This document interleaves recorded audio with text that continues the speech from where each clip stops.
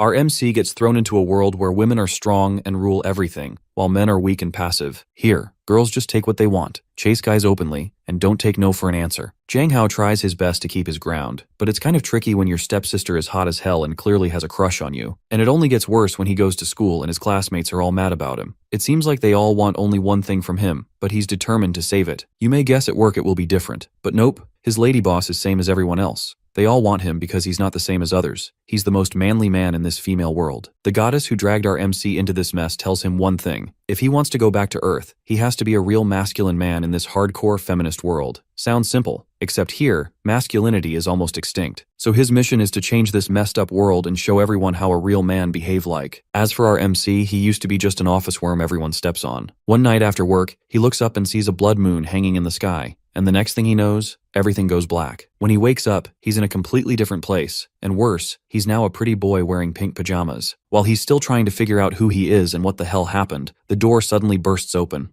A man who seems to be his father storms in and tells him to hurry up. They're going shopping with a friend named Yi Long. The name hits him instantly. Yi Long used to be a massive, tattooed muscle monster. Panicking, the MC immediately throws off the pajamas and rushes out, because the last thing he wants is to keep that guy waiting. But when he gets close to Yi Long, he is shocked, because the man standing in front of him is not even a complete man anymore. He is even girlier than Hao himself. When his dad sees them together, he instantly starts complimenting Yi Long, saying that he is exactly how a proper man should be. That is when Zhang Hao goes on the internet and starts to see the truth. The world leaders in history are filled with conquests of women, while men are only used as housekeepers. In this world, a man's body is not as strong as a woman's, and their endurance is not good. Men are expected to raise the children, and the women do all the physical labor. For some reason, the preference for women above men has created a huge gap in numbers between them. All men are treated like babies. When they grow older, they take up hobbies that women used to have, such as makeup, while at the same time, they have to fight off thugs with bad intentions toward them. Zhang Hao has only been in this new world for a few hours, and already he has had enough. Literally, merely after a few hours of landing in this strange world, Zhang Hao has had enough. He takes his friend Yi Long with him and says that they are going to get back their manliness. Yi Long thinks that his best friend has lost his mind, but he still goes along with him. When they arrive at a tattoo parlor, they realize that only girls are present, and all of them are judging the two for having tattoos on their delicate manly bodies. Zhang Hao cannot take it anymore. He tries to take a picture to show that he is a real man, and the moment he shows a strip of his body, all the girls around them go crazy and start getting excited. When he gets back home, he realizes that his house has also not been spared from this new torture. His sister, Zhang Qianqin, is a complete bombshell, and even he feels confused because he cannot understand how such a woman could be living in his home. That is when he realizes that his dad's new wife has an older daughter. He quickly resets his thoughts, telling himself he must have forgotten,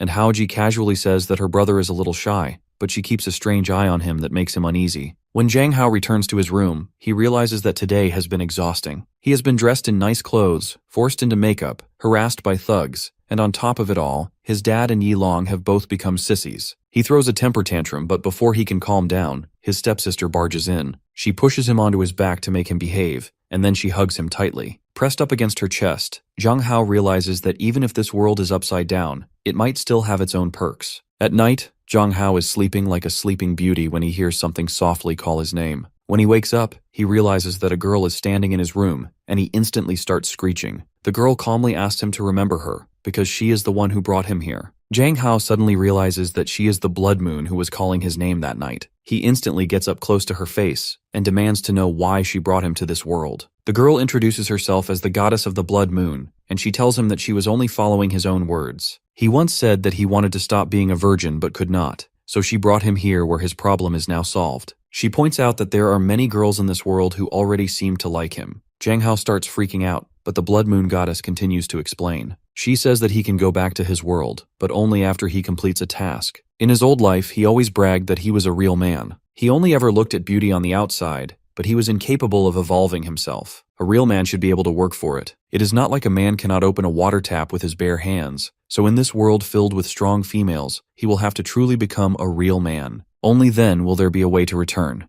If he cannot do that, then he will have to find a way to fit in this world. That thought is not acceptable to Zhang Hao, but before he can argue, the moon goddess disappears and leaves him alone with more questions. He wonders what it really means to become a real man, and what exactly he has to do. The next day, when he wakes up, he first thinks that everything was only a strange dream. But when he sees her scarf lying in his room, he realizes that the mission is real, and he must complete it. He starts thinking about what a real man even means in a world ruled by women, but he knows absolutely nothing about that. He is sure of only one thing, and that is that he himself is a bit of a sissy. So whatever this mission turns out to be, he has to start learning more about this new world in order to tackle the challenges properly. Later on, he opens a biology book to study how the naughty process works in this place. He realizes that in this world, women are so strong and dominant that men have no choice but to be submissive under their command. Jang Hao does not like that dynamic at all. He wants to return to his own world where everything feels normal to him. At the same time, he also wants to begin his own research about the strange astronomical event that took place that night. There might be a chance that it was only some kind of magnetic anomaly, but for that, he knows he can only trust himself. He will need to research deeply, and maybe he could even ask a freelancer to work for him. The problem is that he is just a high school student without a penny to his name, and there is no way he has the money to hire any kind of expert. The only option he has for now is to find some money first. When he leaves his room, he finds his hot stepsister standing in the kitchen, and for a few seconds, he simply enjoys the view in front of him. While Jang Hao is getting ready, he realizes that he actually has a pretty handsome face. It is just that his features are a bit feminine, but even so, he feels pretty good about the way he looks. It is the first time that he is going to school since he came to this strange new world. When he steps outside, he sees his dad literally being groped by his stepmother, while his stepsister Chin Chin waits for him at the door. Any bit of respect that Jang Hao had left for his dad disappears instantly, and he quickly leaves the house, not wanting to stay there for even another moment. His idea of leaving the sissy life behind does not work out the way he hoped, because the moment he meets his best friend Yilong, he sees that Yilong is as feminine as they come. Yilong is busy talking about the new lipstick he got, which happens to be the new trend of the year. Jang Hao tells him to have a little bit of decorum, and that is when he notices that he has actually hurt Yilong's feelings. Jang Hao quickly says not to mind his language, because what he really wants is to be a real man.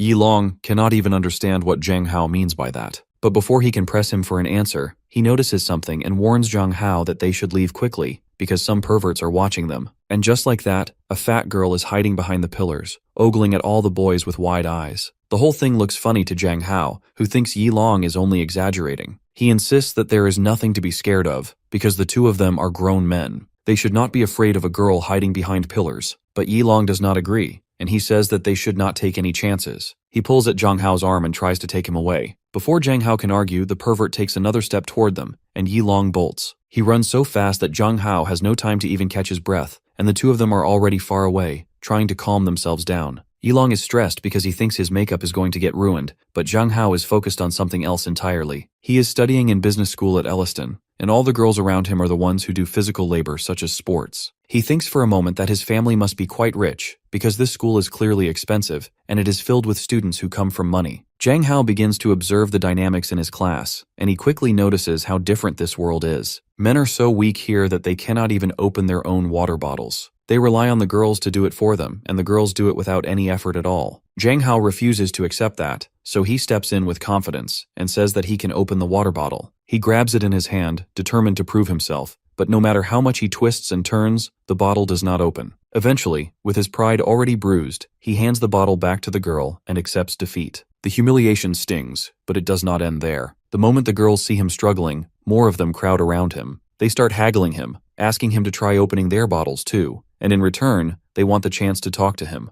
Jang Hao feels suffocated. He falls to the ground, annoyed and overwhelmed, while the crowd of girls keeps pushing closer. Yilong quickly rushes to his side. He waves his hands at everyone and tells them to leave Jang Hao alone, saying that he is sick and needs some space. The crowd finally begins to move back, but Jang Hao does not even hear most of it. His mind is somewhere else entirely. He is only thinking about the progress he has made in becoming a real man, and right now, the answer feels painfully clear. It is 0. Jang Hao needs a moment alone, so he leaves to go to the bathroom by himself. However, Yilong calls after him and asks if he can join. Jang Hao quickly marches away, annoyed, because he thinks he does not need someone acting like a chaperone just to go to the bathroom. But as it turns out, Yilong is right. When Jang Hao enters the bathroom, a group of girls follows him inside, and they begin to harass him. They crowd around him and talk loudly about all of his perky features. Jang Hao feels cornered, and every word they say makes him even more uncomfortable. He thinks to himself that he cannot take it anymore. If things continue like this, there is no way he will be able to complete the mission. He knows that he is cute, but he also knows that he is far too weak to truly find a place for himself in this world. Jang Hao decides that he needs to find a new place to train, so he looks up kung fu classes. He thinks that it will be good for him to build some muscles for now, and he feels motivated. He moves with focus and concentration until suddenly he realizes that a girl has crept up behind him. It is Yuan Yuan, his classmate who always sits next to him, and Jang Hao immediately gets freaked out. He tells her not to sneak up on people like that,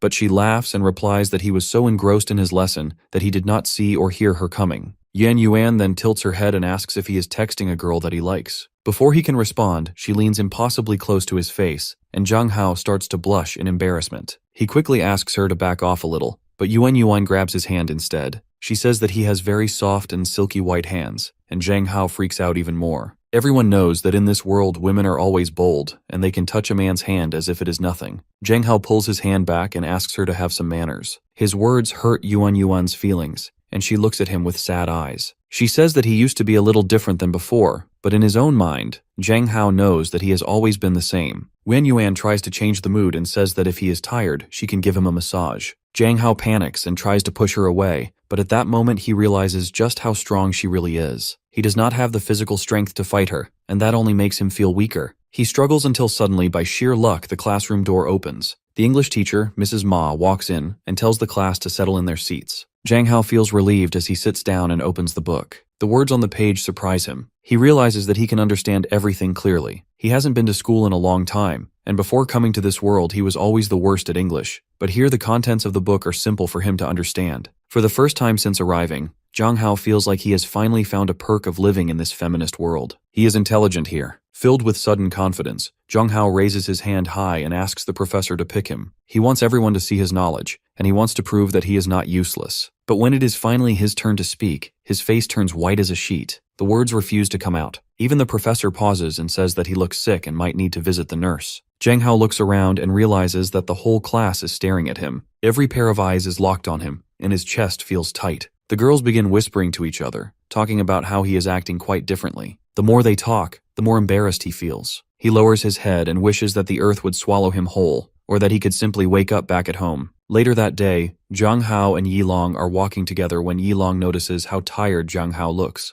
Jang Hao admits that he just did not sleep well, but the truth is he is drained from everything, especially from all the women who surround him every day. They keep asking if he did something to them, and sometimes he even gets groped in the hallway. On top of that, the outcast boys, who are not as attractive, try to frame Jang Hao for bullying even when he has done nothing wrong. For Jang Hao, school feels more stressful than anything else, and he secretly wishes he could just stay home. As he is walking, a girl suddenly steps in front of him and says she has something to confess. She hands him a gift and tells him she has liked him for a while, and now she wants to date him. Jang Hao cannot believe how bold the women are in this world, acting like boys and confessing first. He politely refuses her, though even Yilong cannot understand how Jang Hao can resist such a tempting offer. Later, while they are thinking about food, Jang Hao notices something odd. Every other boy eats so little. Yilong tells him that boys have always been like this, and he even orders cucumbers without rice, saying he is on a diet. Jang Hao cannot understand how men can eat like birds. Since he wants to build muscles and grow stronger, he decides to ask for a large portion. When he confidently tells the cafeteria auntie to serve him the biggest plate of pork and rice, Yilong panics, warning him that he will gain weight. But Jang Hao sees it as one more step toward becoming stronger. All the boys nearby whisper that Jang Hao is going to get fat and ugly soon, while a few bullies watch from a distance, ready to tease him.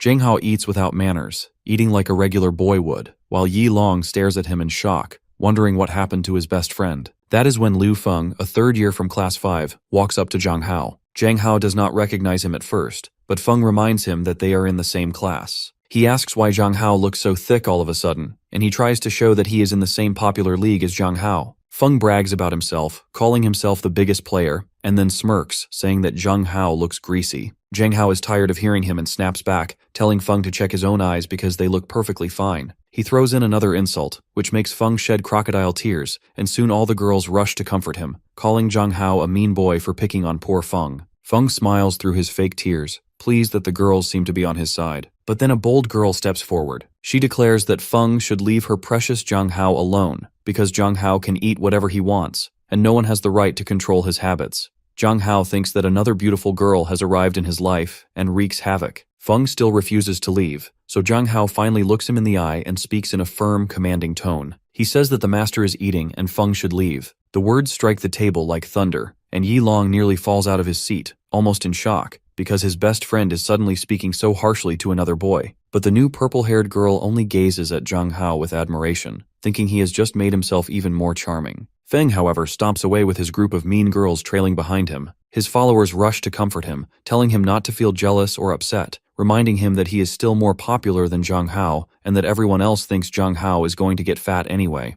On the other side, Zhang Hao turns his attention to the purple-haired girl. She seems kind, but he has no idea who she is, so he asks Yi Long. Yi Long tells him that her name is Zhao Ling. She is the senior captain of the college basketball team, and she even sits beside him in class. That makes Zhang Hao realize something strange. Every seat around him seems to be filled by powerful girls. Zhao Ling leans toward Yi Long and asks if he has tried the Heroes vs. League game she gave him earlier. Yi Long admits that it is too hard for him and he has not managed to play well. Zhang Hao cuts in right away, surprising everyone, saying that it is the 5 vs. 5 tower demolition game. Yi Long nearly drops his chopsticks. He cannot believe his best friend actually played, because last time Zhang Hao insisted he was not interested in any of these so-called girl games. Zhang Hao pauses and thinks. In this strange inverted world, of course there would be a league game, and naturally it is popular among the girls. Zhao Ling encourages him to give it a real try, even if there are no men competing at the top level. Zhang Hao finishes his food, stands up, and casually says that he already tested it and thinks it is fine to play, but now he wants to head back to class. He leaves without even thanking Zhao Ling. To cover his rough manners, Yi Long quickly fills in the silence, while Zhao Ling secretly wonders when this hot boy will finally accept her feelings. Later in class, Zhang Hao sits quietly and starts piecing things together in his head. If the Hero X League game has no high-ranking male players, then that must mean the real leaders of his world, men like Dasher and Uzi, are not playing here. That thought sparks a new plan. He decides he must make time to meet them in person. And as that idea grows, an even heavier question weighs on him. What does it mean to be a real man in this twisted and upside-down world? Zhang Hao's attention drifts and lands on a lonely girl sitting by the window, quietly playing by herself. When Yi Long finally looks up from his phone, he tells Zhang Hao that she is Mingyue Hua, the new transfer student. Zhang Hao immediately asks if Yi Long is in love with her, and judging by how quickly Yi Long gets defensive, Zhang Hao feels certain he has hit the mark. Yi Long stammers that Yue Hua does not like to talk, but then admits he thinks she is pretty cute and that he already knows plenty about her. To Zhang Hao, that is all the proof he needs. He firmly believes Yi Long is in love. With that thought, Zhang Hao suddenly stands up and declares that Yi Long should definitely go talk to her. He marches over to Yue Hua's desk with full confidence, announcing that Yi Long needs to put himself out there. Yi Long tries to stop him, but it is already too late. Zhang Hao is in front of Yue Hua, introducing himself with a smile. Yue Hua quietly replies that she just transferred here, and Zhang Hao notices right away that something about her feels different. Unlike the other girls who practically throw themselves at him in this strange world, Yue Hua seems withdrawn, almost lost in her own thoughts. Zhang Hao introduces Yi Long, but Yi Long squeaks out nervously that Yue Hua probably does not want to talk. He fumbles over his words and urges Zhang Hao to leave. Zhang Hao, however, refuses to give up so easily. He leans in and asks if Yue Hua is reading an English book, or if maybe she just does not feel like talking to them. Yue Hua looks down and answers honestly. She says she simply does not know what to say. Zhang Hao realizes at once that she is not uninterested. She is just painfully shy. So Zhang Hao does what comes naturally to him. He extends his hand and tells her they should be friends. He wants her to feel comfortable enough to talk to him whenever she wants. The moment feels small, but to Zhang Hao it is a victory. Real men, he thinks, never turn a blind eye when a girl feels like she has to handle everything alone. Just then, Yuan bursts in with her usual loud voice, demanding to know what Zhang Hao is doing with the new transfer student. Zhang Hao almost sighs. Yuan is always too talkative, but that sparks an idea. He grins and says she should definitely be friends with Yue Hua, using her endless energy and social skills to make Yue Hua feel welcome. Without hesitation, he nudges them closer together and asks her to do it for him. Yuan beams and agrees. As Zhang Hao heads back toward his seat, Yue Hua glances up at him. She mouths a quiet thank you, soft but full of meaning. Zhang Hao walks away feeling satisfied, and for the first time, he admits something to himself. Maybe, just maybe, he is already 50% closer to becoming a real man and closer to getting the hell out of the world. A while later, Zhang Hao sits in his room listening to heavy metal. He tells himself that a real man should always stick to rock and roll. Suddenly, his sister Qin Qin walks in and asks what he is doing. Zhang Hao nearly jumps out of his seat because she is wearing almost nothing, and the sight catches him completely off guard. He quickly replies that he is just listening to music. Qin Qin steps closer, her movements soft and deliberate, and she says she wants to listen too. Zhang Hao cannot help but think that there are certain advantages to having a goddess for a sister, and he admits to himself that he loves every one of them. Qin Qin sits down right next to him, so close their bodies are practically touching. She takes one of the earbuds and teases that he must really like rock and roll, that he is different from the other boys. The words please Zhang Hao more than he wants to admit. Then Qin Qin adds something else. She tells him he is very attractive. Zhang Hao freezes. He does not know how to respond, and he wonders if something might be wrong with his new stepsister. At the same time, he convinces himself this must be a test, a challenge to see if he has true masculinity. In his mind, an angel whispers that a real man must resist temptation, or else he will fall into sin. But then a devil answers back. A real man, it argues, has to do what he has to do when the moment comes, especially when a lady is the one asking. That would not even make him a sinner. The inner conflict eats away at him until Zhang Hao finally pushes Qin Qin back, but in doing so he stumbles and falls right on top of her. For a moment, they are face to face, close enough for Zhang Hao to wonder if this is what it feels like to be a real man. His sanity weakens, the temptation is unbearable, and he feels ready to give in. Then it happens. A sudden flash floods his mind of a girl from somewhere else telling him that he belongs to her, that he is not going anywhere. Zhang Hao jerks upright in confusion, breaking away from Qin Qin. His face goes pale and even Qin Qin notices. She asks if he is sick, if maybe he has anemia. Zhang Hao forces a weak smile and lies that he just wants to rest. Inside, he knows he barely managed to resist. Without missing a beat, Qin Qin hugs him, pressing his head gently against her chest, and she tells him to take care of himself for his sister's sake. Zhang Hao admits to himself that Qin Qin is kind, though he also wonders if she hides bitter feelings beneath the kindness. Trying to change the subject, Zhang Hao blurts out that he wants to cut his hair shorter, and he asks what she thinks. Qin Qin smiles and answers truthfully. She tells him she will love him no matter what, and that he should do whatever makes him happy. Her words stay with him. Zhang Hao realizes again how strange this closeness feels with his sister, but he pushes the thought aside. What matters more is tomorrow. Tomorrow he will cut his hair. Tomorrow he will change his appearance. Because tomorrow marks the beginning of a new era. Zhang Hao walks into the salon, and a woman greets him with a bright smile. She asks if he has come to find his inner beauty. Zhang Hao shakes his head and says he is not interested in that kind of thing. The hairdresser tilts her head and asks what design he is looking for. Zhang Hao replies that he just wants a hairstyle that feels comfortable to wear. The answer surprises her. She has never heard a request like that before. In her mind, she decides that boys these days never say what they really mean. If he asks for something simple, he must secretly want something fantastic. With that thought, she gets to work. Her scissors move quickly, and after a while she finishes with a proud smile. Zhang Hao looks in the mirror, and for a moment he cannot believe it. The cut is sharp, clean, and it highlights his face better than he ever expected. He admits to himself that this is the best haircut he has ever had. The hairdresser watches him and begins to blush. She says she does not even want him to pay. Instead, she suggests he could be a model for her salon. Zhang Hao feels uneasy with the offer. He does not want to accept kindness he has not earned. She continues to flirt with him, and before he leaves, she slips him her card, telling him he can come back any time. Zhang Hao steps outside in disbelief, thinking he must really look handsome if he cannot even stop a woman from falling for him. Back at home, he keeps looking in the mirror. He cannot deny it. The haircut is perfect, and he feels like a new man in this world. He opens his wardrobe to find clothes that match his new style, but what he sees makes him frown. Everything inside is bright and colorful, with bows on nearly every piece. None of it feels right for a man who wants to carry himself with confidence. Zhang Hao shakes his head. If he is truly going to step into a new era, he knows what must be done, and these clothes have to go, and soon. Zhang Hao's father soon arrives with the groceries, and his stepmother asks Zhang Hao to go help him. But the moment his father sees the new look on his precious son, he explodes. He screams at Zhang Hao, demanding to know why he cut his hair so short. He insists that men do not wear their hair like that. He wants to storm off and give the hairdresser bad reviews, and he complains that no one will ever want to marry Zhang Hao now. Zhang Hao cannot believe that he needs to ask for permission from his father just to get a haircut. The scolding does not end there. His father even takes off his shoe and starts hitting him. Zhang Hao runs across the room, shouting that this is domestic violence and his father should never strike his handsome face. Just then, Qin Qin barges in, asking what is going on. Zhang Hao stumbles and collides with her chest. She steadies him with a smile before turning to their father. Calmly, she tells him to take it easy, reminding him that his health will only get worse if he keeps stressing over small things. She takes a closer look at Zhang Hao's haircut and feels a little uneasy because his hair is very short. But to protect her little brother, she lies and says he looks good. She adds that he asked for her permission yesterday, so their father has no reason to be upset.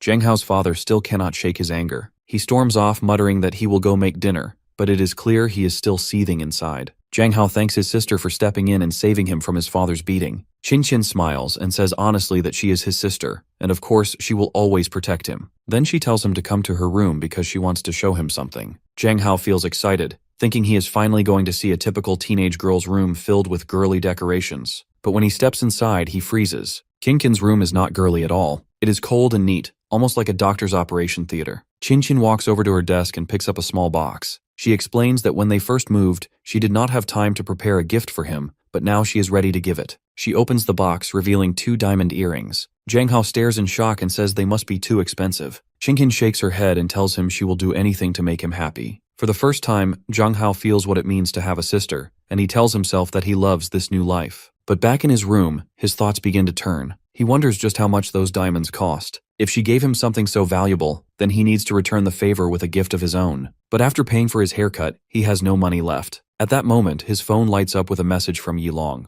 Yilong tells him he just finished writing a new novel and Jang Hao should read it. Jang Hao suddenly gets an idea. If Yilong can write novels, then he can too. It could be his way to earn money quickly. He decides to write stories about brave male heroes and powerful military queens. With that thought, he sits down to work. Jang Hao opens a blank page and types the title of his new book. He calls it A Real Woman in a World of Men. He leans back in his chair with a confident smile, convinced it will be the next bestseller. The next day at school, Jang Hao's phone buzzes. He checks it and sees a notification from the website where he uploaded his novel. To his surprise, it says his story has already passed the signature request, and now he needs to take the initiative to contact the editor. He realizes the review process is faster than he expected. From now on, he can earn daily fees for every update. It feels like his plan is finally working, and he is on track to make some money. Jang Hao thinks this calls for a celebration. He decides to buy himself ice cream. The problem is, he only has $1 left. With that, all he can afford is a popsicle. He heads toward the store, but as soon as he sees it, he freezes. The place looks familiar. Suddenly, his memories rush back. In his past life, this is the very store where he first met his sister Amy. Ami had been in her last year of high school back then. She was small but strong. She was the daughter of Uncle Kim, who owned the shop right next to Jang Hao's house, and because of that, their families had always been close.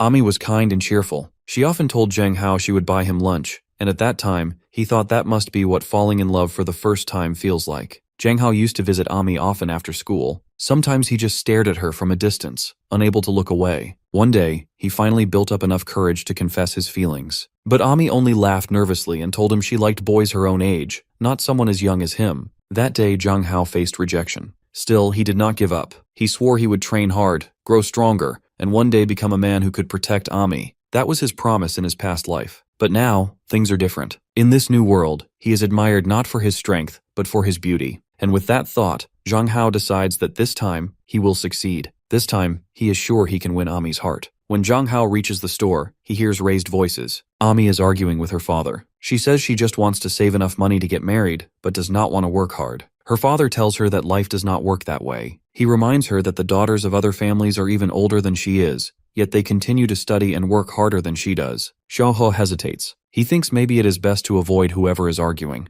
But then Ami walks in. The moment he sees her face, his heart skips. To him, she is still as beautiful as ever. For a second, he almost forgets the argument he overheard. Then his eyes move to the rest of her. He freezes. Ami is much bigger than he remembers. The shock nearly makes him run. Before he can turn away, Ami notices him. She looks straight at him and asks if he has done something strange to his hair. Jang Hao collapses to the ground in fear. His body shakes and tears fall as he begs her not to come closer. Yet, even as he cries, her face draws him in. Her beauty tempts him, and the only words he can force out are a plea for his beautiful Ami to come back, the one he remembers from before. Sister Ami makes Jang Hao sit down on a chair like he is a hero being held hostage. She brings him slices of watermelon and says that it has been a long time since he came over to visit her. She tells him not to be shy, but Jang Hao is trembling inside and fears for his life. He nervously says that he does not need to eat and only wants to leave. Ami gets excited and begins pushing him up and down on the chair. She does it with so much strength that the chair breaks beneath him. She gasps and asks in shock if he is okay,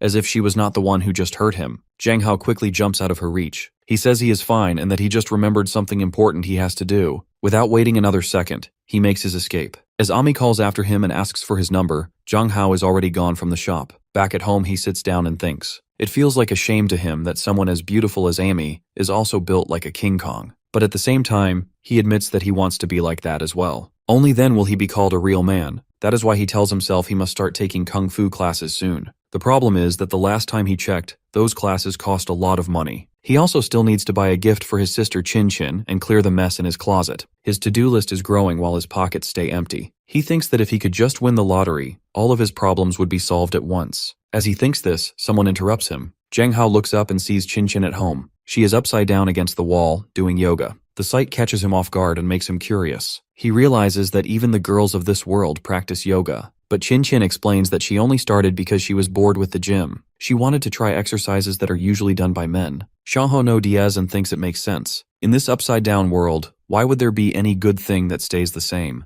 Qinxian asks Zhang Hao to do yoga with her because, in her words, it is a disadvantage that he has a thin and weak body. She says that every girl will end up harassing him. Zhang Hao freezes for a moment, because he suddenly realizes that he really is weak compared to his sister. His pride takes a hit, and his male ego refuses to stay quiet. So he grabs her wrist and challenges her to an arm wrestling match, determined to prove her wrong. Chin Chin laughs, amused at how strange he is acting. Still, she agrees to the challenge. They both decide that the loser must give something to the winner. The match begins, and Chin Chin barely tries, while Zhang Hao uses every ounce of his strength. He grits his teeth and declares that this is not just a game of arm wrestling. His dignity is on the line. In his mind, he compares himself to men of another era who had to endure far worse. They lived quietly, hiding parts of themselves, yet still carried their honor as men until the end. But here he is, being treated like a fragile girl who cannot do anything. His frustration grows when Chin Chin starts to tease him, saying he is not playing badly for a little boy. Zhang Hao's arm begins to ache, but he refuses to give up. His pride as a man demands that he keep fighting. Yet, to end his suffering, Chin Chin finally uses her full strength and defeats him in an instant. She then smiles kindly and tells him that he actually did really well. Zhang Hao sighs and accepts once again that he is weak in this world. He asks Chin Chin if there is anything she wants to do with him now that he lost. Chin Chin presses his hand against her cheek and says that she wants to know what it feels like to use someone's thigh as a pillow. Zhang Hao cannot even imagine doing that, but when he looks at her strong legs, shaped from yoga and workouts, he decides to play along. He sits down and says it is no problem. Yet instead of him resting on her thighs, Chin Chin rests her head on his. Zhang Hao stares at her in shock, because in his mind,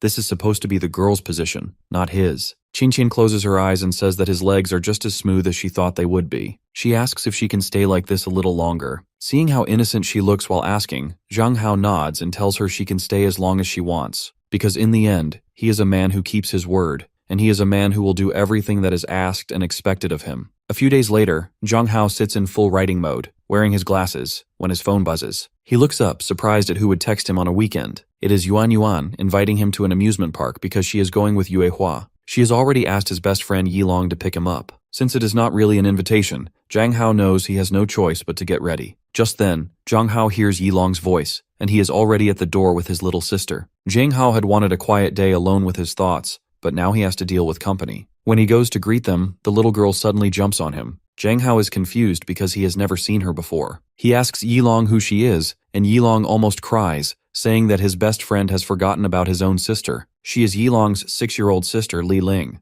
Yilong pulls her off Zhang Hao like Velcro and explains that she only met him when she was 4 years old, so of course Zhang Hao does not remember her now. But what Yilong does not know is that Zhang Hao genuinely does not remember her, because in his previous life, Yilong never had a sister. Zhang Hao asks him to wait in his room for a moment, but as he turns around he suddenly feels someone pinch him. There is no doubt it is Li Ling. Zhang Hao has no interest in going to the amusement park. He thinks it is boring. Yilong insists that is not true. He reminds him that Yue Hua will be there, and she can help him relax. Besides, Zhang Hao has been working non-stop for days and needs a break. While the two boys argue, Li Ling explores the room, looking at everything with wide eyes. She already has a little crush on Zhang Hao. Finally, Zhang Hao stands up and says they will go to the haunted house, but first he needs to change. He remembers the promise he made to Yue Hua that he would help her like a real man, and a man does not break his word. He puts on his manliest Zhang Haoet, while Yilong urges him to hurry. He does not want to make Yue Hua and Yuan Yuan wait any longer. Soon enough, they arrive at the amusement park. Yuan Yuan looks at Li Ling and immediately asks whose child she is. Li Ling lies without hesitation, saying she came from Zhang Hao's house. Once again, Yilong pulls her back and explains the truth, that she is his sister who begged to come along, and he only agreed so he could keep an eye on her. Yan Yuan compliments Zhang Hao on his style and says he looks much better like this. She then nudges Yue Hua, waiting for her to say something. Zhang Hao laughs nervously, unsure of what to expect. Finally, Yue Hua speaks up and says he does look good and handsome. Zhang Hao smiles,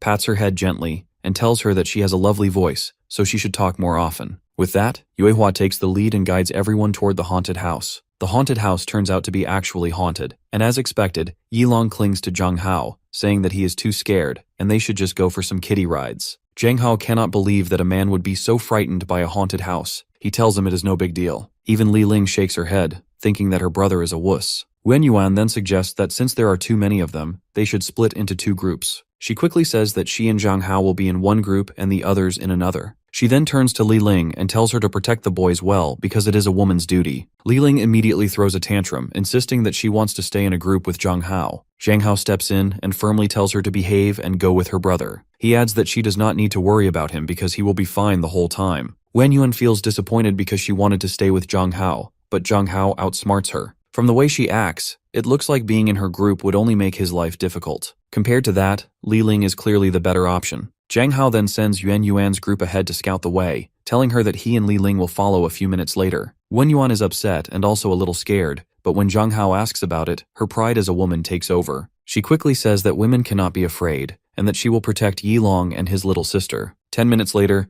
Zhang Hao and Li Ling finally decide it is their turn to go. Zhang Hao promises her that he will protect her because she is his sunflower, and Li Ling has no choice but to quietly agree. When they enter the haunted house, they are immediately met with the sound of everyone else screaming. Hearing all the screams inside, Zhang Hao realizes that Yuan Yuan is not as brave as she tells everyone. He then turns to Yue Hua and asks if she is afraid. The girl shyly nods her head, which feels unusual in this world where girls are usually more confident. Zhang Hao tells her there is nothing wrong with being scared, and if she feels afraid, she can always hug him. But that much contact is too much for her, so she only reaches out and lightly holds his sleeve. Zhang Hao, like a hero, ignores every monster that tries to scare them and keeps moving forward. The haunted house is bigger than expected, and after walking for 10 minutes, Zhang Hao feels something is wrong. When he turns, he notices that Yue Hua is no longer behind him. Realizing she must be lost, he quickly goes back to search for her. After looking around, he finally finds her hiding inside a cupboard. He asks why she is sitting there, and she admits that she got lost and hid in the dresser to protect herself. Zhang Hao cannot help but laugh softly at her timidness, calling her a little bird, and tells her not to be afraid because he has come to get her out. Yue Hua feels a sense of relief. She realizes that she can trust Zhang Hao because he is the first person to treat her with kindness. When they finally leave the haunted house, Yilong is shivering from fear, saying that he will never step into a haunted house again. Even his 6-year-old sister shakes her head and calls him an embarrassment. When Zhang Hao and Yue Hua return, Yilong bursts into tears of joy, grateful that everyone is safe. Wen Yuan then asks why the two of them took so long inside and if they did something fun. Zhang Hao flicks her on the head to shut down her teasing. As Yue Hua walks toward them, Zhang Hao notices that something is not right. She is sweating and panting, and before he can react, she collapses into his arms. Only then does Zhang Hao realize that Yue Hua has fainted. Yilong, as always, starts to panic. He says they need to call the police, but he cannot find his phone. Even Yuan Yuan gets flustered and quickly starts dialing for an ambulance. Zhang Hao tells them not to worry and says he will take care of it. He lifts Yue Hua carefully, carries her to a nearby bench, and gently lays her down. Yilong nervously asks what they should do, saying she might need CPR. Then he realizes that would make Zhang Hao her first kiss. Wen Yuan does not like that idea at all and blurts out that she can just call 911 instead. Zhang Hao stays calm and tells them to get some lunch and water while he tries something simple to wake her up. He rests Yue Hua's head in his lap and pinches her cheek lightly. After a moment, Yue Hua slowly opens her eyes and asks why he is pulling her ear. Zhang Hao chuckles and explains that she fainted, and he only wanted to see if she would wake up with a small trick. Yue Hua admits softly that she was scared, but says she feels better now. Zhang Hao tells her not to push herself into haunted houses again if she does not feel comfortable. Yue Hua no diaz but then murmurs that she just wants to sleep.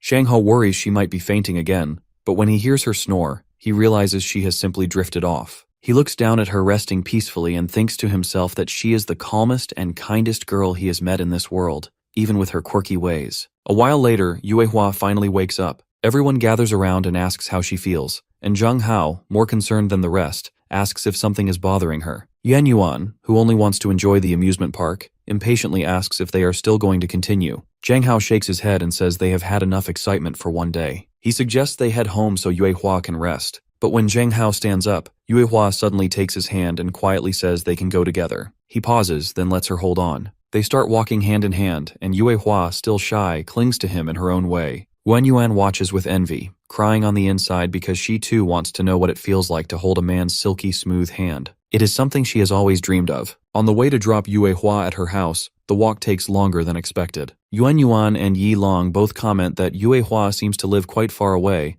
maybe even in a rural area, and they wonder how inconvenient it must be for her to come to school every day. Zhang Hao frowns and tells them not to be so condescending. When they finally arrive, Yuan's jaw nearly drops to the ground. Standing before them is not a simple home but a massive mansion. As they take in the sight, a butler hurries out, bows, and announces that the lady of the house has returned. He says the Lord had specifically ordered her not to leave the estate and asks how she could have gone out without permission. The rest of the group can only stand frozen, struggling to believe that their quiet and shy friend has been living in a mansion all this time. They sit inside the mansion, surrounded by walls and tables that look as if they are plated with gold. The same butler who was scolding Yue Hua only minutes ago now serves them tea and coffee, and it is not ordinary at all. Everything looks rich, imported, and carefully prepared. The butler explains that the tea is infused with Tianshan water, while the cakes have been flown in by a special chef for the new guests. After serving, he announces in a formal tone that Yue Hua will now go to her room to change, so her friends should excuse her. Yue Hua says nothing in reply. She does not defend herself or object. She only nods and leaves quietly. Everyone else is left stunned, unable to believe that their quiet and shy friend comes from such an influential family. No one would have guessed that Yue Hua is a millionaire. Zhang Hao, however, stays as calm as ever and tells them to relax. Even so, he admits to himself that it feels strange to realize that a transfer student he had casually helped turned out to be so important. Meanwhile, the butler continues to scold Yue Hua. He says she behaved out of line, left without permission, and did not even allow her bodyguard to follow her. He adds that her father was very worried and will not allow her to go out again. Yue Hua stops in her tracks and asks if her father called and how her mother is doing. The butler replies that her father did call, but he did not answer any questions and seems to still be busy. Yue Hua grips her skirt tightly and mutters that he is always too busy to answer her calls. The butler tries to defend him, saying the Lord has too much business to handle, but he sent her a gift that is already on its way. It is a model of her favorite tank. Yue Hua shows no excitement. What she wants is not gifts or expensive toys, but love and affection from her father. Even the butler, despite his formal tone, looks as if he feels sorry for her. A while later, Yilong looks up at the stairs and sees Yue Hua coming out of her room in a magnificent dress. His eyes light up, because his crush looks even prettier at home. Even Zhang Hao notices the change. He thinks that while she does look cute, compared to when she was with them, she now seems like a lifeless doll. Zhang Hao asks if she is okay. Yue Hua quietly replies that her father did not call her back again, but Zhang Hao does not have enough information to know what that really means. She then asks him to come to her room because she wants to give him something.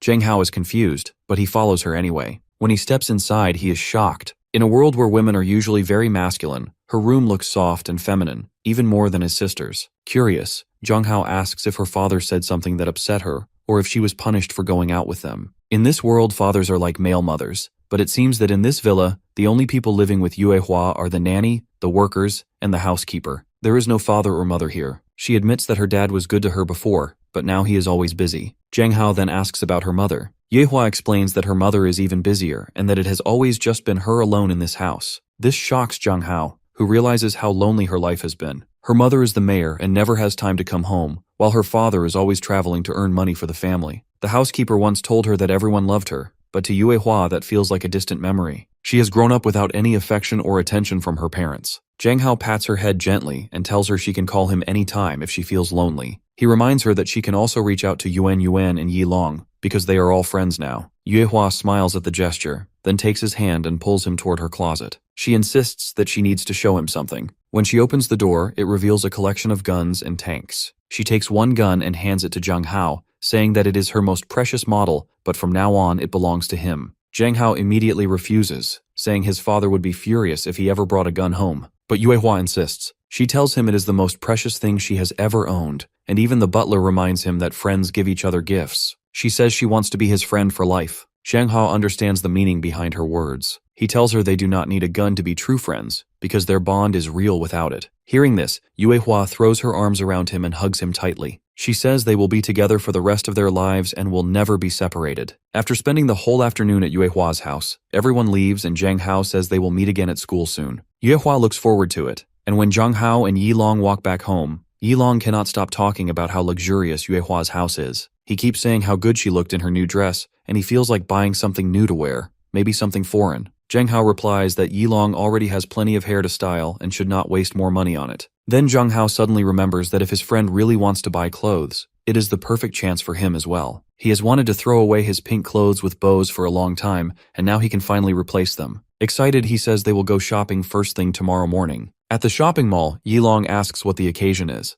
Zhang Hao explains that he just wants to upgrade his wardrobe a little. He has some extra money from his part-time job and wants to shop without any time limit. Yilong puts on his best shopping mood and helps Zhang Hao pick the best items he can find. Zhang Hao spends a fortune on his new wardrobe and thinks this must be how girls feel when they go wild on a shopping spree. After a while, Yilong gets hungry and suggests they should eat. They walk to the nearest restaurant, and while ordering, Zhang Hao notices someone whispering about him, calling him handsome. He turns his attention toward them, and even Yilong looks confused. But Zhang Hao brushes it off, saying it is nothing bad, and they should focus on their meal. Still, he cannot shake the feeling that he is being watched. While he eats, a random girl secretly takes his photo. She gushes to her friend that she found a very handsome man at the restaurant, someone she wants to marry and have kids with. She uploads his picture online. A little later, Zhang Hao's instincts tell him to wear a cap. When Yilong asks why, Zhang Hao replies that he needs to keep a low profile because of his looks. Yilong does not feel jealous of his beauty. Instead, he agrees that Zhang Hao should be careful, because the internet celebrity Zhang Zong always says people need to stay alert since perverts are everywhere. Zhang Hao is right to be cautious, because unknown to him, he is already trending online as the incomparable beauty of the restaurant. Many girls on the internet are thirsting over him, begging for his number so they can talk to him. Meanwhile, a brunette sees his picture.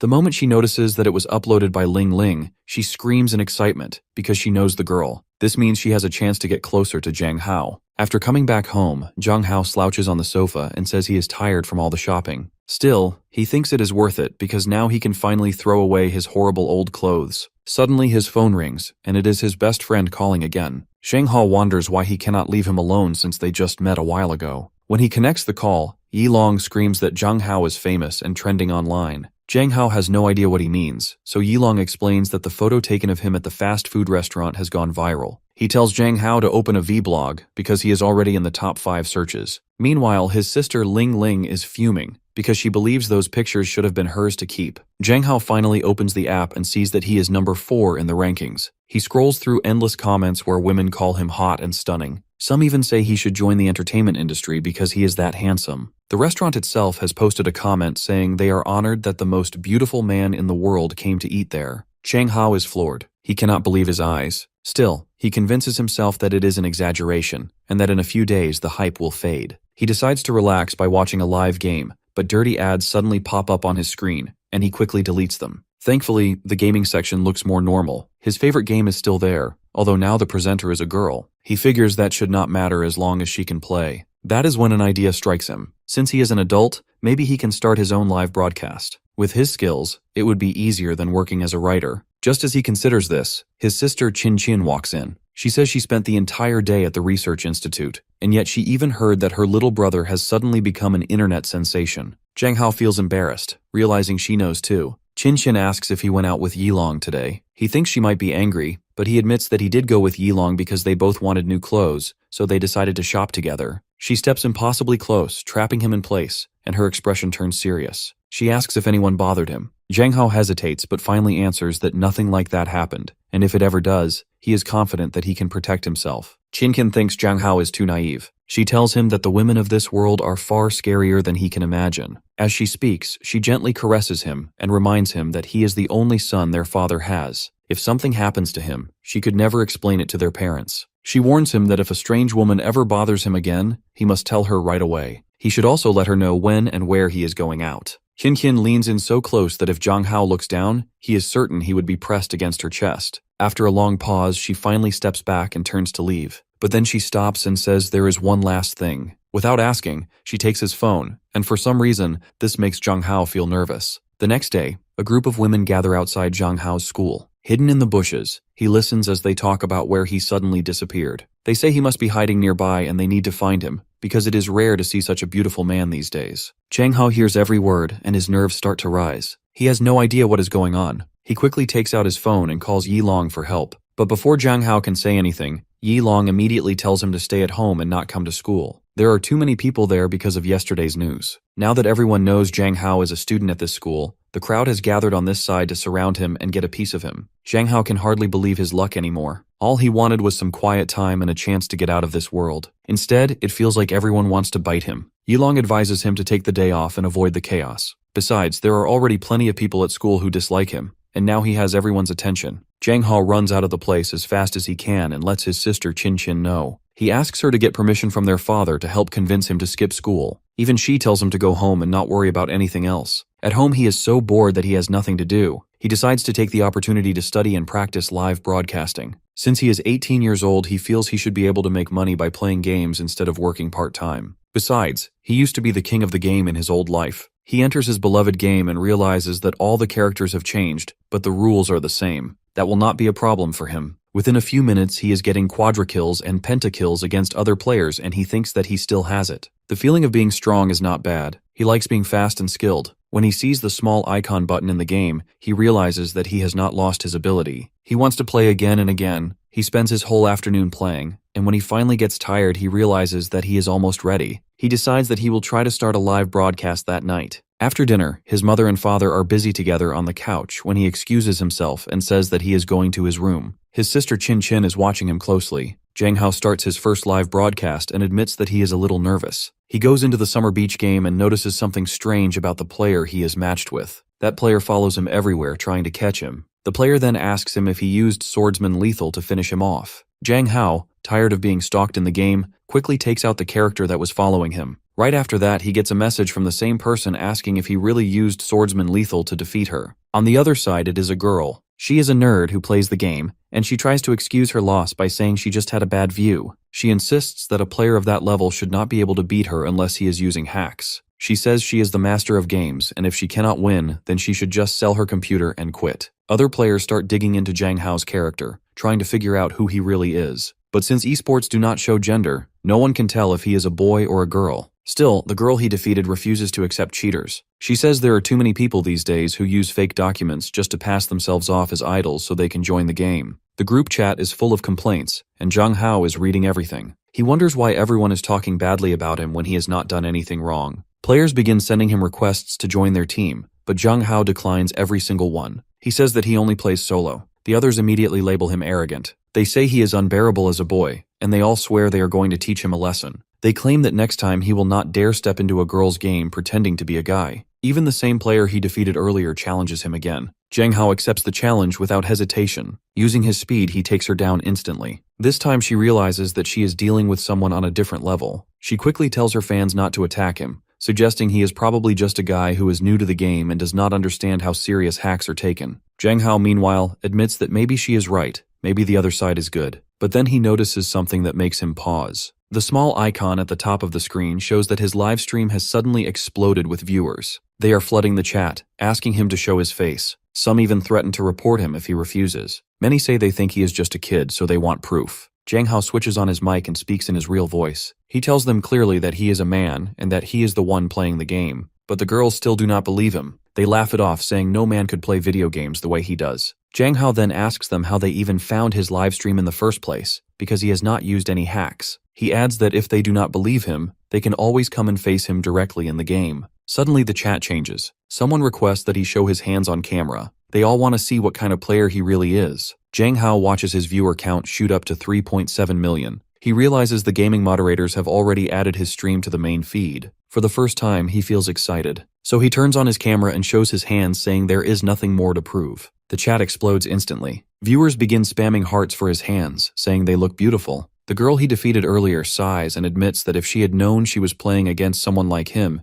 she would have tried to befriend him instead of fighting him. Comments pour in about his veiny hands, and Jang Hao cannot believe what people find appealing. The second round is about to begin, so Jang Hao closes the chat since all the messages are slowing his game down. At the same time, inside a large enterprise building, a mysterious girl sits in front of her screen, watching his live stream with sharp interest. She quickly realizes that this new streamer is already drawing massive attention, and if the company signs him, he will become a valuable asset and a steady source of revenue. After streaming for a while, Jang Hao finally bids everyone farewell. He thanks them, saying that this was his very first live broadcast, and he is grateful for the support each one of them gave him. But the girls in the stream refuse to let him go. They beg him to stay longer, saying 2 hours is not nearly enough. Some even joke that he should ask his mother to check under his bed, because that is how much they adore him. Jang Hao finds it all very strange, so he shuts down his computer right away. He decides that tomorrow he will stream again at 8 o'clock, probably for 2 hours, so he needs to rest and wake up early to be ready. Since it is already past 10, he heads to bed,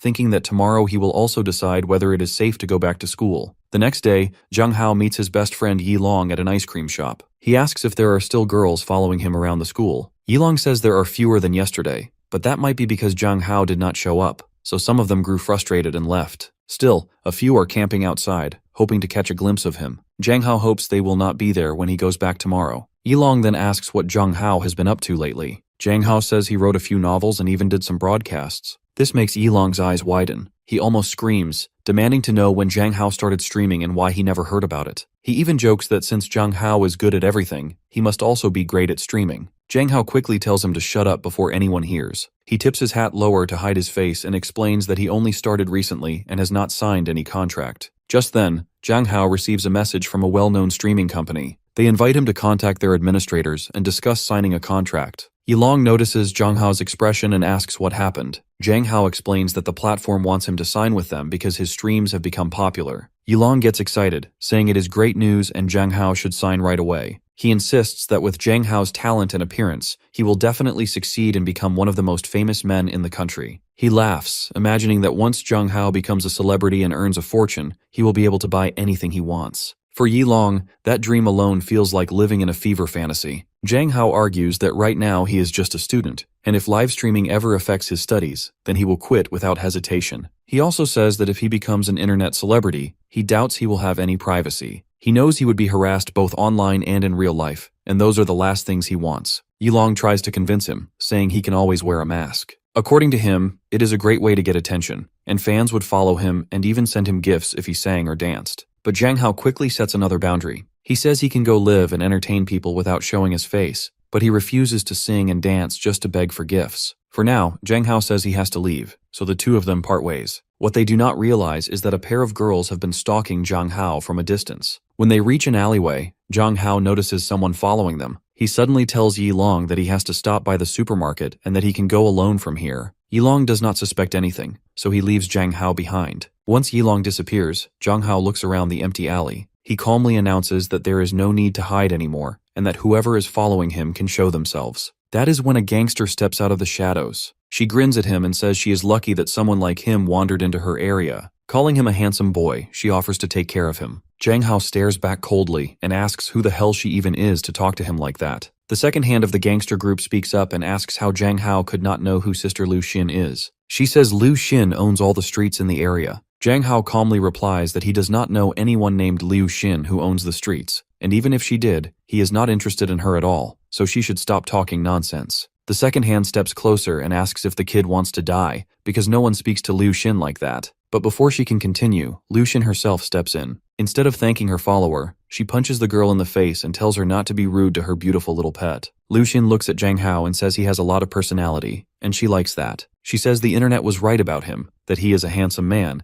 and she has already decided to make him hers. Liu Xin then explains that her people were not trying to offend him, and maybe he misunderstood. But what really matters is that she wants him to become her boyfriend. In return, she says she will give him 10,000 yen every month as a salary. Jang Hao immediately thinks the amount is far too small. At the same time, he knows many men would consider it a dream to be taken in by a wealthy woman. He admits to himself that Liu Xin is beautiful and strong, with a toned figure and even visible abs. But then he asks himself if being a man means depending on someone else. The thought does not sit right with him, so he rejects her offer and tells her to leave. As Jang Hao turns to go, Liu Xin calls out again. She says that nowadays it is normal for boys to be adopted by older women, and she can raise the money if he is not satisfied with the first price. She warns him to think carefully before refusing, because if he says no again, she will have to use force. She pulls out a pocket knife, spinning it around her fingers, and says she would hate to ruin such a beautiful face. She holds the knife close to him as a threat, the blade only inches from his skin. Jang Hao does not flinch. Because he knows kung fu, he quickly grabs her wrist and twists it. The knife slips from her hand and clatters to the ground. Jang Hao tightens his stance and thinks to himself that he has finally found someone he can use to practice his kung fu. Jang Hao slams his elbow into Liu Xin's chest, sending her stumbling backward as she clutches her heart. She curses under her breath, but before she can recover, a kick comes flying toward his face. Jang Hao ducks away just in time and bolts across the floor. He snatches the knife from the ground and turns back, this time pointing the blade at the gangsters. He warns them to leave him alone. One of Liu Xin's minions steps forward and says the kid really wants to fight. But Liu Xin raises her hand and orders them all to stay back. She says she wants to tame this wild cat herself. Rolling up her sleeve, she steps toward him with a confident smile. Zhang Hao steadies his breathing, thinking that women in this world hold a natural advantage, so if he wants to win, he must find another way. He grips the knife and swings it again and again, forcing Liu Xin to step back. With his free hand, he pulls out his phone and dials the police. He warns her that if she does not stop, he will give them her name. Liu Xin freezes, realizing that Zhang Hao is not only skilled but also clever. She lowers her guard and steps away, deciding to let it go. Her followers look at her in shock, unable to believe that their fierce leader is letting the boy walk free. But Liu Xin smirks and tells them that sometimes patience is needed, especially when it comes to handsome ones. She asks Zhang Hao for his name. He answers, introducing himself, but quickly reminds her to stay away because the call is still active. Liu Xin bites her lip and says she will remember him, her eyes lingering with temptation. While Zhang Hao is fighting, one of Liu Xin's minions secretly takes a picture of him in action and uploads it to the internet. The image begins to spread quickly. Far away, inside a powerful corporation, a woman sits at the head of the table. Her name is Ms. Wei, and her presence fills the room with tension. The employees below her present their findings, saying they have discovered a strong candidate. The president listens carefully, then orders them to sign him right away, confident that the boy will become a huge success.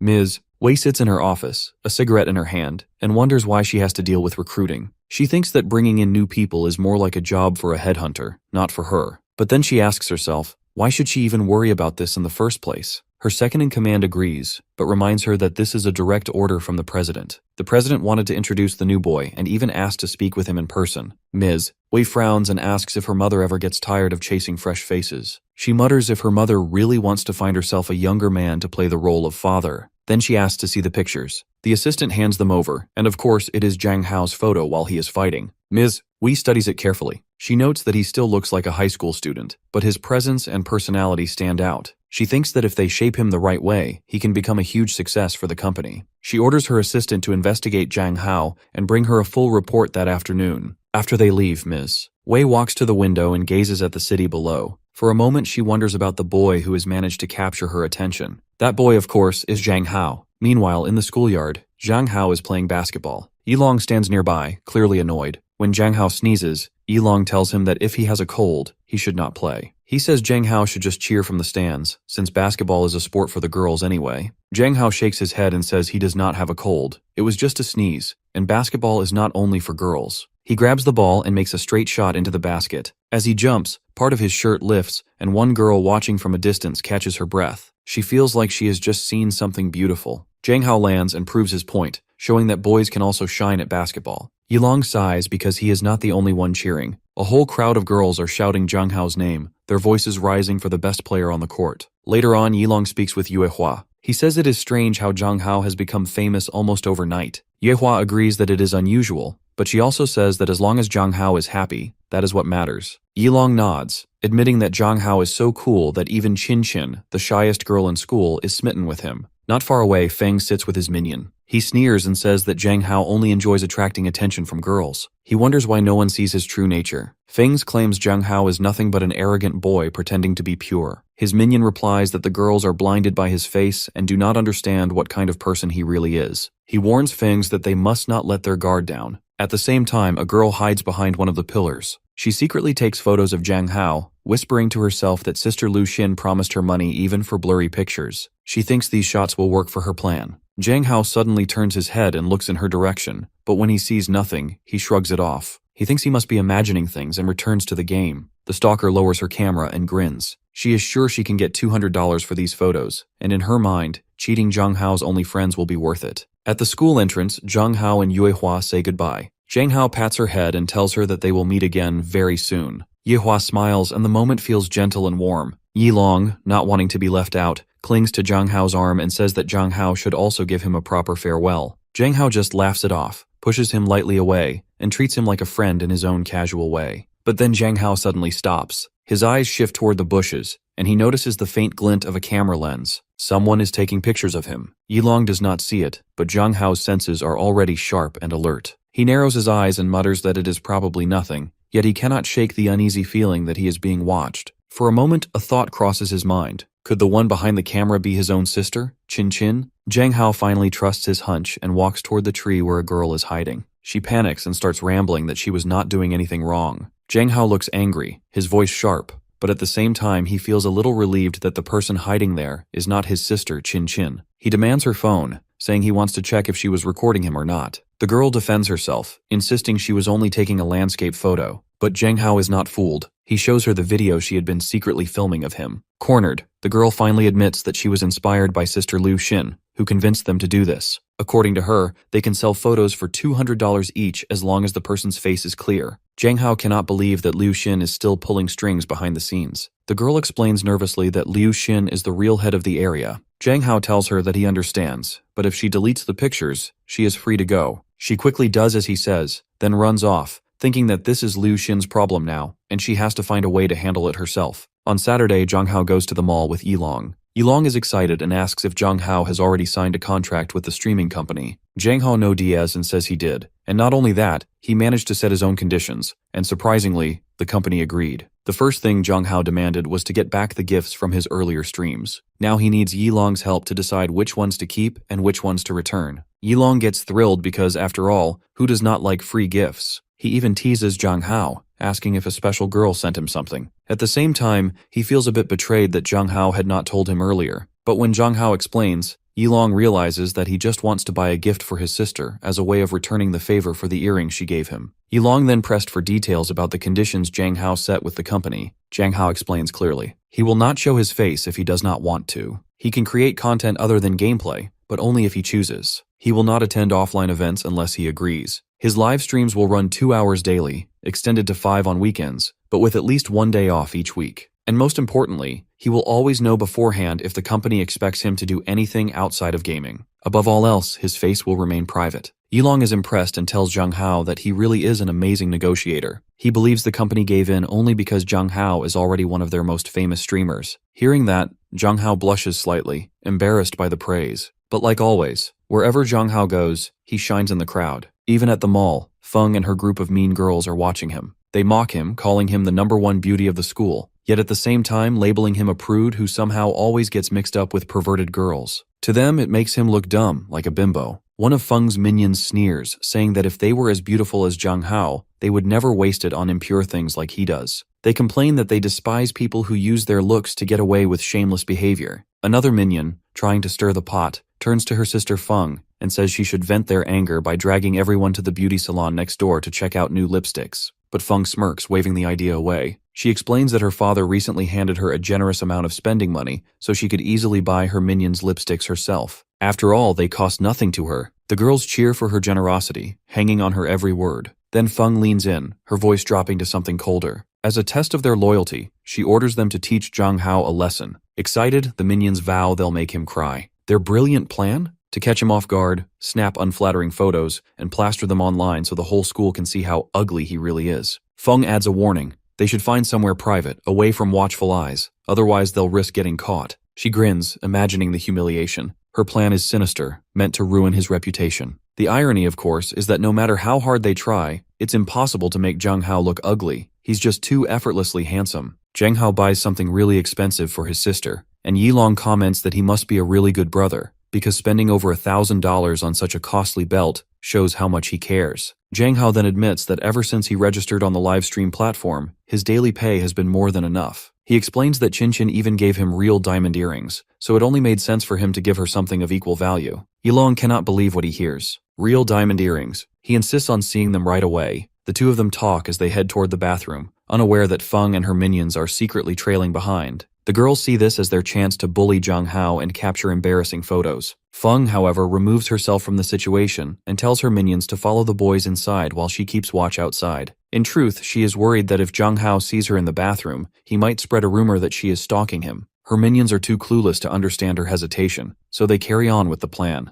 Inside, Zhang Hao steps out of the stall while Yilong is busy fixing his appearance. Zhang Hao casually tells him to stop using that perfume, since it makes him smell like he is trying to advertise it. At that exact moment, two of Feng's minions burst into the men's bathroom. One of them tries to bump into Zhang Hao, but he trips and nearly falls face first. Zhang Hao reacts quickly, grabbing him by the collar and asking what he is doing. The other minion immediately shouts that Zhang Hao pushed him on purpose and demands that he watch where he is going. Yilong, already irritated, jumps in to defend his friend. He says it is obvious that the guy tripped on his own, and that Zhang Hao never pushed anyone. But instead of admitting fault, the fallen minion charges straight toward Yilong in anger. Zhang Hao steps forward at the last moment, stopping him in his tracks, and warns him to keep his hands to himself. He says if anyone dares to lay a hand on his friend, then that must mean he has a death wish. The minion tries to defend himself, but his voice is shaky. He insists that he did not hit anyone and repeats that he has no death wish. Still, his words sound weak, because Zhang Hao looks completely fearless. Zhang Hao tells them to step aside and move out of the way. But instead of backing down, the minion makes one last attempt to provoke him. He spits in Zhang Hao's direction and calls him disgusting. Zhang Hao dodges the spit at the last moment, his patience finally running out. He pulls back his fist and punches the minion square in the face, warning him not to think he will hold back just because they are girls.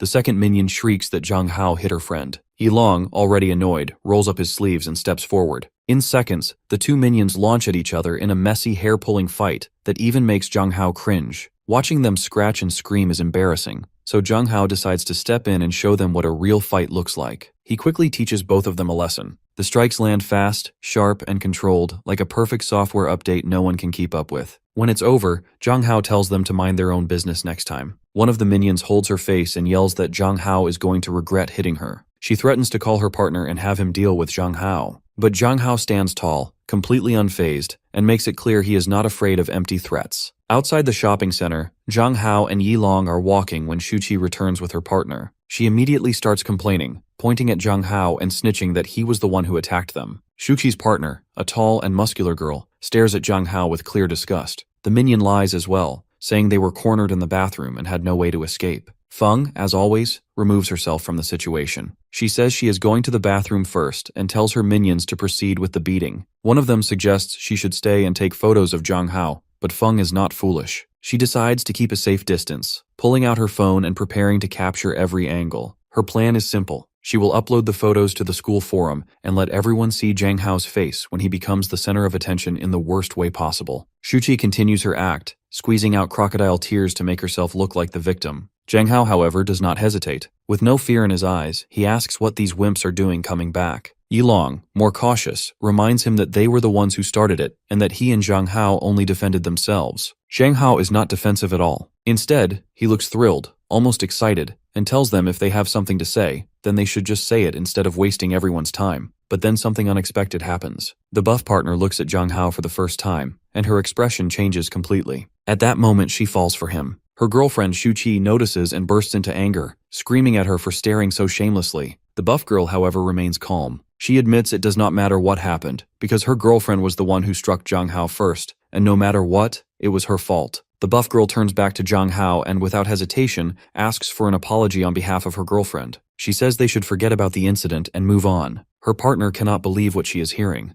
To be betrayed like this, and in such a humiliating way, makes her furious. She asks if her girlfriend is in love with Zhang Hao, but the buff girl avoids answering, leaving the question hanging. Zhang Hao finally steps in with his usual bluntness. He tells them that if they are having marital problems, they should take it somewhere else. He asks them to get out of the way so he and Yilong can continue on their way without more drama. Shuqi cannot believe what she is hearing from her own girlfriend, but her first girlfriend quickly snaps and threatens her, saying that if she does not shut her mouth, she will put her in a bag and throw her into a river. After that harsh warning, she suddenly changes her tone and turns to Zhang Hao. She says there may have been a misunderstanding a moment ago and suggests they just exchange numbers. She even offers to give him a gift as an apology. Feng, who has been watching from the side, is already recording the entire scene. She plans to upload the video online, framing Zhang Hao as a homewrecker to destroy his reputation. She zooms in and out, waiting for the perfect angle to make him look bad. At the same time, not far from them, a luxurious car pulls up to the shopping center. Inside sits Miss Wei, reviewing the second quarter earnings with her usual focus. But when she lifts her eyes for a moment, she notices someone standing directly in front of her car. It is Zhang Hao. Feng is so busy recording the video that she does not notice a mob of gangsters walking right behind her. Out of nowhere, Liu Xin places her hand on Feng's shoulder and asks who she is filming. Feng begins to stutter, saying it is nothing important. But when Liu Xin looks at the phone, she immediately realizes what Feng was doing. Feng had been taking pictures of her beloved boyfriend. Liu Xin stays calm, but her words are sharp.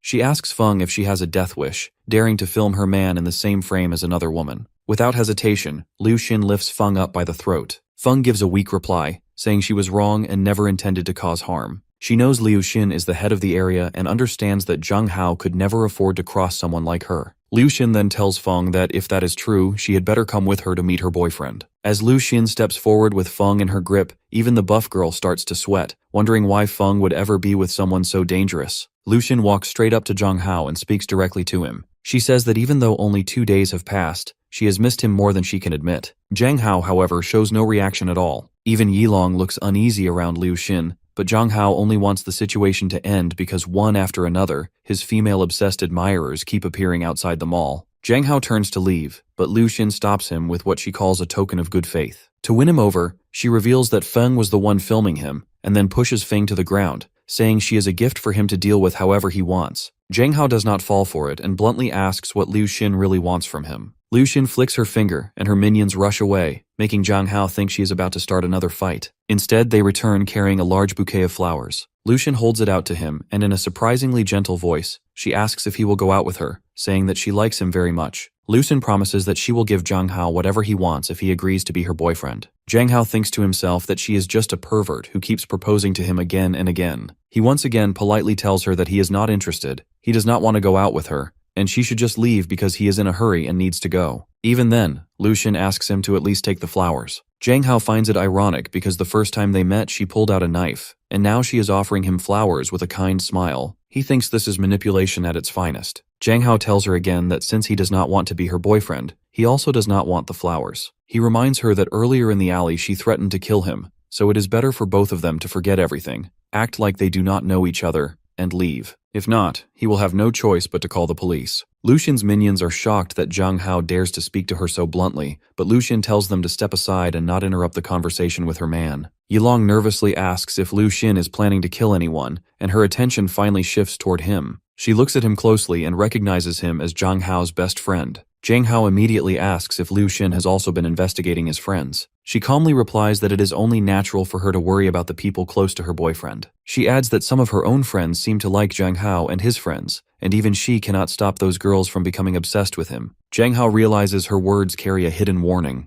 Behind her innocent tone, she is clearly threatening him through Yilong. Zhang Hao's tone suddenly shifts the conversation, and he tells Liu Xin that they can always forget about everything. He asks what else she even wants from him. But Liu Xin refuses to forget about her love. She tells him she wants to hear the L word, then asks if he would like to go out with her for a few drinks at the bar. Zhang Hao pulls his face away from her hand and asks her for the address. Liu Xin smiles and says to meet her at 7 o'clock at the Lights Up restaurant on the west side. She promises she will be waiting there. She even calls him honey, which makes Zhang Hao cringe, but he tells her he will be there on time. Later, Yilong pulls Zhang Hao aside and says that the woman clearly looked like a gangster. Everyone with her had tattoos, so does Zhang Hao really want to be alone with someone like that? He says Zhang Hao will be vulnerable, but Yilong repeats that he can always call the police. Zhang Hao explains that it is not that simple. None of them have written criminal records, so the police would not be able to do much. And if they provoke her and make her angry, she could make their lives miserable. Zhang Hao finally says that as a sacrifice, he will go see Liu Xin tonight. He tells Yilong not to worry because he has been practicing kung fu lately, so they will not be able to harm him. Instead, Yilong should be the one who stays careful. Hearing these words, Yilong starts crying, as if his best friend is about to sacrifice himself in a burning pit of fire. At that moment, someone else arrives. It is Miss Wei's assistant. She tells Zhang Hao that the CEO would like to see him, and that he should come along for his own sake. Zhang Hao realizes once again how inconvenient this reverse harem has become. He feels sick and tired of girls chasing him and harassing him 24/7. He asks who the CEO even is. Right then, bodyguards surround him, and Zhang Hao has no idea how to respond. He thinks he never imagined so many people would pressure him all at once. He sends Yilong home and says he will call him if he needs anything. Then Zhang Hao follows the assistant to the headquarters. When he arrives, a very powerful and dominating woman greets him. The air feels tense even for Zhang Hao. She introduces herself as Wei Nan, CEO of Fenghong Media Group. She marches straight up to him and says, as a matter of fact, that his first stream was a huge success. According to her, there is no one else in the world streaming like him. Wei Nan then hands Zhang Hao a contract, telling him to sign it and promising that she will make him a star. But it is not that simple, and the demand shocks Zhang Hao. When he looks through the contract, he realizes that the one he already has is far better. He apologizes and says it is all a misunderstanding. He explains that he does not want to be a star, nor does he want to be famous. He adds that he is in a hurry to get home for dinner, so he will be leaving now. Just as he turns to go, the assistant stops him and asks him not to be rude. She reminds him that someone like the CEO rarely takes the time to meet a person face to face, and that Wei Nan graciously asked to talk to him personally. Zhang Hao does not accept this. He calmly uses his kung fu to remove her hand from his arm and tells her again that he does not need a contract. He heads toward the boundary, but then he pulls the woman forward, and she falls face first onto the floor. Wei Nan sees this and realizes that Zhang Hao can actually defend himself. With that, she charges at him, moving fast to land a blow. Zhang Hao blocks her punches and even tries to land one of his own, but she dodges it quickly. She comments that it feels unreal for a high school kid to know kung fu at this level, and she admits that it is impressive. Zhang Hao answers that while he is grateful for her words, he still cannot accept Wei Nan's offer. She tells him not to rush into saying no, because there is nothing in the world she cannot have. She assures him that she will give him more time to think about it. With that, Wei Nan orders her assistant to take him home, and Zhang Hao realizes that she is not someone who will be easy to deal with. Back at home, Zhang Hao sends out a text to voice recorder, razor, and pepper spray to prepare for his big date. After that, he messages Yi Long, telling him that if he does not call by 8:30, then Yi Long should contact the police.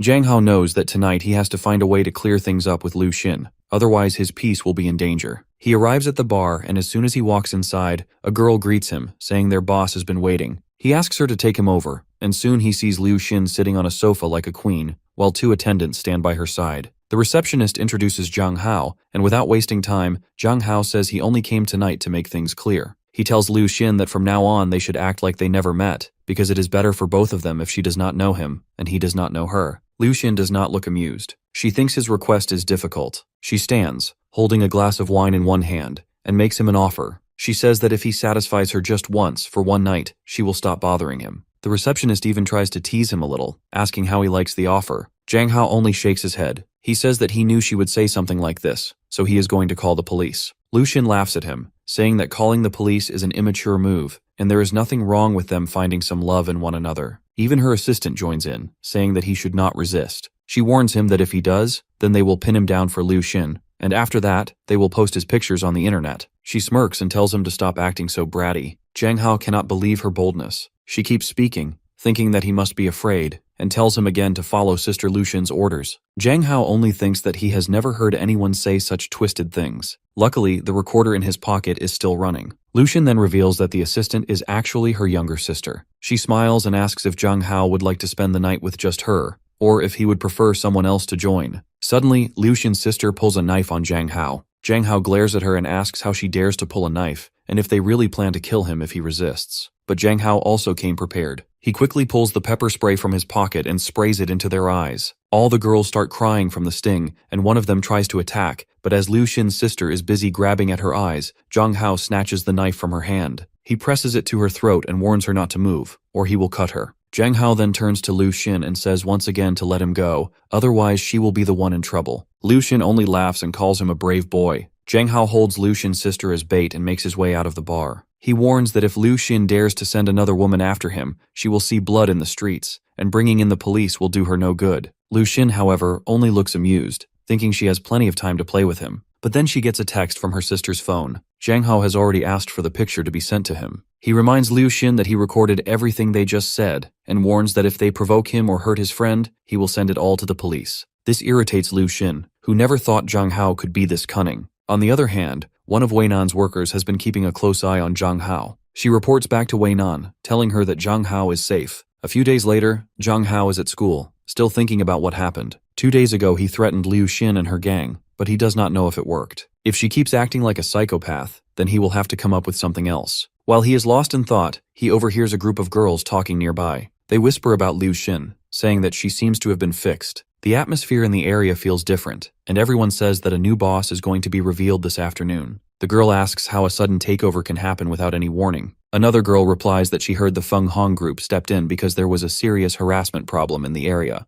They decided Lu Xin no longer fit the group's objectives, so they called for her replacement. Zhang Hao listens and frowns. He cannot understand what the Feng Hong group has to do with this. The name sounds familiar, and then it hits him. It is Nan's company. But even then, he cannot connect the dots. What relationship could Nan possibly have with Lu Xin? Later that day, after school, Zhang Hao heads home. As soon as he enters, he finds his sister Qin Qin waiting for him, all dressed up, and she smiles while saying she has cooked for him. Zhang Hao instantly asks about their parents, wanting to know if they are the only ones at home. Qin Qin replies that both of them had to work late, and will not be back until much later tonight. That means Zhang Hao and Qin Qin will be alone together. For some reason this excites him. In his old life, in the old world, A man and a woman alone at home always meant trouble waiting to happen. Qin snaps him out of his dirty thoughts, asking what is wrong with him. Zhang Hao gets nervous and quickly says it is nothing, that they should just eat. But deep down he knows those thoughts are wrong. He tells himself to come to his senses. She is his sister, even if there is no blood relation. On the other hand, Qin already seems to know exactly what is running through his head. After they finish dinner, Qin asks Zhang Hao to go to his room and work on his homework, reminding him that later he has to stream for hours. She says she will handle the dishes. Zhang Hao asks if she is sure she does not need his help,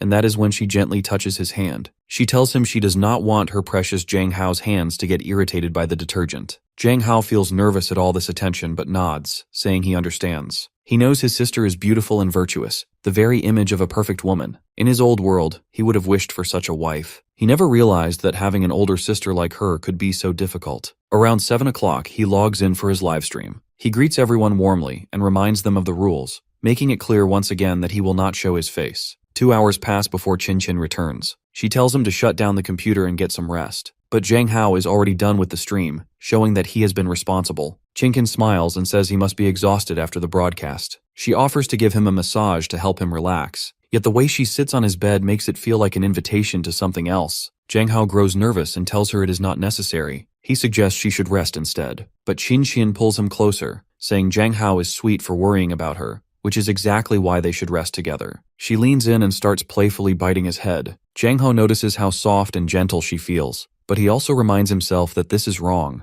They are family, and family should care for one another, not cross such lines. For some reason, this moment makes Qin think about her younger self and the first time she saw Zhang Hao as a baby. Her eyes grow wet with tears. Zhang Hao is startled and asks what is wrong and why she is crying. Zhang Hao nervously begins to ramble, trying to explain himself, but deep down he knows he has not done anything wrong. Still, he cannot shake the uncertainty. Qin gently consoles him, telling him that she is crying because she is happy. She says it is an honor to be his sister and to be part of his family. Just saying it out loud makes her feel content with her life. Zhang Hao is touched. His sister loves him so much that she feels grateful to the point of tears. For him, this is something new, something he did not have before. At least now he feels like he has a complete family, and his father is not alone anymore. Zhang Hao allows himself to be consoled, and in that moment, he silently vows that as long as he remains in this world, he will protect his family and do whatever it takes to keep them happy. He then reassures Qin, telling her that they still have a long time to live together and that their family will always be happy. Qin blushes at his words. She admits that she does not cry easily and that this time was just an accident. She turns her head in embarrassment, but Zhang Hao calmly tells her there is nothing to be ashamed of. He thanks her for treating him as if he were her real brother. Meanwhile, Qin thinks quietly to herself that perhaps they were destined to become a real family all along. Qin then asks Zhang Hao to lay down with her, and soon the two of them are lying so close that Zhang Hao nervously asks if she wants them to sleep together. Qin smiles and explains that she only thought he might be afraid to sleep alone since their parents are away, so she wants to give him company. Besides, she admits that she has always wanted the chance to sleep right next to him, so she is happy that the chance has finally come. Zhang Hao hesitates and asks what she means by that, but his own thoughts betray him as he notices how attractive she looks lying beside him. Qin changes the subject and asks what kind of girls Zhang Hao likes. He replies nervously that he just likes pretty girls. Qin presses further, asking if he prefers his women rough or gentle, and whether there are any students in his class like that. Zhang Hao begins to think, and Yuehua comes to his mind. Maybe she is someone he might like. She is kind and pretty, though quiet and not very talkative. Qin notices him drifting into thought and grows frustrated. She tells him that he is still in high school, so it is better not to fall in love too soon because it will only end in heartbreak. She says she worries about him, because with his looks, women might do all sorts of bad things to him. Zhang Hao answers softly that she should not worry too much. Her embrace is so warm and comforting that he feels himself drifting into sleep. When he wakes up, however, he realizes he is not lying on Qin at all. He is resting on his own pillow, and it all feels like a strange dream. Confused, Zhang Hao goes downstairs, calling out and asking if Qin is there. For a moment he even mixes up her name with Liu Xin and then Yuehua, before finally settling back to Qin. But when he opens her door, he realizes she must have gone to the lab again. He notices her shelf of novels and thinks she would not mind if he borrowed one to read. His eyes catch a book about a female empress titled The Strongest Empress and the Invincible Goddess. But then another book catches his attention. It tells the story of a boy and his sister in a secret relationship, filled with scenes far too intimate for him to ignore. Zhang Hao blushes, stunned at what kind of book this is, and wonders if Qin really does have such thoughts about him. But almost immediately he shakes his head and pushes the idea away, telling himself his sister is not like that. Suddenly his head begins to pound. Another vision flashes before his eyes. He sees the same brunette with glasses standing before him, and two boys crying at her side. She is screaming something at Zhang Hao, but her voice is muffled, and he cannot hear a word. He stares, confused and shaken, with no idea what these visions are supposed to mean. The next day, like always, Zhang Hao is streaming, but this time he cuts the live short. His mood is off, and even he knows the stream is terrible. He cannot focus because his mind keeps circling back to that novel he found, wondering if Chin Chin really does have romantic feelings for him. On top of that, the visions keep returning, leaving him confused and uneasy. When the stream ends, he notices his followers have dropped. The audience's energy is not the same, and enthusiasm has died down. It frustrates him, because making money this way is already stressful, and now the pressure feels heavier. Soon after, a message appears on his screen. It says that his recent streams are starting to stabilize, but the growth rate has slowed down. The system recommends that he contact the administrator, who can give him advice on how to increase his popularity. Zhang Hao frowns. He knows that meeting the administrator may not be a good thing for him. The next day, the same message pops up again. And then the next, day after day, the notification keeps appearing without fail. Zhang Hao grows tired of it, but no matter what he does, the system will not leave him alone. Zhang Hao then receives a text from his admin, asking why he has not logged in yet for his stream. He replies angrily that he does not want to. The admin quickly tells him not to say things like that because his fans are waiting for his return, and they would be glad to see him perform again. When the admin suggests that he should dance or show his face to make them happy, Zhang Hao firmly reminds her that when he signed the contract, he made it clear he would only stream if he wanted to. The admin says she is not forcing him, only giving suggestions. She promises to send him more proposals, telling him not to worry and to take his time.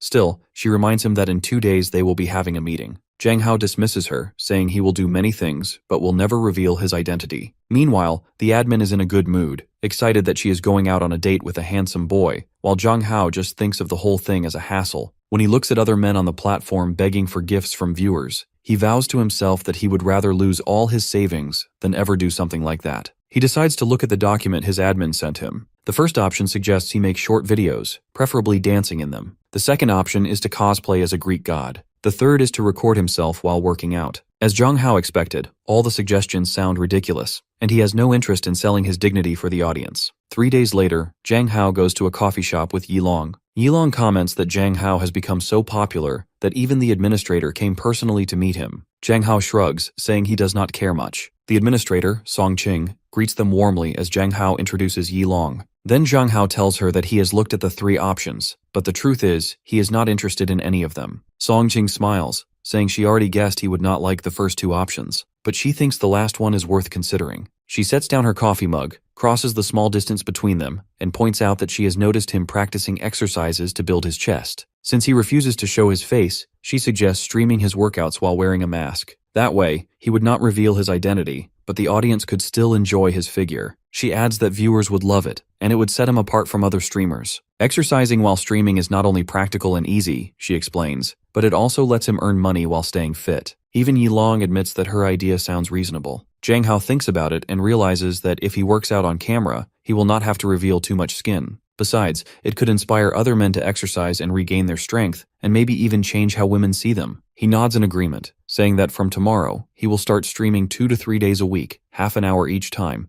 exercising with his mask on. Back at home, Zhang Hao's father unleashes his wrath on him. He roars that there is no way he will ever allow Zhang Hao to stream with his chest or face exposed. His tone is so harsh and commanding that he looks every bit the tyrant while delivering the warning. Zhang Hao's father, Mr. Zhang, starts wrestling with him, saying that he was already kind enough to let him broadcast his games live, but now there is no way he will let him wear tight training clothes and show them off. He refuses to allow it. Father and son are both caught up in their struggle when Chen Qin arrives. She interrupts them and says that she thinks Zhang Hao is right. They should let him try first, and she will supervise him so he does not do anything inappropriate. If anything happens, she will tell him to shut the stream down. Mr. Zhang grumbles that Chen Qin spoils him too much, and his son already keeps him busy enough. Still, he leaves the room. Zhang Hao turns to Chen Qin and thanks her. He admits that if she had not stepped in, he would have ended up in a huge argument with their father. Chen Qin waves his thanks away and tells him to save it. She says she will be keeping an eye on him no matter what, since some people online can be a real pain, and she does not want her younger brother to be harassed. Later, Zhang Hao sets up his streaming devices in his room. He greets his viewers and says that today they have a special program. Since he has been urged many times to show his face, he will, but his main focus is on the importance of exercising. He explains that improving cardiovascular capacity with aerobic training is something everyone should try. He recommends jogging to start and adds that they should also work their joints carefully to avoid injury. He mentions that he has been practicing before starting this program, and now he is ready to begin. Zhang Hao begins to run. Immediately, the chat floods with reactions. Viewers go wild over him. Many start calling him their male deity, and they gush over how every muscle he moves looks like pure art. Zhang Hao notices that the live stream is getting more crowded by the minute. He realizes that people are not only interested in fitness, but also in watching him perform. Meanwhile, the girls in the chat are thinking that he might be the hottest man they have ever seen. Some women even start lusting over their screens so badly that their marriages begin to suffer. Watching from the sidelines, Aisha smirks to herself. She had known all along that one day Zhang Hao would conquer the whole platform. During the stream, one viewer throws out a challenge. If Zhang Hao keeps running for 15 minutes straight, she will send him 2 rocket launchers. Zhang Hao accepts without hesitation. He laughs to himself, thinking that this is nothing, and promises to show them what a real man can do in his world. 30 minutes later, Zhang Hao is still going strong. On the other hand, Chen Qin watches his live stream with mixed feelings. She sees how many people are watching him train and feels a sting of envy. She tells herself that he is no longer a child. He is growing up, and one day soon he will move away from her. After a while, Zhang Hao finishes his training session. He asks everyone to follow him so that he can teach them more about how to train like he does. He says he is going to take a shower and then return for another live session. Just then, Chen Qin steps into the room and asks if he feels tired. She reminds him that it must have been very difficult to train while also streaming. She suggests that he should make these training streams less frequent in the future. Seeing her concern, Zhang Hao looks distressed for a moment, but he reassures her, saying that he usually works out on his own, so this was nothing new for him. At least now he is getting paid for it. Xianxin hands him a towel. Then she suddenly slaps him on the backside and tells him to hurry up and take a shower before he catches a cold. Zhang Hao freezes in shock. He cannot believe what she just did, and wonders if she has been drinking. He quickly forces the dirty thoughts out of his mind, and convinces himself that she must only be trying to be nice to him. At night, Chen Qin pays Zhang Hao another visit while he sleeps. She quietly sits beside his bed, her thoughts heavy. She tells herself that if they had slipped up earlier, something bad could have happened. Her mind drifts back to when they were children. She remembers the times she would hand him flowers, small moments that felt innocent then, but now feel distant. She studies his face as he rests. Chen Qin leans closer, her eyes fixed on his lips. The moment stretches, her heart racing, but then Zhang Hao stirs in his sleep. He turns his head away, his expression shifting slightly as if caught in a dream. Chen Qin freezes, watching closely, realizing what she was about to do. A few years ago, when Zhang Hao was just a little baby, someone came up to him and asked if he didn't have anyone to play with. She said they could play together. That girl turned out to be Chen Qin, and ever since that day, the two of them had been inseparable. Chen Qin would fight bullies for him, always standing in his corner. She was so strong that Zhang Hao sometimes felt afraid of her, even though she only fought for his sake. But Chen Qin was a kid too, and she could not handle rejection. She would grab him by the collar and remind him that they agreed to be together forever. She told him not to be afraid and demanded that he come to her house later. When Zhang Hao wakes up, he is suddenly not a kid anymore. He does not even remember the dream. He thinks it must have been something silly. Since it is a school day, he better get up, or else he will be late again. But then he senses someone nearby. As he turns his head, he realizes his sister is literally sleeping beside him, and he never even noticed. Zhang Hao lets out a scream. Chen Qin's eyes flutter open, and she greets him with a calm good morning. She tells him to get ready for school, or else he will be late. Zhang Hao nervously asks if she really slept in his bed. Chen Qin stretches and says she came to check on him last night. He looked so cute while sleeping that she could not help lying down next to him. Zhang Hao wants to tell her that she is being kind of creepy, but instead he swallows it and says he is going to get ready before he runs late. Chen Qin then tells him not to worry, because soon she will buy a new car and drive him to school herself. Later, Zhang Hao looks at a kung fu poster from his class on his phone. Yehua sees it and casually says she knows how to do that too. Zhang Hao asks when she learned something like this, and she explains that she saw it when she was a child. She adds that she can fight really well. Zhang Hao is impressed because Yuehua already handles guns like a pro, and now she reveals she also knows kung fu. Yuehua confesses that her grandmother was a soldier, and that inspired her to become one in the future so she can protect her country. Zhang Hao tells her that he believes in her, and he is sure she will achieve it. Then he asks if she can teach him some fighting skills, so he can learn from her too. Since it is still early, they decide to go behind the courtyard. Yuehua smiles and says that if it is just the two of them, she will gladly accept, although Zhang Hao secretly thinks it might feel a little inappropriate. Zhang Hao suggests that they spar first so he can see her fighting style. Both of them get into position. With the speed of lightning, Yuehua strikes first. Before Zhang Hao can even understand what is happening, she grabs him and pushes him straight to the ground. He has no defense against her strength. Yue Hua pins him down with ease, and as she sits on top of him, Zhang Hao realizes he is completely lost. Without even fighting back, Zhang Hao says that he surrenders, and Yue Hua asks if she can have a reward. Before Zhang Hao can realize what she means, she bends down and starts sucking on his ear, and a strange sensation runs through him. He moans her name, but when he becomes aware of what is happening, his face turns red. He wonders how someone so shy can act this boldly. When Yue Hua pulls back, she asks if he liked it. Zhang Hao cannot believe she would even ask something like that. Of course he liked it, because who could resist something like that? But he cannot understand why she would suddenly do it. She is shy, yet what she just did was overwhelming. Zhang Hao hides his face in his palm while Yue Hua shifts nervously, worried that she may have done something wrong. Since she is still sitting on top of him, Zhang Hao asks her to move, not wanting to touch her in such a close and awkward position. Once they sit properly, he asks why she did it and who taught her something like that.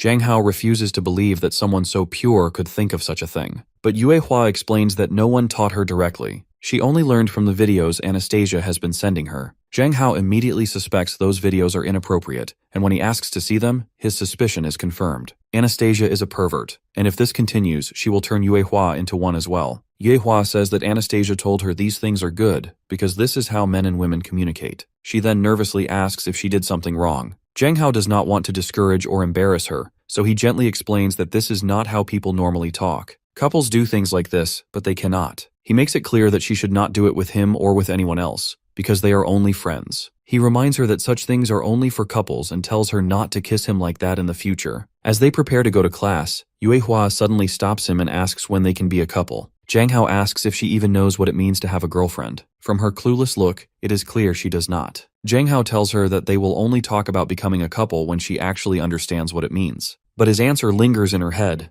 Yue Hua keeps thinking about what she did and how much she liked it, so she continues to pop up around Zhang Hao, asking if they can communicate now. Zhang Hao spends the whole day dodging her, and soon even Yilong notices. He asks Zhang Hao what is going on, since Yue Hua has been acting strange. Zhang Hao brushes it off and says she is becoming like the other girls who keep bothering him just because he is handsome. Meanwhile, Leo watches from the balcony. He wonders why someone like Yue Hua, who comes from a wealthy family, would fall for Zhang Hao. But before he can think much further, another corporate-looking girl approaches Zhang Hao and pulls him aside. As the camera catches the moment, she smirks. In her mind, a new plan is already forming, and she believes she finally has proof to paint Zhang Hao as a creep and a womanizer. Zhang Hao and Nan's assistant wait near the spot where couples usually hang out, and Zhang Hao tells her to hurry because it feels embarrassing to stand there. She apologizes and admits that she had a bad attitude the last time they met. She says she is here to apologize in person, and also because Nan wants to see him. Zhang Hao shakes his head and says that no matter how much Nan pressures him, his answer will not change. He tells her not to waste his time and to move on. The assistant explains that she is only following orders, and it will be very hard for her to return to the office without him. She practically begs him to reconsider and at least take the call on her phone. Zhang Hao feels a little soft-hearted and agrees. He knows the CEO is powerful, and right now he cannot win against her, so he accepts the call. Nan's voice comes through, and Zhang Hao does not waste a second. He tells her his thoughts are the same as before. He will not work for her, and her time is too valuable to waste on him. But Nan does not waste time either. She tells him she knows exactly what he wants. She says Zhang Hao wants to be as powerful as a woman. Zhang Hao falls silent at her words. Nan goes on and says that he hates being seen as weak. She has seen many eyes in her life, but when she looked into him during their fight, she saw a fighting spirit. She tells him she likes that spirit and warns him to think carefully, because this could decide his future. Then she ends the call. Zhang Hao stands still for a moment, realizing that Nan is not only powerful, but also cunning. She knows how to hit people at their weak spot and hide her true game. He decides he will meet her and sets a date and time. On the other side, Nan is satisfied because her guess was right. She predicted correctly that Zhang Hao would give in. The next day, a sleek car pulls up at the school gate, drawing everyone's attention. Students crowd around, whispering and staring. Then Zhang Hao steps out of the car, calmly thinking that it is a bright sunny day. Qian Qin is the one who bought the car, and now she has taken up the job of dropping him off. She even fixes his hair at the gate before leaving. She tells him she will come back later to pick him up.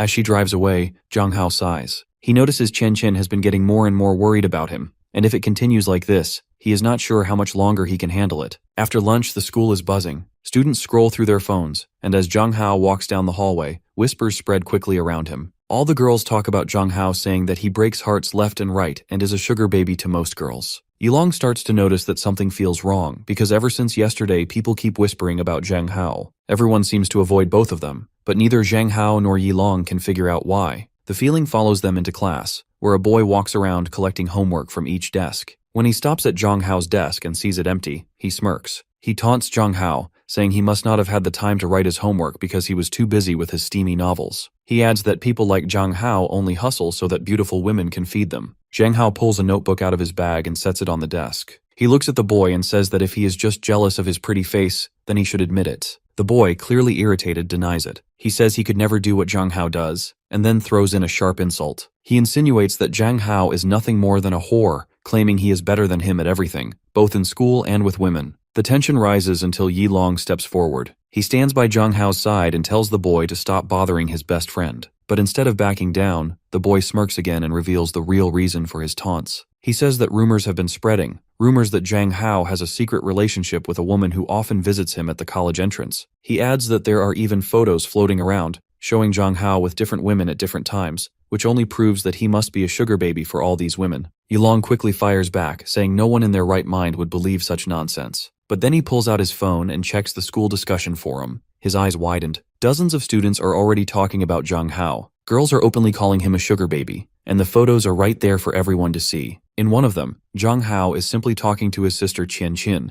but the picture is twisted out of context. Yi Long gets defensive right away. He says it is obvious that people are only trying to tear Zhang Hao down because they cannot handle him. He insists that the truth will come out. But the situation takes another turn when someone from the administration office steps into the classroom. They call Zhang Hao's name and ask him to come with them. Zhang Hao follows and is led into the administrator's office. The administrator sits him down and tells him that by now he must already know what people are saying about him on the forums. He explains that the rumors are spreading fast and have started to damage the school's reputation. He warns Zhang Hao that this is no small matter because the images and stories also involve several women whose reputations are now being questioned as well. He advises Zhang Hao to resolve his disputes quickly, because if this continues, it will be very difficult for the school to protect its image or contain the fallout. Zhang Hao has a no-nonsense attitude, and he demands that an investigation take place to hold people responsible for posting the information. While the administrators prepare to do that, he decides to wait for his sister to arrive. Soon, Qian Qin walks in, and she unleashes havoc on the administration. Her voice carries so strongly that students outside the room gather to listen. The administrator insists it was all a misunderstanding, but Qian Qin is furious because her brother had to endure relentless bullying caused by that so-called mistake. She turns to Zhang Hao, apologizes, and promises to explain everything to his classmates to clear the air. Zhang Hao shakes his head and tells her to go back to her work. He says not to worry about him because he will handle it himself, and she has already done enough. When Zhang Hao returns to the classroom, Mia asks if everything is all right. She explains that as soon as he left, Yi Long grew anxious and went outside to look for him after receiving a call from Feng's group.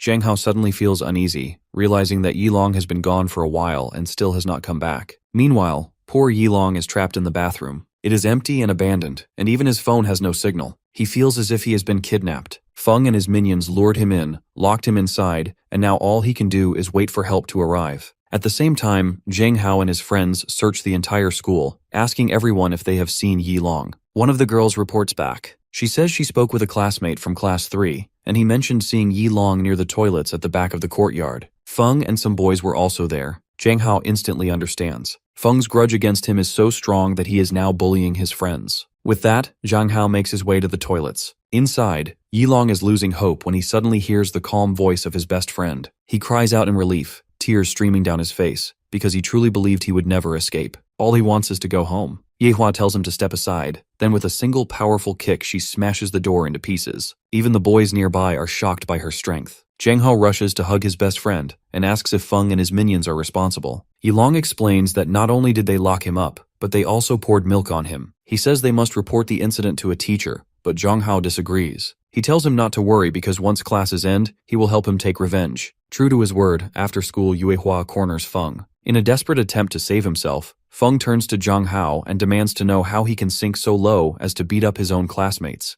But even after all of Feng's pleading, Zhang Hao does not flinch. He tells him that there is no reason Feng should only care about himself because his sister already came to the school and cleared up the rumors he spread on the forum. The boy he bullied and locked in the bathroom is here as well. And Feng is probably too foolish to realize that security cameras at the back of the yard recorded everything he did. Because of that, and only out of mercy, Zhang Hao gives him two options. The first is to admit to the lies he posted. If he refuses, Zhang Hao will show the videos to everyone. The second option is to ignore his offer, in which case Zhang Hao will hand the videos to the administration, and Feng will face expulsion. Feng freezes, torn between the choices, and quickly decides that the first option is safer. He apologizes weakly, but Zhang Hao cuts him off. Zhang Hao tells him there is one last thing he must remember. If he dares to bother him again, Zhang Hao will kill him. After a while, Yilong asks how certain Zhang Hao is that Feng will not betray them and cause more trouble in the future. Zhang Hao replies that Feng is not that stupid. He is a senior, and if he tries anything again, Zhang Hao will take the videos to the teacher, which will bring harsh punishment and possibly get him expelled. With that, Zhang Hao says the day is over and it is time to go home.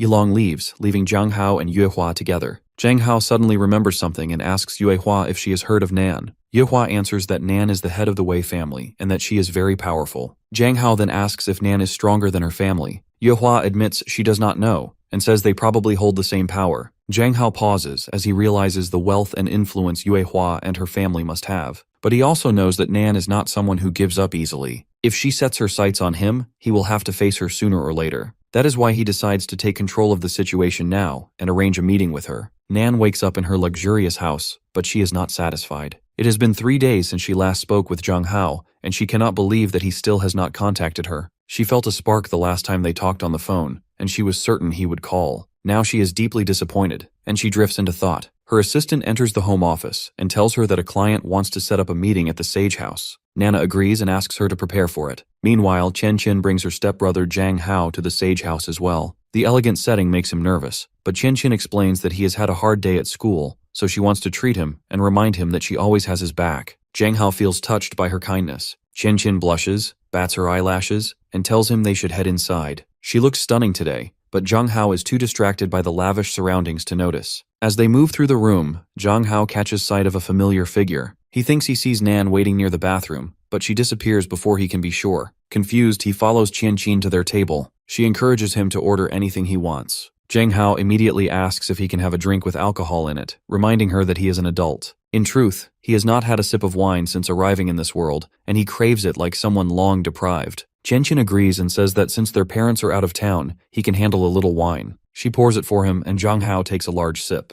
He bursts into laughter because it tastes as harmless as cold water. Qian Qin watches him with a smile, amused by his reaction, and allows him to enjoy it freely. As expected, Zhang Hao suddenly feels the rush from the wine. He remembers that he used to be a good drinker, yet now, even with just 1 cup, he feels lightheaded. Qian Qin tells him to slow down and eat first, otherwise it will hurt his stomach. Zhang Hao nods and listens, but the wine takes effect quickly, and Qian Qin begins to worry that her brother is already drunk. Zhang Hao stumbles to his feet and says he will go to the bathroom to freshen up. He wonders how he could get drunk after only 1 drink when he used to hold his liquor so well back home. Lost in thought, he fails to notice that he has wandered into the women's restroom. He moves toward the sink, splashes water on his face, and then turns. To his shock, Nan is standing beside him. For a moment their eyes lock, both confused. Zhang Hao panics, wondering why a girl is inside the men's room. Nan immediately corrects him, saying this is the women's bathroom. Zhang Hao blinks, finally taking in his surroundings, and realizes his mistake. Embarrassment washes over him as he understands he walked into the wrong place. Right now he feels like a sheep trapped among wolves. Not knowing what to do, Zhang Hao rushes into a bathroom stall to avoid the attention of the women outside. In his panic, he makes one fatal mistake. He drags Nan inside with him. He does not think clearly, and Nan herself is confused about why she has to hide with him. Zhang Hao has no choice but to admit the truth. He says he had a few drinks, he feels dizzy, and his mind is not at its best. Nan suddenly smiles. Like a hunter circling her prey, she pins Zhang Hao against the door and leans in close. Zhang Hao turns pale, uneasy with how near she stands. But Nan whispers that he should be the one afraid, because he is a helpless man in front of a strong, independent, and beautiful woman. Zhang Hao cannot answer. He is too stunned. Nan presses further and demands to know why he has not called her. She pushes her chest forward, and Zhang Hao blushes. He stammers that he planned to meet her tomorrow, but he never expected they would cross paths tonight. Nan finds his reaction amusing. She notices he avoids her eyes, so she grabs his chin and forces him to meet her gaze. Then she tells him that she has changed her mind. She no longer wants him as an employee. She wants him as her man. Zhang Hao replies that they have only met twice, and the last woman who told him that vanished from this world. Nan reacts quickly. She asks if he means Louis Xin,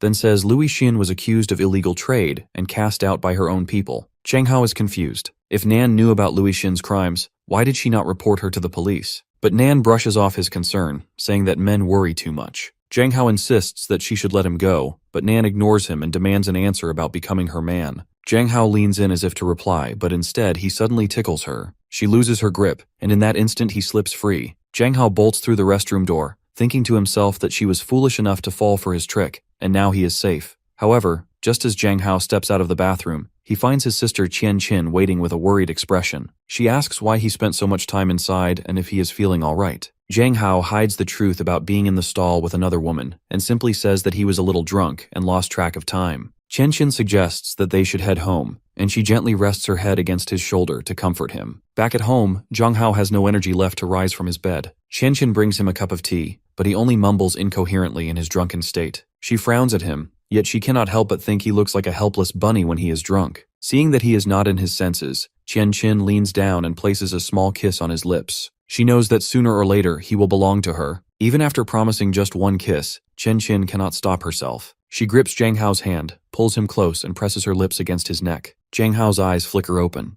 In his drunken haze, he thinks he is dreaming. When he sees Qian Qin's face so close, filled with desire, he convinces himself that it must be nothing more than a dream. He turns her over and takes control, believing he needs to respond to this mysterious vision in front of him. Qian Qin freezes for a moment, stunned and flushed by his sudden boldness. Jang Hao battles inside his own mind. One side urges him to give in, because if this is a dream, then nothing matters. The other side reminds him that Qian Qin is family, that she has always been kind to him, and that taking advantage of her is wrong. The two sides argue until Jang Hao leans down. Instead of going further, he kisses her on the forehead and whispers that even in dreams, a real man should never take advantage of a vulnerable woman. Exhaustion takes over, and he collapses onto her chest. Qian Qin sits in shock for a moment. Then her face softens, and she blushes as she watches him sleep. She tucks him into bed, still smiling at his innocence. Suddenly, Jang Hao's phone rings. The screen shows a girl's name, Zhao Ying. Qian Qin answers. Before she can speak, a cheerful voice bursts through. Zhao Ying, Jang Hao's classmate, says she is glad he finally picked up.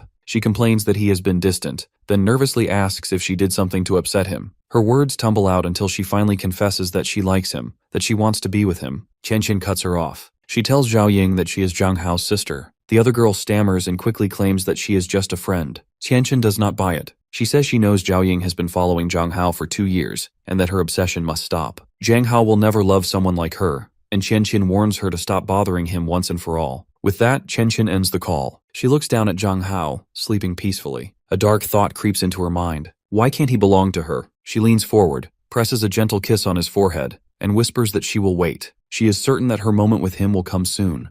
The next day, Jang Hao wakes up groggy and hungover. He cannot remember what happened last night, but he knows he embarrassed himself in front of his stepsister, came home, and passed out. A strange, tingling feeling stirs in his stomach, and he convinces himself it must have been nothing more than a dream. He stumbles into the bathroom and looks at his reflection. The sight makes his heart race. There are bite marks on his neck. Panic sets in, and he starts to freak out. Just then, Qian Qin steps into the doorway and asks if he is okay. At that moment, everything clicks in Jang Hao's mind. The dream, the strange feeling, and the marks on his skin all connect. He realizes there is a real chance that Qian Qin had something to do with what happened last night. Before Jang Hao can throw a tantrum, Qian Qin walks in and lies that Jang Hao must be allergic to alcohol. Jang Hao cannot believe it is true that he could be this fragile in the world. But since Qian Qin is a doctor, she insists on taking a good look at Jang Hao's condition to check if it is real. When she steps closer, Jang Hao grows frustrated, yet Qian Qin calmly tells him that he will be a little swollen, so he should be careful as he heads to school. She then dismisses him, saying he should start getting ready. Jang Hao still feels uneasy until he talks to his stepsister, so for now he agrees with every word Qian Qin says. Later at school, Jang Hao is the only student wearing a turtleneck to hide his hickeys. Even Yilong asks if he is so warm that he already turned to his winter clothes. Jang Hao lies, saying that real men like him can endure any temperature. In truth, Jang Hao feels as if he is burning in an oven. They are talking when someone suddenly grabs Jang Hao by the collar and threatens him to stay away from his leader's girl. The boy is talking about the same girl who called last night while Jang Hao was asleep, but Jang Hao has no idea, so he is understandably confused. Still, he does not like the tone or the way that random boy puts his hands on him. With a sharp look, Jang Hao clutches his wrist and shoves him away, making him fall and hit his head in complete humiliation. The thug is injured now, his ear broken, and he trembles in fear because Jang Hao is far stronger than he expected. Lin Zong, the leader, only smiles at the scene, amused by the fight and thinking that Jang Hao must be the kind of man his crush actually likes. Yilong quickly fills Jang Hao in, telling him that Zong is captain of the basketball team and shares a class with Zhang Ying. But Jang Hao has no interest in this petty drama. He simply walks away, saying he is not in the mood to mess with them. If they truly care about Ying's feelings, then they should talk to her directly instead of dragging others into their mess. Unsurprisingly, the so-called alpha thinks Zhang Hao's words sound like good advice. Meanwhile, Zhang Hao notices Yehua watching from the side. She suggests giving the boys a beating for disturbing him, but Zhang Hao waves it off. He tells her it is too harsh for students, and instead she should teach him boxing because a man has to be strong. Yilong is surprised and asks if they are really taking extra lessons after school. Zhang Hao says yes, and even invites Yilong to join so he can learn to fight and defend himself, making sure no one ever bullies him again. On the other side of town, in her lavish apartment, Nan swims to cool her mind. But no matter how hard she tries, she cannot stop thinking about what happened in the bathroom with Zhang Hao the other day. The stress only grows heavier, and she knows she needs to put an end to it. So she calls her assistant and orders her to bring Zhang Hao in as soon as he leaves school. After school ends, Zhang Hao, Yilong, and Yue Hua meet in the warehouse for their boxing practice. Zhang Hao says that today they will work on core strength because his body is still too weak, and he dreams of the day he will have abs. Yue Hua hears this and asks if he is talking about abs. She lifts her shirt and shows her defined stomach. Zhang Hao instantly covers his eyes, calling himself indecent, a shy boy trying to protect his innocence. But even with his eyes shut, he still sees her toned stomach in his mind and admits that this is exactly the kind of physique he wants. He steps closer and touches her stomach, saying that she is very slim but still has a strong and toned body. Yehua blushes at the touch and says it will take a while before he can match her fitness. Yilong, watching, points out the obvious. Zhang Hao is touching Yehua, and she is not moving away. Zhang Hao suddenly realizes he never asked for permission, and he wonders why Yehua did not resist. But Yehua just shrugs and says it is not a big deal. If Zhang Hao wants, she can even show him more of her body to make him happy. Zhang Hao thinks she is a little strange for this, and Yilong warns that the whole situation looks bad, and they should avoid trouble. Then Zhang Hao suddenly changes the subject. He asks Yue Hua how much money she has and tells her to give it to him. Yilong is shocked by the request, but Yue Hua simply hands over all her cash. She even mentions the rest is in her bank account and starts to share her password. Zhang Hao stops her immediately, saying she must never reveal such things because evil people could use it to harm her.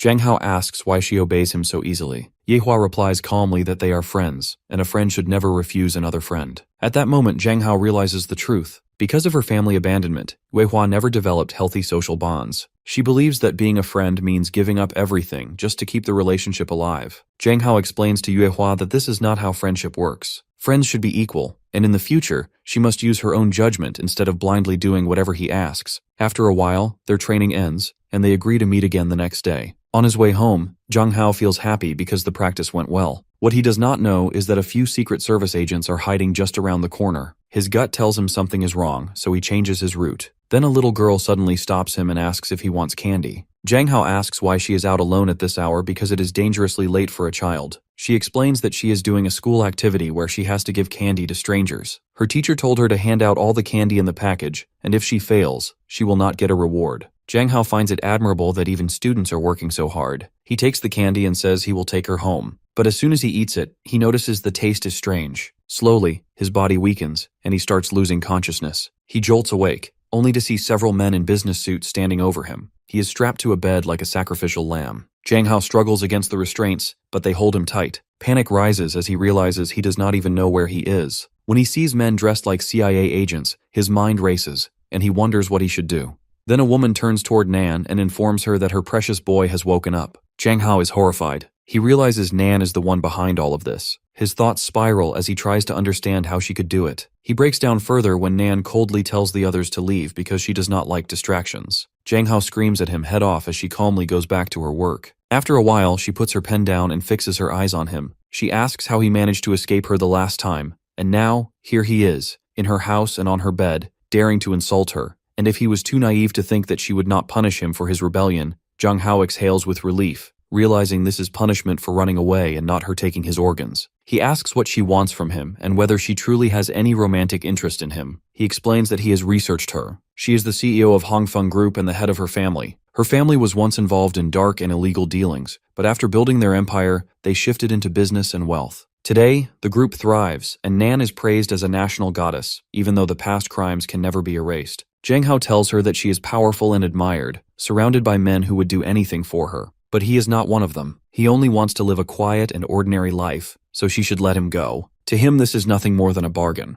But Nan is not pleased. Instead, she smiles. She says he is more than she expected, but that is because he is not the real Zhang Hao. Hearing this, Jung Hao feels as if his soul is about to leave his body because she's right on track. Finally, after a while, Nan frees Jung Hao from his restraints. The boy, confused and a little shy, asks her what she means when she says he is not the real Jung Hao. Nan calmly walks back to her chair and says that she is smart, and she has done her research on him. She points out that things have changed quite a lot in a short time. She then asks if he even knows what it was like before. Jung Hao looks at her, waiting for her to finish, because he also knows she is absolutely right. Nan lays out his whole family history. She explains how he lived in a single-parent home and was raised by his father, who worked hard to provide for him. His father gave him lessons on how to be a proper man. Jung Hao was doing exceptionally well in school, and with his good looks he became the official crush of nearly everyone. People described him as kind, charming, sweet, and considerate. But not long ago, everything about him changed. Now he is fierce, sharp, and unwilling to take anything from anyone. In every way, he is a different person than before.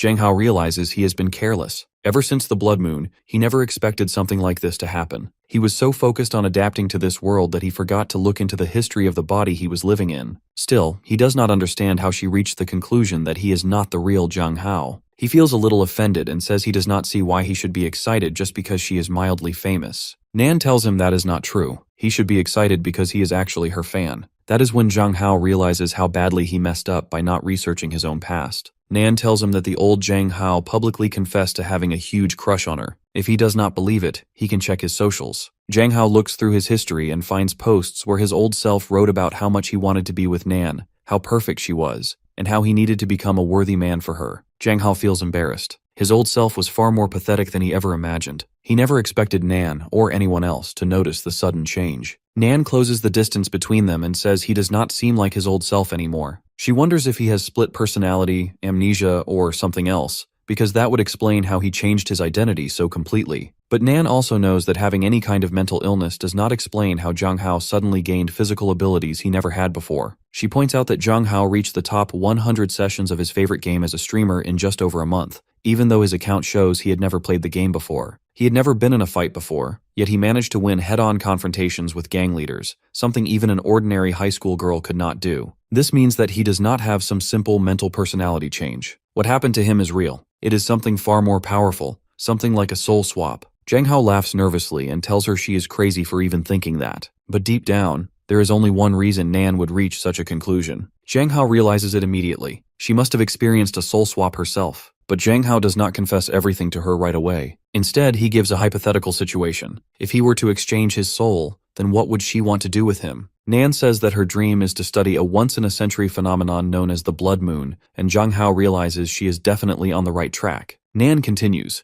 explaining that based on a previous survey conducted on Jung Hao, sudden personality changes appear a few days after the blood moon. She believes he has something to do with this phenomenon. Jung Hao asks why she is so certain, and Nan says that if he is willing to help in her research, she will tell him exactly why. Jung Hao grows nervous, and Nan tells him to calm down because his life is completely under Pearl's control. She assures him she will not experiment on his brain or his body. She says there is a contract with all the terms and conditions written down, and if he reads it carefully, he will definitely like her proposal. Jung Hao asks who else is working on the blood moon study, but Nan says so far it is only her because the matter is confidential and highly interesting. Jung Hao picks up the contract and tells her he will review it. In his mind, he thinks he never imagined anyone else in the world knew about the blood moon, yet he is still not sure what the blood moon mission really means, and he feels it is too risky to accept her offer. He knows there is no way to uncover her true intentions for now, so he decides to accept temporarily and see what happens. Jung Hao says that if there is nothing more for her to say, he is going to leave because it is late and his family may worry. He tells her he will not keep her waiting too long, but then Nan says that James still has one more score to settle. She suddenly grabs his neck and then his hand, forcing him up against the wall. Jung Hao panics and demands to know what she is doing. She presses close to him, making his head fall against her, and says this is her response for what he did to her last time. Then she raises her hand and gives him a hard smack on the bottom. Jung Hao screams in pain, rubbing his sore backside and thinking she is a complete pervert. He runs home in tears, humiliated, but telling himself that right now he must focus on getting back to his house. His phone has been ringing nonstop.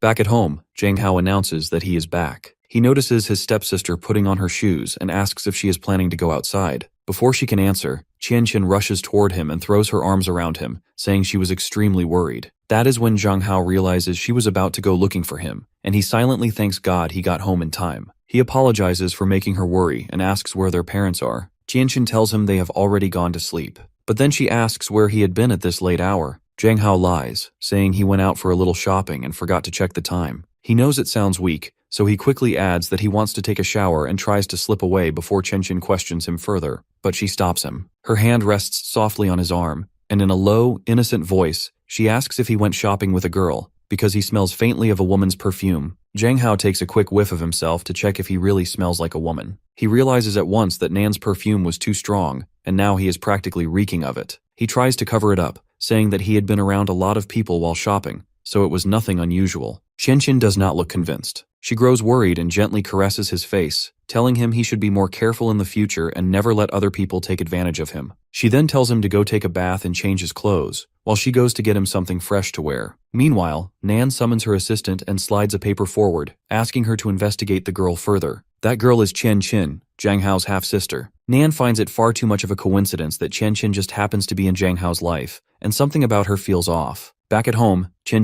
takes a good sniff of Zhang Hao's worn clothes. Her eyes darken with anger. She says she is going to destroy the shirt, because it reeks of another woman. When Zhang Hao comes out of the bathroom after his shower, he notices Chen bending down to grab something from the fridge. For a moment, he just stands there, caught up admiring the sight in front of him. Then, trying to sound casual, he asks if she wants something to drink. But instead, like a nervous little boy, he says that he wants some milk. At the same time, his thoughts betray him. He cannot help but think about how amazing his stepsister's body looks. Chen hands him the milk and tells him to go to his room so she can help him dry off. A little while later, they both end up in Chen's room. Zhang Hao sits in front of the computer while Chen gently dries his hair. Suddenly, a notification pops up. Zhang Hao's eyes widen as he sees a message from a very attractive but also very naked man. The message says that he fell in love with her the moment he saw her and wants to know if she will give him a chance. Zhang Hao freezes. His first thought is that this man must be some kind of porn artist, and he even wonders if he should call the police. Chen notices his expression and quickly explains. She says she saw it by accident, and she asks him to reply to her, telling the man she's not interested, because she already has a boyfriend.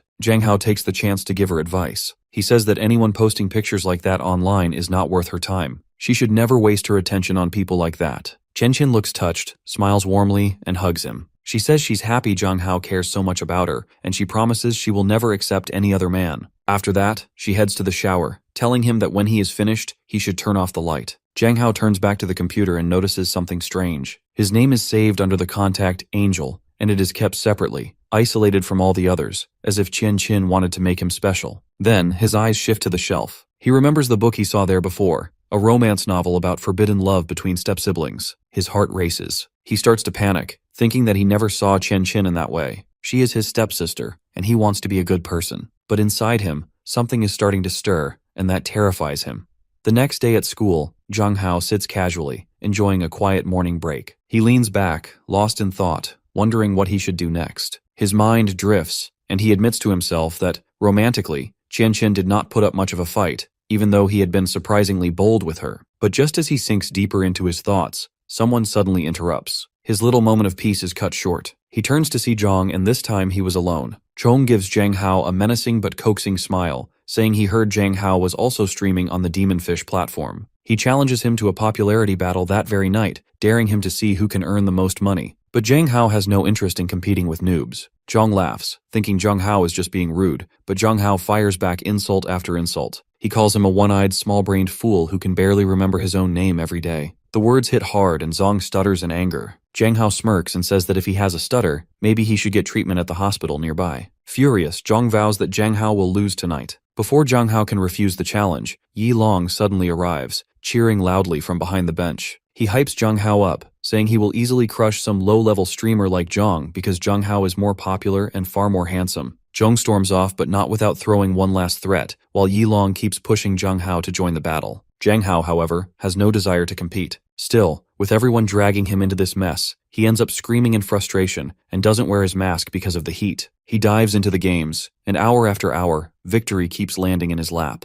His team dominates match after match, and the chat explodes with praise. Viewers gush over how handsome he looks without his mask and calls him a male deity. That's when a notification flashes. Someone has just sent Zhang Hao a luxury yacht, an outrageous gift flaunting their wealth. But Zhang Hao knows this is not just generosity. It is a reminder, a push for him to answer a certain proposal. As he thinks back on the terms of Nan's contract, he realizes they are far too dangerous to accept. When Zhang Hao remembers the details of the contract, his anger rises. It says he must discontinue all enrollment activities, move out of his home to live in a designated test center, and cancel every cooperative contract outside of this one. Food and lodging are included in the monthly salary, but to Jung Hao, it feels less like a contract and more like a prison sentence. He throws it aside in frustration. It does not seem wise to accept when the Blood Moon mission itself is still a mystery. For now, Jung Hao decides he must first uncover what the mission truly is before siding with Nan. He plans to find the right moment to reject her offer. As for the yacht she sent, he knows the money will have to be returned, though right now he has no way to afford it. Jang Hao powers through the matches and secures first place in the competition. Meanwhile, at Lin Zong's place, Zong waves goodbye to his viewers, but as soon as the stream ends, his expression hardens and he starts to seethe in anger. He mutters in rage about Jang Hao, the new rival in his sights, vowing to rip his head off because he cannot stand losing. Lin picks up his phone and makes a call. He says he has a new assignment for her and that she should not worry about the money. All she has to do is make sure a certain boy is taken off the streets, because he wants Jung Hao to lose his reputation. The next day, Jung Hao is out shopping for flowers, remembering that Chen Qin said she wanted lilies. At the same time, two women walk toward him, ready to carry out their mission. That is when Lo realizes the boy looks familiar. The moment she recognizes Jung Hao, she urgently tells her friend to call Nan. Back at headquarters, Nan sits in her CEO chair when her assistant rushes in, saying there is something to report about Jung Hao. Nan immediately gives her full attention. The assistant explains that just moments ago, someone reported a man named Lin had issues with Jung Hao, and he even paid someone to take a nude photo of him. But Mo refused once she found out Jung Hao was under Nan's protection. Nan coldly orders that the man be fired. She says the rest is up to Mo, whatever she wants to do to make amends and to take care of Jung Hao. Meanwhile, Jang Hao returns home with a bunch of lilies for Chen Qin, but his mind keeps circling back to Nan's yacht. He wonders how much it costs, because he knows he must pay her back as soon as possible. Suddenly his phone rings. It is Nan. Before he can answer properly, Chen Qin appears behind him, asking who he is talking to. Jang Hao panics and says it is just someone from the insurance company, but he forgets to mute the call, and now he fears he has gotten himself into a huge mess. On the other end, Nan listens, her expression darkening. She screams at her assistant to prepare the car because she needs to teach this bad boy a lesson. Jang Hao hangs up, but later, as he sits in his bedroom, he feels guilty for ending the call so abruptly. Thinking it would be better to discuss the yacht payment in person, he calls Nan again. However, Nan is already in a foul mood. She orders him to come out, threatening that she will have her men break into his house and drag him out. Jang Hao yells back, asking if she is even allowed to do that. But then he hears noise outside. Looking out the window, he sees lines of cars blocking his driveway and even the street. He threatens to call the police for harassment, but Nan only laughs and dares him to try, reminding him that parking on the street is illegal and the police will simply find him instead. Jang Hao realizes he has no choice. He agrees to come out, but still insists that the cars be removed first. Only then will he step outside. Jang Hao lies to Chen Qin, telling her he is going out to buy something from the store. She immediately offers to go with him, but he refuses, saying he will be back soon. He says he is hanging up and heading out when Chen Qin's tone suddenly shifts. She looks at him closely and asks who else he has been involved with besides her, because she feels someone is always watching him. Jang Hao is on a call with Nan, who tells him to stay on the line as he keeps walking. She warns him that about 30 meters ahead, on the right-hand side, there is a dark cul-de-sac alleyway where a woman is standing, and she might be armed. Jang Hao says he does not like this method of confronting her alone, and he asks if Nan is really sure she wants him to do something so dangerous, because that woman will surely attack him if she sees him as just a helpless high school student. Chen Qin then points out that he should be more afraid of his family being in danger, and that he needs to deal with the culprit as soon as possible for their sake. Jang Hao takes that to heart and walks straight toward the danger, but Nan quickly tells him not to go near the threat and to stay put until she gets there. She turns to her assistant and orders men to surround the area and make sure the culprit does not escape.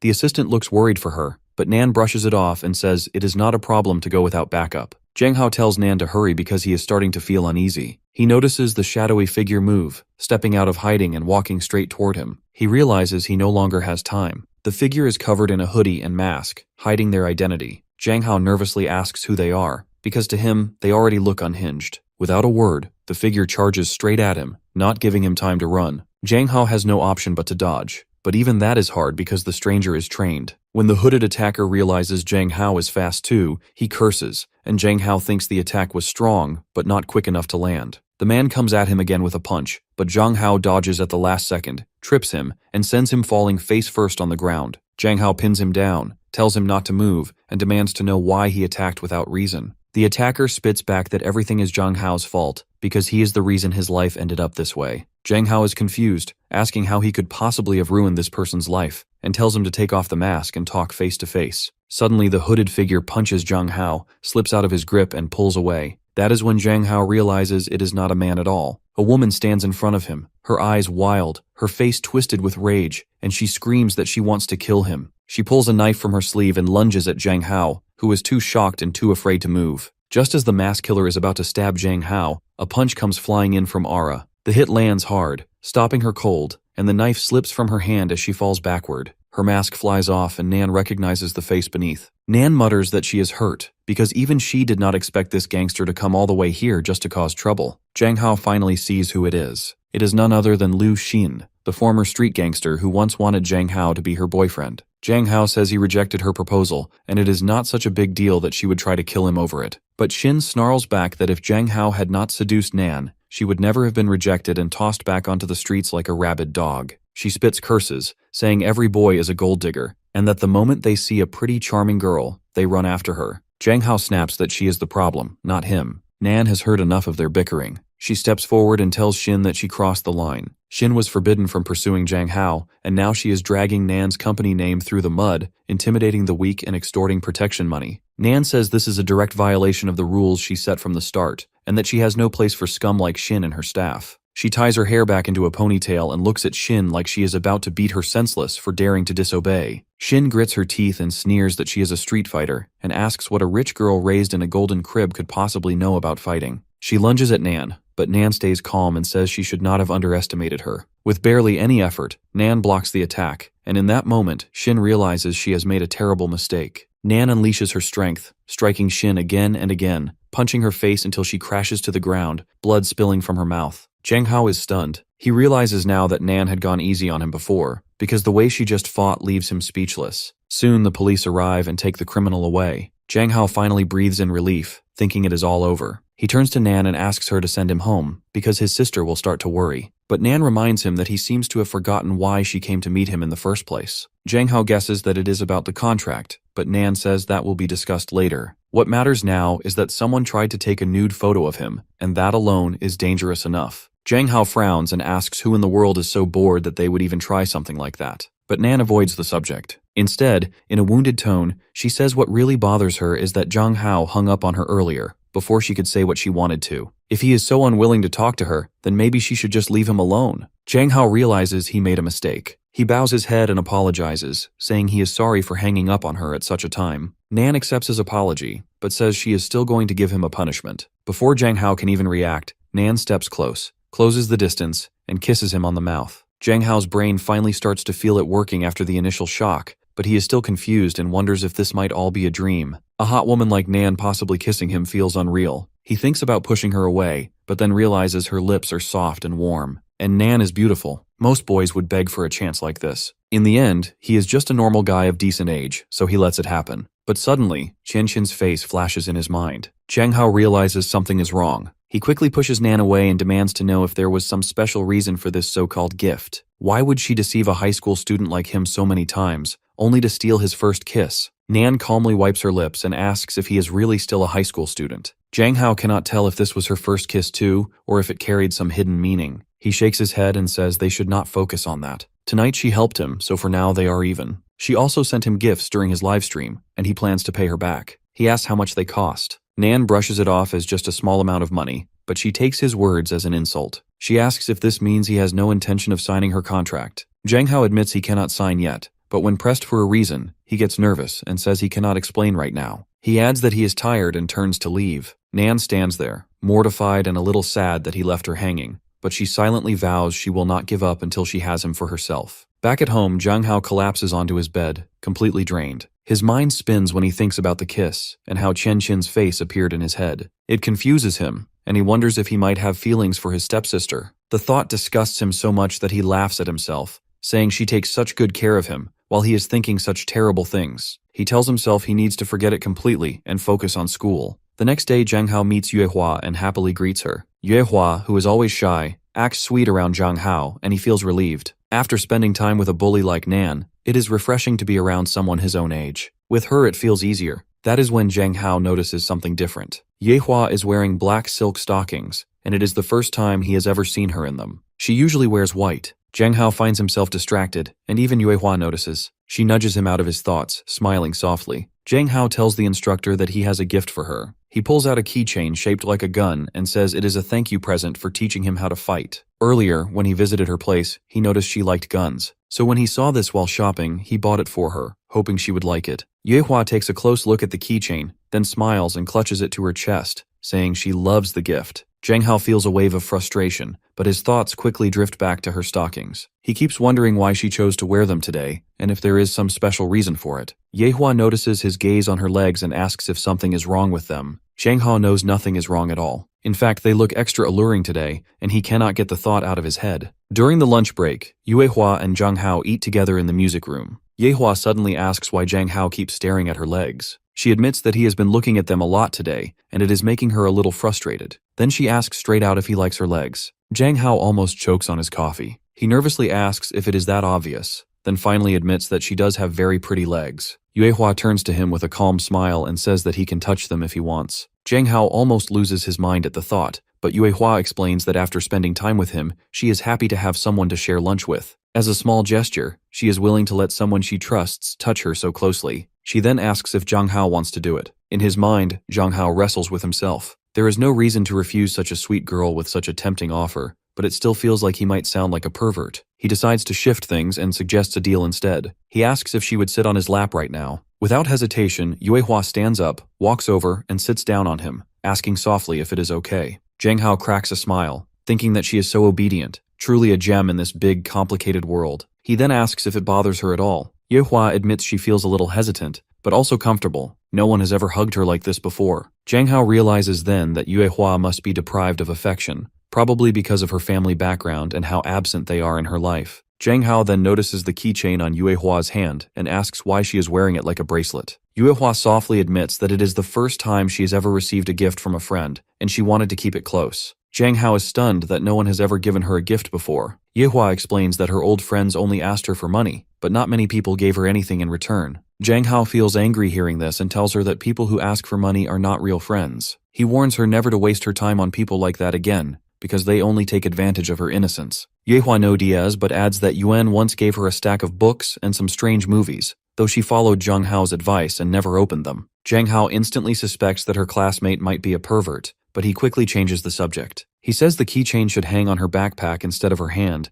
and promises that he will buy her a proper bracelet that actually fits. The break ends, and they both head back to class. As Zhang Hao walks to his desk, he notices something lying beside it. Before he can pick it up, the annoying class president grabs it first and loudly announces to everyone that Zhang Hao is a creep who brings adult toys to school. The class erupts in shock and Zhang Hao stands frozen, staring blankly, completely confused. It is just another misunderstanding added to the long list of problems that keep giving him endless headaches. The class president claims that Zhang Hao has ruined the sanctity of the school by bringing filthy toys into the classroom. Before this, Zhang Hao was already accused of leading girls on so they would fight for him. All the boys are clearly jealous of Zhang Hao, so they spread gossip that he is nothing more than a bad personality hiding under a handsome face. Zhang Hao wonders why his life has become so rough that he now has to defend himself against constant rumors. He stands up and tells the class president to mind his own business and stop projecting his insecurities onto him, because he is full of envy and jealousy. Zhang Hao warns that if he pulls a stunt like this again, he will show him exactly what he learned in martial arts training. The room goes silent and everyone can tell Zhang Hao is not joking about his anger. The crowd disperses just as Yuehua arrives, asking what happened because Zhang Hao looks furious. Yilong is irritated as well, wondering who the real culprit is, while Zhang Hao's friends vow to find whoever is behind this nonsense. But Zhang Hao tells them to calm down, saying it is not a big deal and is probably just another misunderstanding. Just when Zhang Hao thinks everything is finally over, the next day he finds the same toys in his desk again. He throws them away, but the same thing happens for 4 or 5 days straight. Zhang Hao turns into a mess of anger, wondering why someone is so determined to ruin his reputation. At recess, Yilong tells Zhang Hao that he heard a few boys talking about him in the hallway. They are saying Zhang Hao is the one who keeps bringing all these toys to school. Zhang Hao insists he does not know what is happening, because every time he opens his drawer, he finds a new toy inside. It has been 5 days, and whoever is behind this is spending a lot of money just to damage his name. Yilong asks what they are going to do. Zhang Hao says he already has a plan, and it even involves Yuehua, because he will need her help. A while later, he calls Yuehua over and whispers something in her ear. Yuehua nods and says she can ask her assistant to drop it off at the school later on. That night, Zhang Hao, Yuehua, and Yilong run a little undercover project. They have a sleepover at school, determined to expose the pervert once and for all. Early the next morning, When the building is silent and everyone is still asleep, a boy sneaks into the classroom. Just as he is about to open Zhang Hao's drawer, he crosses a laser and sets off an alarm. At the same moment, Zhang Hao snaps a picture of the culprit. It turns out to be Zong, the same guy who picked a fight with Zhang Hao because the girl he likes is interested in Zhang Hao and not him. Zhang Hao says that Zong has been working hard for the last 8 days, wasting money on all those toys just to ruin his name. With a smirk, Zhang Hao throws the toy back at his face, standing tall and completely victorious. Zhang demands to know how Zhang Hao found out about him, but Zhang Hao only shrugs and says it was all thanks to high-tech anti-theft systems. With that, he turns to leave, saying they will meet at the office. Zhong shouts at his men not to let Zhang Hao get away, and Zhang Hao quickly realizes that these thugs are no amateurs. They know how to fight, and he is alone. Zhang orders them to drag Zhang Hao to the bathroom and beat him there. The men lunge at him, but Zhang Hao fights back hard. He punches one, dodges another attack, and counters again. Still, he can only handle one at a time. A third gangster kicks him, and though Zhang Hao blocks his face, the blow knocks him backward, and he tumbles down. That is when Yue Hua arrives and sees a thug kicking her best friend. Furious, she charges in. The gangster warns her to stay out of it, but she ignores him. Zhang Hao tries to stop her before she makes a mistake, but it is too late. Yue Hua unleashes her rage. She pushes the thug, kicks him in the face, and stomps him down with terrifying strength. She looks like a completely different person. The gang panics and tries to run, but even when one begs for mercy, Yue Hua does not stop. Zhang Hao has to physically restrain her, warning that if she keeps hitting him, things will only get worse for her. Suddenly, teachers and students rush in, finding Yue Hua standing over the battered thugs. Zhang Hao knows this looks terrible for both of them. Later, the school announces that Zhang was the one who planted the prohibited items to ruin Zhang Hao's reputation. The evidence is solid, and Zhang will be punished. However, Yue Hua is also penalized for fighting with her classmates. Zhang Hao and Yi Long watch as she is escorted out of the school, and Zhang Hao wonders if she will be okay. They hear that she put 2 boys in the hospital, and Zhang Hao admits he has no idea what will happen. Her tutor and parents are strict, and she might be taken back home. Still, he hopes it will not turn into something too serious, and that somehow she will be alright.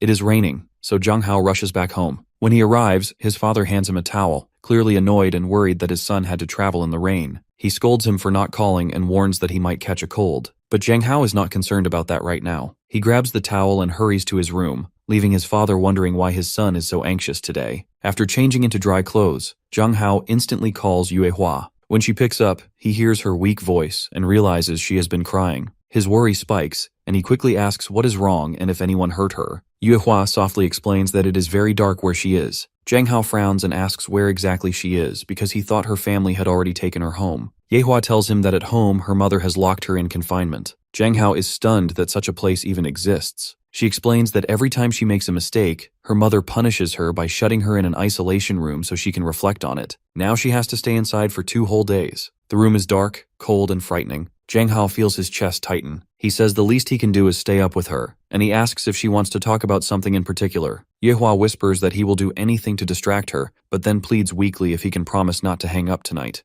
Zhang Hao reassures her. He says they do not have school tomorrow, so he will keep her company and even tell her about the novel he has been working on. He sniffles, realizing he might have caught a cold himself, but forces a smile and explains that if he goes silent, it only means he has fallen asleep. He tells her not to hang up and to just leave the phone nearby if that happens. He then begins to narrate. His story is called The World of Real Men. In it, men are strong and powerful, with abs and muscles, while women take care of the household chores. Men face dangerous jobs and women admire them. His hero is a reborn immortal cultivator, the strongest man in the world, destined to save it from evil. Along the way, he meets many beautiful, kind, and charming women. Everyone praises him for his unmatched abilities to defeat countless villains. And in Zhang Hao's tale, there are always plenty of villains waiting to be destroyed. Yue Hua comments that Zhang Hao's story is the exact opposite of their real world. She says it feels unrealistic, because men are too weak to carry bricks, while women are stronger, and it is only fair for them to protect men and save the world. The thought is so ridiculous that Yue Hua bursts into laughter. Zhang Hao does not get angry at her teasing. Instead, he smiles as he listens to her laugh, enjoying the sound of it. He calmly says that the world has changed. Yue Hua, still amused, promises that she will read his novel anyway. She even asks if he can give her a new volume so she can leave some comments on it.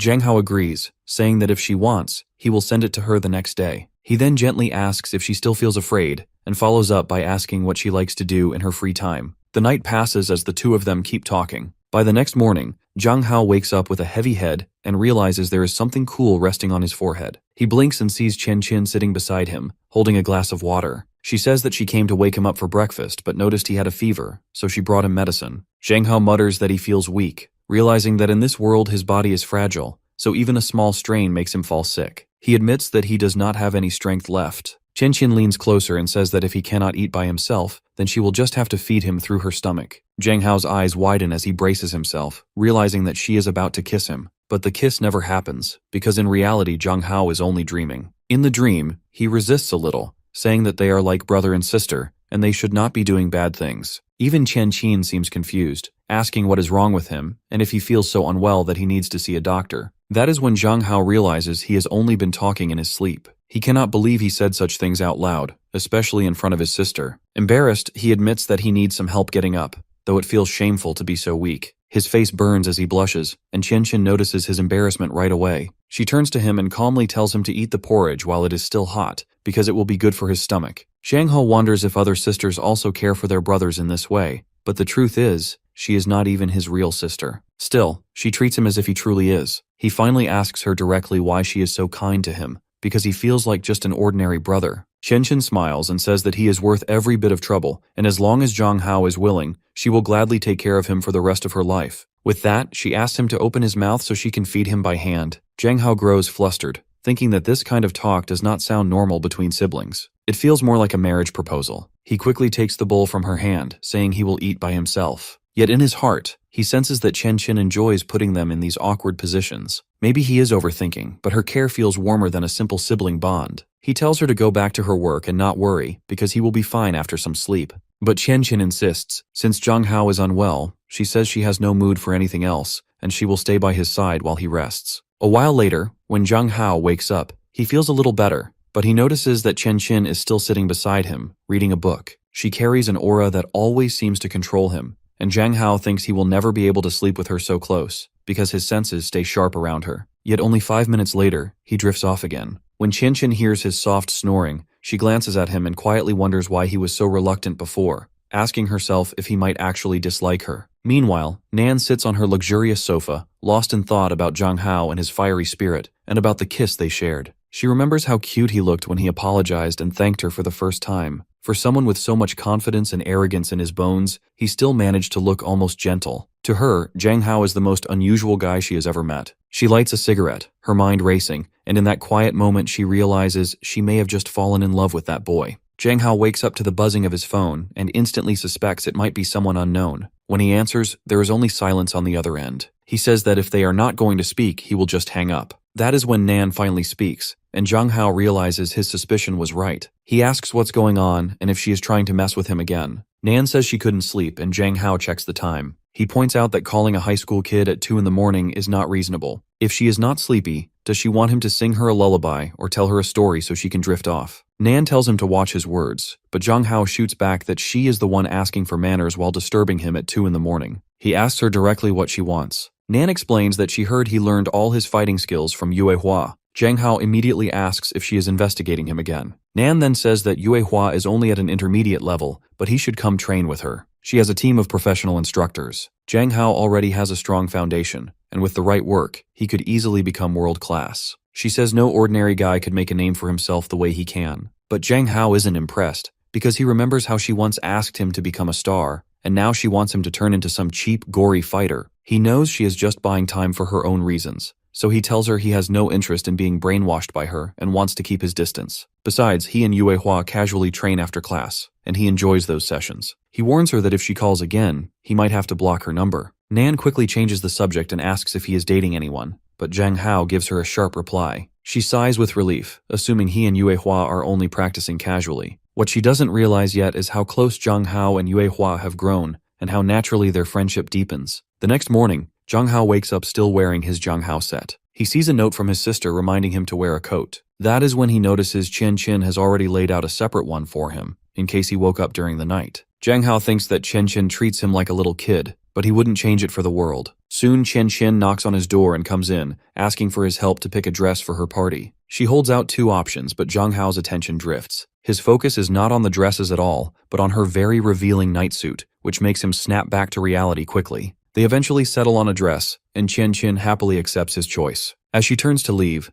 Zhang Hao notices a tattoo on her lower back. He finds it strange, since Qianqin never mentioned having one. The next day, Qianqin bids Zhang Hao farewell, telling him he should stay home and rest because of his flu. Jang Hao agrees right away, but when he is alone at home, his thoughts begin to wander. He thinks about his friends and family and how much he misses his original world, even though this world has been good to him as well. He remembers the promise he made to himself, that he would earn money and then find a way back. But so far, no matter how many things he has tried, he has not found a faster way to make money. Then suddenly, a thought lights up in his mind. If he reports the gangster Liu Xin, he can claim a reward of 50,000 yen. Jang Hao heads straight to the police station and asks for his reward as soon as possible. The constable smiles at him, compliments his looks, and says she does remember him. But since he is a student, they cannot give him the money right away. He has to go through several procedures, and that will take more than a month. Jang Hao argues that he is an adult and even shows his ID, but the constable insists that the rules have to be followed. Frustrated, Jang Hao asks where he can go to get paid immediately. The constable hesitates but explains that to protect the privacy of the person who posted the bounty, she cannot reveal her name. Still, she tells him to go to the Fenghong group and discuss it there. Jang Hao knows this is going to be troublesome, but he agrees. At the headquarters, Nan gets a call from the constable saying Jang Hao came in to collect his reward and that she sent him to Nan's office. Nan smiles, remembering how Jang Hao hung up on her the night before, and now he has no choice but to crawl back for the money he so desperately needs. Everything seems to be going in her favor. Meanwhile, outside the office, Jang Hao feels his pride take a heavy blow. It feels humiliating to come here for money, as if he has to beg, and his ego struggles with it. He sighs and finally asks a passerby how to get to the top floor, because he is here to meet someone.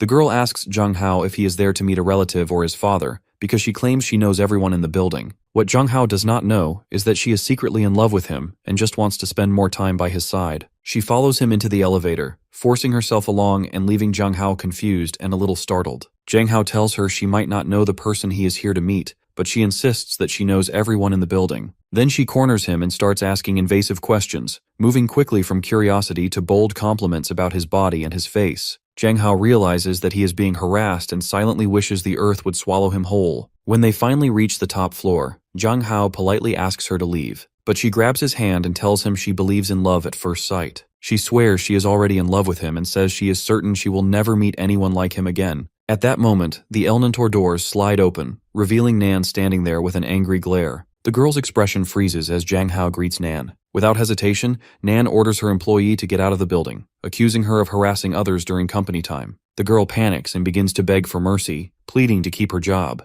Jang Hao steps in and says, maybe Nan is being a little too harsh, since the girl did not do anything unforgivable. But Nan snaps back, asking if he really wants to defend some random girl he just met. The girl breaks down in tears, wailing that once people hear she was fired from this company, no one else will hire her. That is how much power Nan has over the market. Nan has no patience left for the drama. She grabs Jang Hao and drags him away from the crying girl, who clings to the floor in desperation. Jang Hao protests, asking what is wrong with her, but Nan slams the door shut, trapping him between her and the frame. Her eyes burn with fury as she demands to know how he dares flirt with other girls in front of her. Jang Hao asks Nan which one of her eyes actually believed that he was flirting with that girl, when in reality it was the opposite. He was the one feeling awkward while being harassed. He says the girl was only trying to be friendly, though she used some strange words, and she even helped him along the way. Jang Hao pushes Nan aside and walks into the office, saying it makes no sense to fire someone over something so small. Nan follows and asks again if the girl was really just guiding him. Jang Hao replies that she was a little persistent, but it is none of Nan's business what he talked about. He sits down on the sofa, and Nan realizes she cannot do much at this point. She takes a seat right in front of him, her tone sharp as she says that Jang Hao really knows how to get on her nerves. Jang Hao notices that she too is wearing black stockings, which happens to be one of his weaknesses. He admits to himself that while her personality might not be the most obedient, her body is well shaped, clearly from regular training. But then another thought crosses his mind. Her dress is so short, and considering that she can get into fights at any time, does she not worry about flashing someone and causing a scene? Nan catches his wandering eyes and realizes he is checking her out. Jang Hao quickly looks away, but she enjoys it. She leans back, opening her legs just a little more, and teases him, saying that if he wants it so badly, he can have it. She then adds another condition. If Jang Hao really wants that girl's job to be saved, she has a challenge for him. Nan says she will drop her cigarette with her left hand, and Jang Hao will have to use his right hand. If he catches it before she does, she will let the girl keep her job. Jang Hao agrees without hesitation, confident in his reflexes. Nan smirks, realizing she might have given him exactly what he wanted. She suddenly lets go of the cigarette without any countdown. Jang Hao has no time to argue. He leaps forward just as Nan moves too, and his hand closes around the cigarette before she can reach it. He wins. Nan stumbles from the sudden motion and falls onto him, and together they collapse onto the sofa.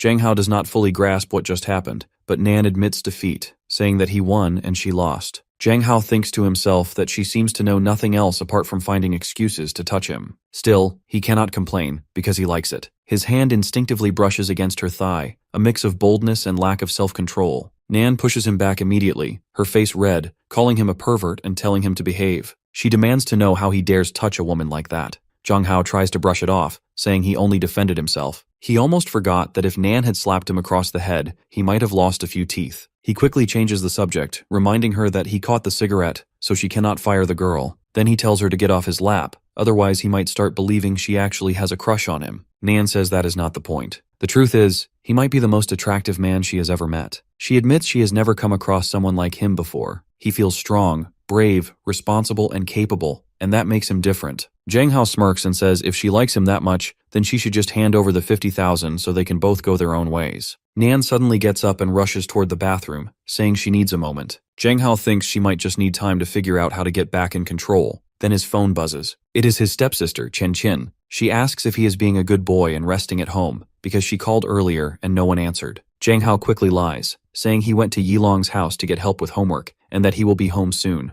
Chen Qin sounds worried. She reminds him that he is still sick and tells him to come home as quickly as possible. She adds that she has a work party and will be late. Right now, Chen Qin is standing outside a club. Her friend greets her, and together they walk inside. The friend points at Chen Qin's back and asks what tattoo she has there. Chen Qin smiles and confesses that it is the name of a very important person. She glances at her phone screen, still on the call with Zhang Hao. It is clear, the name tattooed on her back belongs to her brother. On the other hand, Chen Qin doesn't realize her call is still on. Luckily, Zhang Hao cannot hear the last part about her tattoo because the place around her is too loud. Still, he does catch the moment when someone asks Chen Qin about her tattoo. Zhang Hao lowers the phone and notices the cigarette in his hand. He lights it up, and to his surprise, he instantly likes the taste. The smoke feels smooth, and for a moment he thinks he looks tough enough to pull it off. Then he looks up. Nan steps out of the bathroom, and now she has changed. The stockings are gone, and much of her clothing too. Zhang Hao realizes she is not the type to hold back with her appearance. She is bold, confident, and her beauty is striking. In fact, she could easily rival his stepsister in terms of looks and body. Nan notices the cigarette in his hand. She frowns and says children should not smoke, her voice sharp with concern for his health. Zhang Hao can see her need to control everything is back again. He quickly answers that he was not really smoking, only watching the flame and smelling the smoke. Then he tilts his head and asks why she changed her clothes in the bathroom, and whether she did anything else while she was in there. Nan does not deny it. She only says that she is a normal woman, and he should stop tempting her again and again. Otherwise, she might need to take a lot of cold showers just to calm herself down. Zhang Hao's thoughts immediately turned dirty, wondering if she had been giving herself a moment while thinking of him inside that bathroom, and just how far her perversion could go. He shakes it off, muttering that they should forget everything. He is only here to collect his money. Nan smirks and tells him to forget the cash. She points at the cigarette and says it is worth 60,000. Zhang Hao freezes. He feels like the ground has swallowed him whole. How could a single cigarette cost 60,000? And was it even filled properly or not? He tells himself she must be lying to keep the money, but Nan calmly replies that he can check the price online if he doesn't believe her. Zhang Hao almost loses his mind. After everything he went through, he ended up with nothing, all because he was dumb enough to light the cigarette just to smell it. Then Nan suddenly bursts into laughter. Zhang Hao scowls and says it is not funny. She says that the price of the cigarette is real, but she is not that stingy, and she will still pay him. She hands him an envelope, and Zhang Hao takes it, saying that she might be grumpy and controlling, but she is a woman of her word. Zhang Hao then admits that he might have overreacted a little, but she deserved it for pushing and teasing him so much. With that, he says their past can be erased, and in the future they should see very little of each other, because in that way she will also become more productive. He then bids her farewell forever, and tells her to take care of herself in the rain, reminding her that he was just cold a while ago. He leaves and thinks about how all fictional bosses are always so possessive and never know how to talk casually. Then he starts to wonder if he actually likes Nan or not. Meanwhile, Nan is on a call with someone who canceled on her, but instead of being upset, she finds it amusing and says she will catch up to them soon enough. Back at home, Chen Qin sits with her friend, showing her cute pictures of her stepbrother Zhang Hao. She says they have known each other since childhood, and she has taken so many photos of him while he was not looking or just enjoying himself that she has built an entire scrapbook from childhood to adulthood. It almost looks like a shrine album. Chen Qin insists it is normal to collect such pictures of someone as cute as Zhang Hao, and she says there will definitely be more to come. The good part now is that she does not need to take them secretly anymore. She can take a picture of Zhang Hao anytime and even ask him to pose. Soon Zhang Hao arrives and asks why she is home early when she said she had a party to attend. He then notices Qian Qin's guest and greets her. Qian Qin suddenly realizes she is this close to being caught and called a stalker, which deep down, she really is. Qian Qin cannot let Zhang Hao get his hands on the album, but her friend is busy gushing about how cute and handsome Zhang Hao is. Qian Qin pinches her in the stomach, warning her to behave, because otherwise she will definitely ruin everything.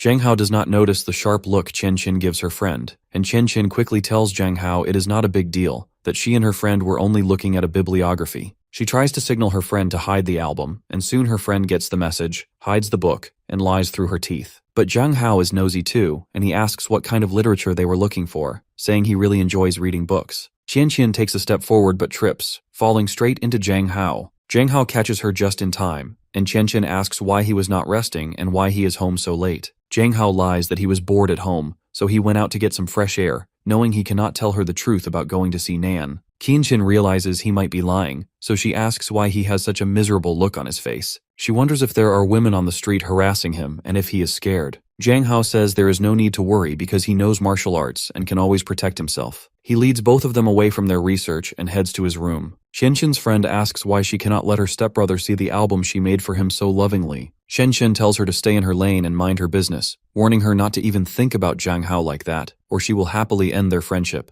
Her friend quickly says she would never cross that line, and Qian Qin has nothing to worry about. Meanwhile, Zhang Hao sits in his room, thinking about how exhausted he feels every time he meets Nan. Then he glances outside and notices a man staring up at their house. He wonders if he is being stalked again, and this time it feels worse because it is actually a man. He realizes he seems to attract stalkers from all genders, and he starts to think it might be wise to talk to Qian Qin about it. He does not want any mishap to happen, especially since their parents are on a business trip right now. Qian Qin's friend soon leaves, and Qian Qin turns to Zhang Hao, saying she has some work to do, and asks why he is not resting. Zhang Hao tells her that he was upstairs and saw a ghostly man outside their house. He warns her to be careful when going out because they never know what kind of people might be stalking nowadays. Qian Qin shrugs and pats Zhang Hao's head lovingly, saying she is happy that he cares so much about her. She tells him not to worry because the man outside is just one of her suitors, the same one who sent her a very explicit photo in the chat the other night that Zhang Hao had read. Zhang Hao instantly remembers that lunatic and asks if Qian Qin thinks he is a perverted stalker as well, because he feels that person is dangerous. Qian Qin sighs, saying there is nothing they can do, and she admits she is also angry about the whole situation.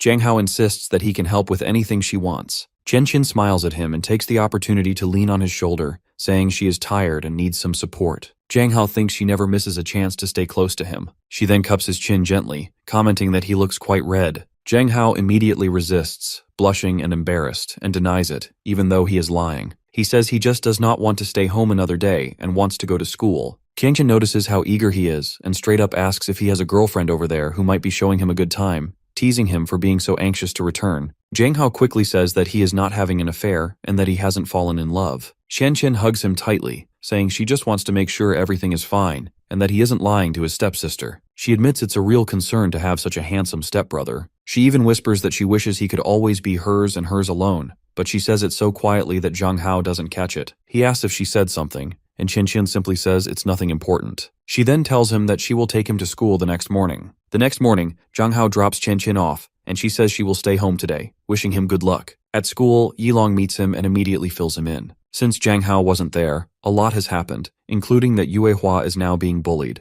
Zhang Hao is confused, but Yilong explains that people aren't blaming him directly for what happened. They heard that some mutant students were sent to the hospital, so now everyone thinks Yue Hua is dangerous and might hurt others. They are avoiding her, leaving her feeling isolated. Zhang Hao knows it's all his fault and says he will go see her later. He finds Yue Hua in her classroom, and she lights up when she sees him. He sits beside her and apologizes for getting her into trouble before. He tells her that next time they encounter a situation like that, they need to be more careful because they have learned their lesson. Ye Hua innocently asks if he's afraid of her too. Zhang Hao affectionately bites her head and says he could never be afraid of someone as obedient as her. This makes Yue Hua happy, knowing that as long as Zhang Hao is fine with her, she will be good as well. Soon the classes start, and Zhang Hao leaves, but they make plans to have lunch together. Everyone notices Zhang Hao talking to Yue Hua and begins gossiping. They say he must be a really good friend to her because even though she can be violent, he still talks to her. During the break, Zhang Hao eats his lunch as if he's starving. Yue Hua opens her lunchbox and reveals Michelin star quality food. She offers it to Zhang Hao, who starts salivating,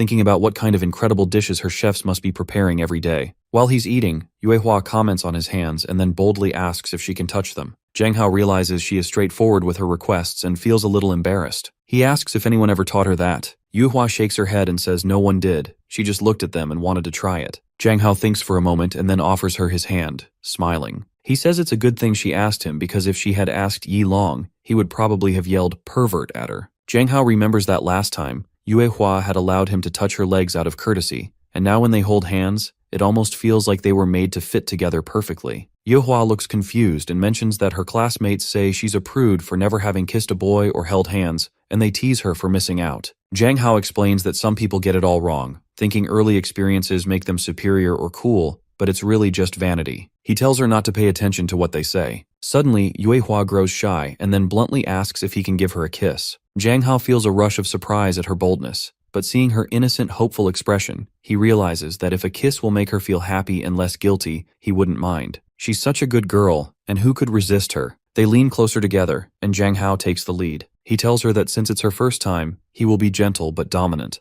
and if she's shy, she can close her eyes. He doesn't break the distance between them, and for a moment, everything seems to pause. Jiang Hao, like a master lost in a spell, continues kissing Yuehua, feeling the warmth and intensity of their connection. Both of their hearts beat fast, and every moment feels electric. Suddenly, a knock on the door startles him, but thankfully, Yuehua had locked it beforehand. Outside, a few girls try to enter the room, looking for lunch, but Jiang Hao feels relieved knowing Yuehua has protected their privacy and reputation. He comments that Yuehua has finally kissed a guy, and now she can hold her head high, feeling confident in her own skin. Yuehua, still flushed from the kiss, grabs his hand and places it on her chest, asking if she is sick because her heart is racing and she can feel it in her throat. Jiang Hao panics for a moment, realizing she has made him touch her chest, but he quickly reassures himself that it's just a euphoric reaction. Deep down, he senses that Yuehua truly enjoyed the kiss and might even like him. Yuehua then asks if they can kiss more often because she likes the rapid heartbeat and the warm, comforting feeling. Jiang Hao almost stumbles over his thoughts, realizing she might not fully understand that kissing is usually for couples,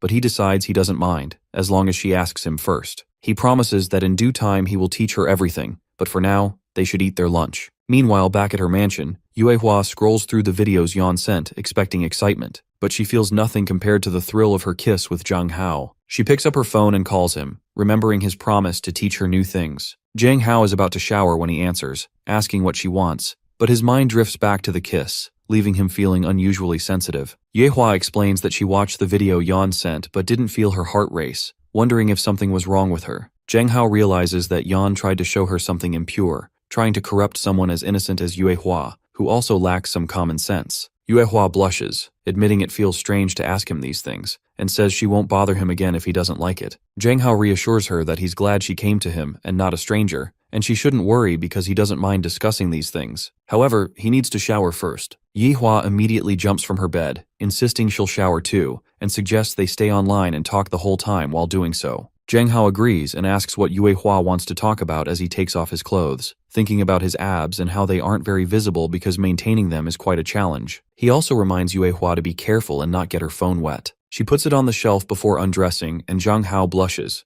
realizing she is alone and naked as well. Yuehua starts narrating everything she is doing, explaining how she washes her hair and applies soap on her body. Jiang Hao follows along and does the same. He comments that the front part of her hair is a bit long and asks if she wants to trim it. He thinks it feels strange talking like this, and that the moment is almost intimate, making him blush slightly. Meanwhile, Chen Qin brings a load of fresh bedsheets into Jiang Hao's room. She hears voices and wonders who he is talking to and whether he has a girlfriend at school. She finishes the laundry and moves into Jiang Hao's room to investigate. Xianqin texts Yilong, asking if many girls like Jiang Hao. Yilong replies that since Jiang Hao is handsome, everyone likes him, but he doesn't have a girlfriend, so she doesn't need to worry. Finally satisfied, Chen Qin puts down her phone and thinks that since Jiang Hao doesn't have a girlfriend, this could be her chance to make a move. She gets into his bed while waiting for him to finish his shower. On the call, Jiang Hao tells Yuehua that now that he is done, he will look for some erotic reading online to send her later, because it's better for her to read something serious, rather than watch small movies that don't teach kids how to stay safe. When Jiang Hao enters his room, he notices someone under his bed. Lifting the sheets, he finds Chen Qin trying to sleep.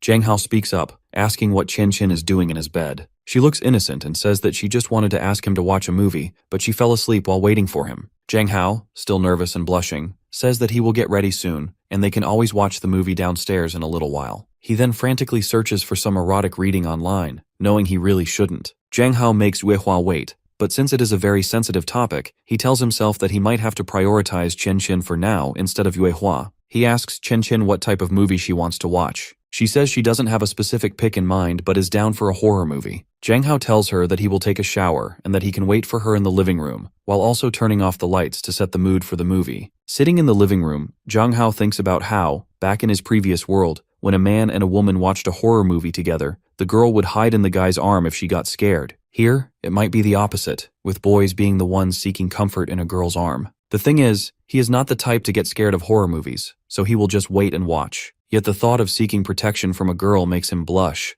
imagining it would never actually happen. Soon, Qianqin walks downstairs wearing nothing but an old t-shirt. She enters innocently and asks if he has chosen a movie. Zhang Hao immediately starts to blush, feeling flustered and overwhelmed by how provocative her simple outfit is. Even Qianqin notices his reaction and teases him, asking why he is blushing and avoiding her eyes. Zhang Hao says he is not blushing, he is just a little warm tonight, that's it. But inside he is panicking because he doesn't know what will happen if Qianqin moves closer. She has a playful teasing look and it makes him nervous. Qianqin knows the effect she has on Zhang Hao, but she doesn't want to overwhelm him, so she decides to take it easy for now. Besides, during the horror movie, whenever Zhang Hao gets startled, he is going to end up holding her, and that is exactly her plan. The movie starts, and Zhang Hao notices that despite the scary scenes, he does not feel afraid. Qianqin, however, is genuinely frightened and clings to Zhang Hao's arm, trembling. Zhang Hao smiles and asks if she is afraid. Qianqin asks if he thinks she is weak, because a guy like him isn't afraid, even though she is shaking all over. She never planned to embarrass herself, but she can't help being scared.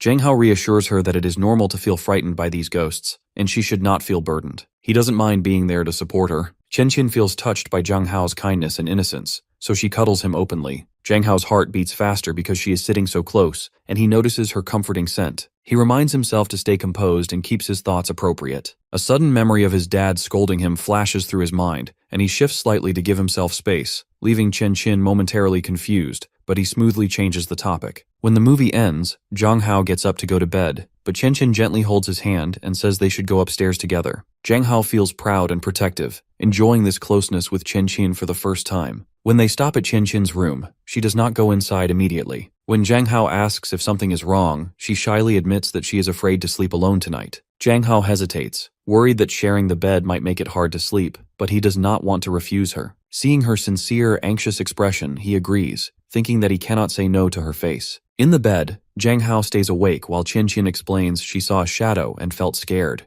Zhang Hao comforts her, saying that she can always share her fears with him and that there is nothing to be embarrassed about. Qianqin feels safe and reassured, hugging him and resting her head against his shoulder. Zhang Hao feels a warm sense of closeness and realizes how his little member is getting too hard to control. Qianqin wakes up the next day, feeling well-rested and relaxed, thinking how pleasant it was to sleep in Zhang Hao's arms. She imagines that if they had kissed last night, it would have been the cherry on top. When she looks back at Zhang Hao, she realizes he looks like a mummy. She starts panicking, thinking something might have happened to him during the night because he looks so exhausted. Zhang Hao quickly assures her that he is fine. Qianqin hugs him, resting his head on her chest, and says that she fell asleep in his arms. Zhang Hao feels a little annoyed because Qianqin clung to him so tightly that he couldn't sleep all night. Qianqin notices his frustration and says that if that is the case, they should avoid watching any more horror movies. She also mentions that she will cook breakfast for him to make up for the previous night. Zhang Hao says it's time to freshen up and take a cold shower. Even though nothing happened last night, he feels both dirty and empty. Later, while brushing his teeth, Zhang Hao gets text messages from Yi Long, and they are stickers of him. He gets irritated, thinking Yi Long is being annoying, and vows to teach him a lesson while also restoring his pride because Yi Long is acting like a literal child. When Zhang Hao goes downstairs, Qianqin is already dressed and ready for work. She wishes him well for school. Zhang Hao asks what she is looking at. Qianqin explains that she was talking to a friend when she received a sticker from him. Zhang Hao feels flustered and says that Yi Long has nothing better to do and that she should not use the stickers because he does not want any unwanted attention. Qianqin promises she won't, but inside she feels frustrated because she does not want anyone else to see his beauty. But she says it so quietly that Zhang Hao cannot hear her. With that, Zhang Hao goes to school. Soon he notices that a lot of people are talking about him. They have recognized him from the stickers circulating online, and Zhang Hao realizes that he has become somewhat of a celebrity again, even though he hasn't posted anything on social media. One girl even approaches him, trying to flirt and get his autograph, but Zhang Hao leaves them, saying that he is late for class. In the classroom, he barges in through the gate, fuming at Yilong. He says that he is going to kill him, but Yilong seems oblivious to his anger. Yilong cheerfully says that he can make a few more stickers if he wants, since he has more photos of Zhang Hao that Zhang Hao didn't notice. Zhang Hao glares at him and tells him to delete all of them,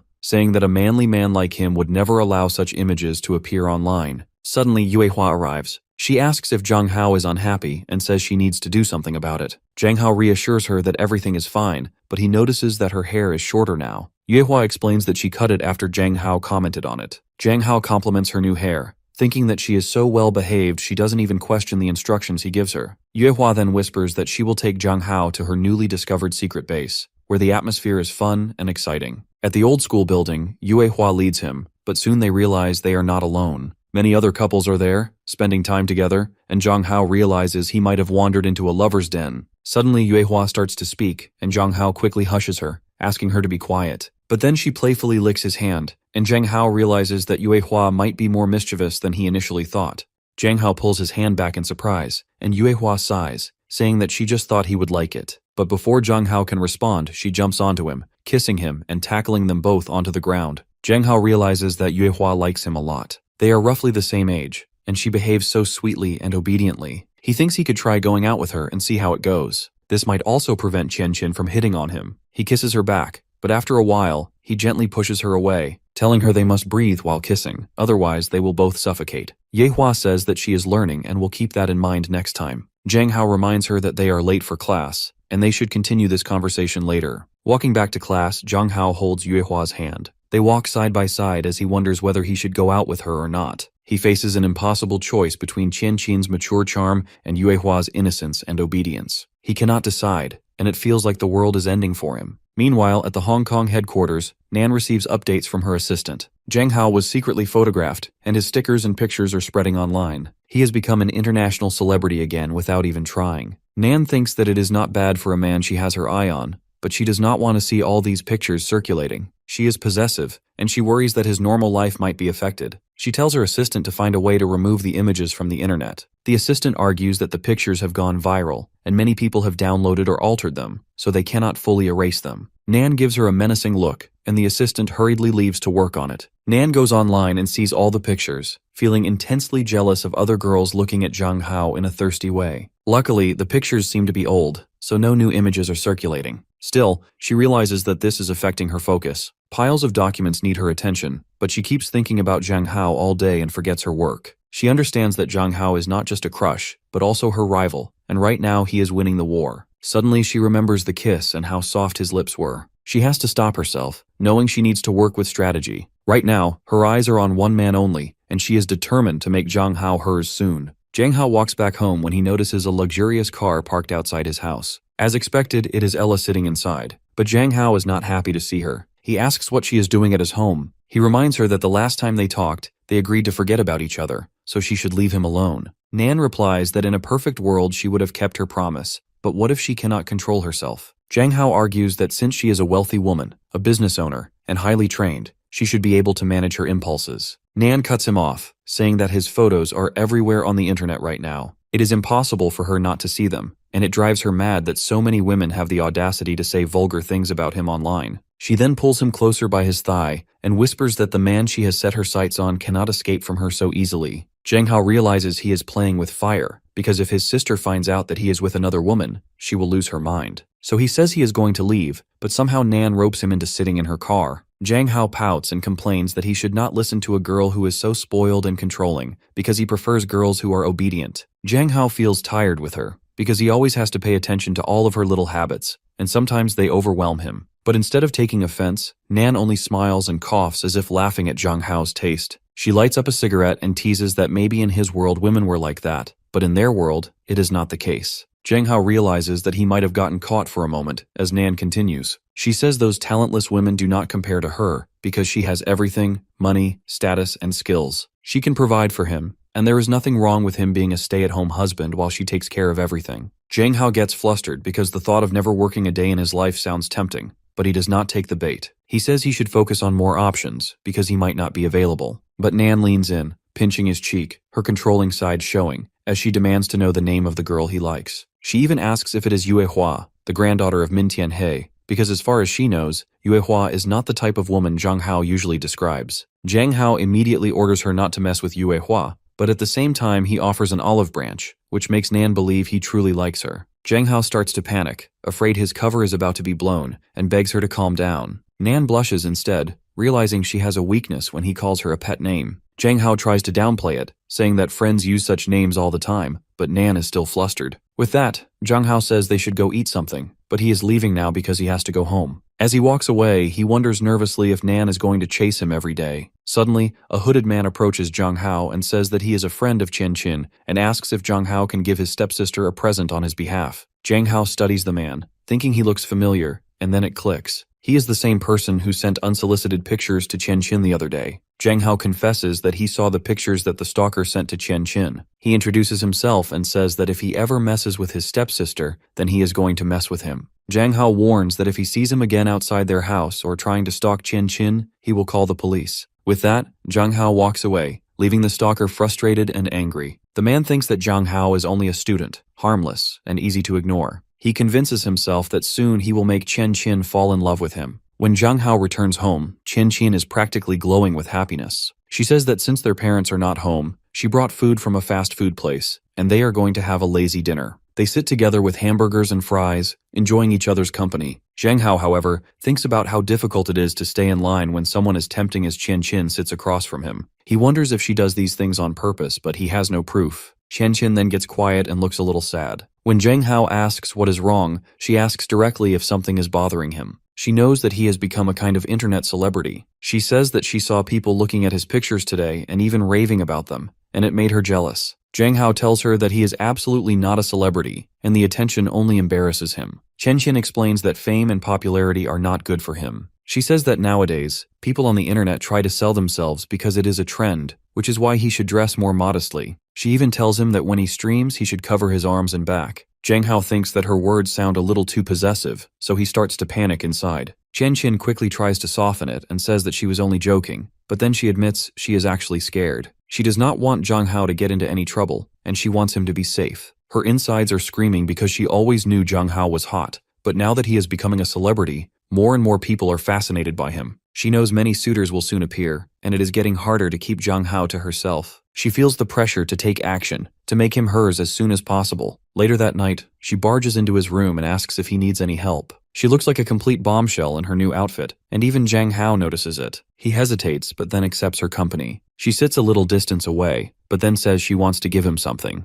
Xianqin hands over her daily salary, around 3,000 yuan, and places it in Zhang Hao's hand. Zhang Hao cannot believe it. She earns that much money from the hospital, while he works so hard yet cannot even make a quarter of what she earns in a single day. Qian Qin explains that even though she is still a student, she occasionally assists chief surgeons, helps in minor operations, and receives that salary. But on the inside, she knows the truth. To get into Zhang Hao's good graces, she needs to trap him somehow, and money might be the way. Qian Qin is not just an ordinary student. She is exceptional. She was admitted with the highest grades, followed her mentors in research projects, and earned an early chance to start clinical studies at the hospital. She is not only capable but talented beyond measure, with 3 years of real experience already. She is not the boss, but with her skill and confidence, she feels like she could be. Zhang Hao realizes Qian Qin is not only beautiful but also brilliant. He admits that he wishes he could earn money like that someday so he can help their parents. Hearing this, Qian Qin starts to gush. She hugs him tightly and tells him it is not his job to make sure their parents retire early. Zhang Hao then asks if their parents are still on the business trip. When Qian Qin says they are not coming home for a while, the thought hits him hard. The girl and the boy are home alone for a long time, and Zhang Hao wonders what is going to happen between them. But it is not turning out to be the easy vacation Zhang Hao first imagined. Staying alone with Qian Qin and trying to control his temptations proves to be so difficult that he often ends up with nosebleeds and cannot focus on anything else. After cleaning himself up, he changes his clothes and comes back to his room.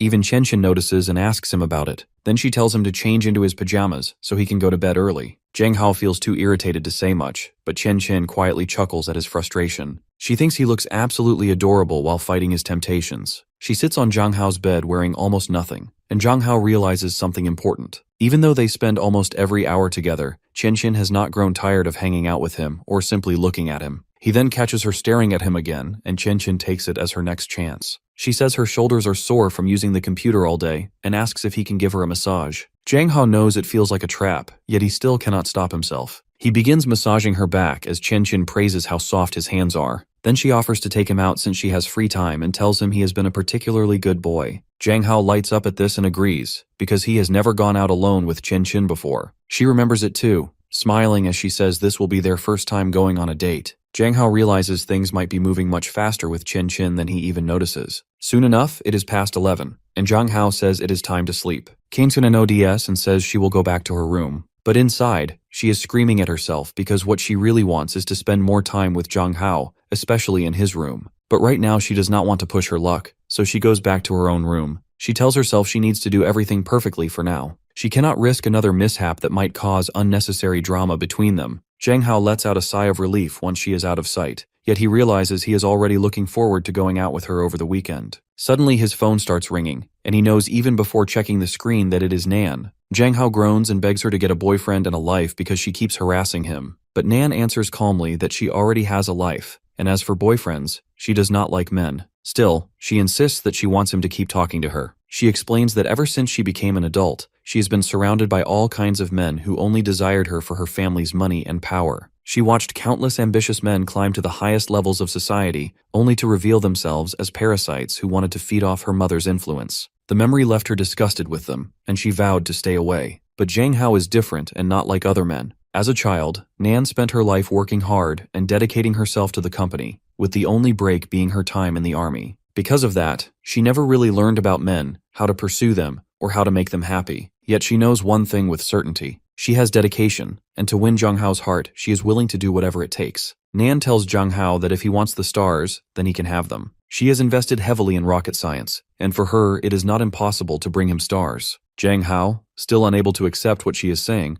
tells her he does not want stars. He just wants her to stop bothering him all day. But her words stay in Jang Hao's mind. He cannot stop thinking about her, and he realizes she must have been one of those children who never stopped working, even when they were just kids. One thing is clear though, that he is not afraid of her anymore. That night, Jang Hao has a dream about his past life. In the dream, young Chen asks him if he has a wife. The next day, Jang Hao reaches school, but as usual, he has to inform Chen that he arrived safely. Ever since his stickers became popular on the internet, he has grown increasingly concerned about his safety, and Chen has been suggesting that she pick him up and drop him off every day. Suddenly, Yuehua shows up and greets Jang Hao, who immediately asks her why she is late again. Yuehua blushes and admits that she was lost in her thoughts about their kiss. She explains that she had a strange dream, but Yuehua takes this as an opportunity. She holds Jang Hao's finger and innocently asks that since they are alone, should they just kiss. Jang Hao, a blushing mess, struggles to find the right words to answer, because he finds it so hard to restrain himself in front of such an innocent beauty. He explains again that kissing is something intimate between two people, and it is not allowed in school. Yuehua immediately suggests that they can always go back to her house if they want to kiss. Jang Hao says they will think about it later and insists they should focus on class right now. But he notices Yuehua's expression and realizes she is sad because he turned her down. Jang Hao knows she feels disappointed, but in his heart he also knows that if he gives in too much, he might lose control. While he does not share the same views of chastity as the men in this world, he fears that temptation will overwhelm him and everything will spiral into chaos. And no one hates that possibility more than him. At the school break, Jang Hao invites Yilong to go eat with Yuehua as usual, but as soon as he steps out of class, he is stunned.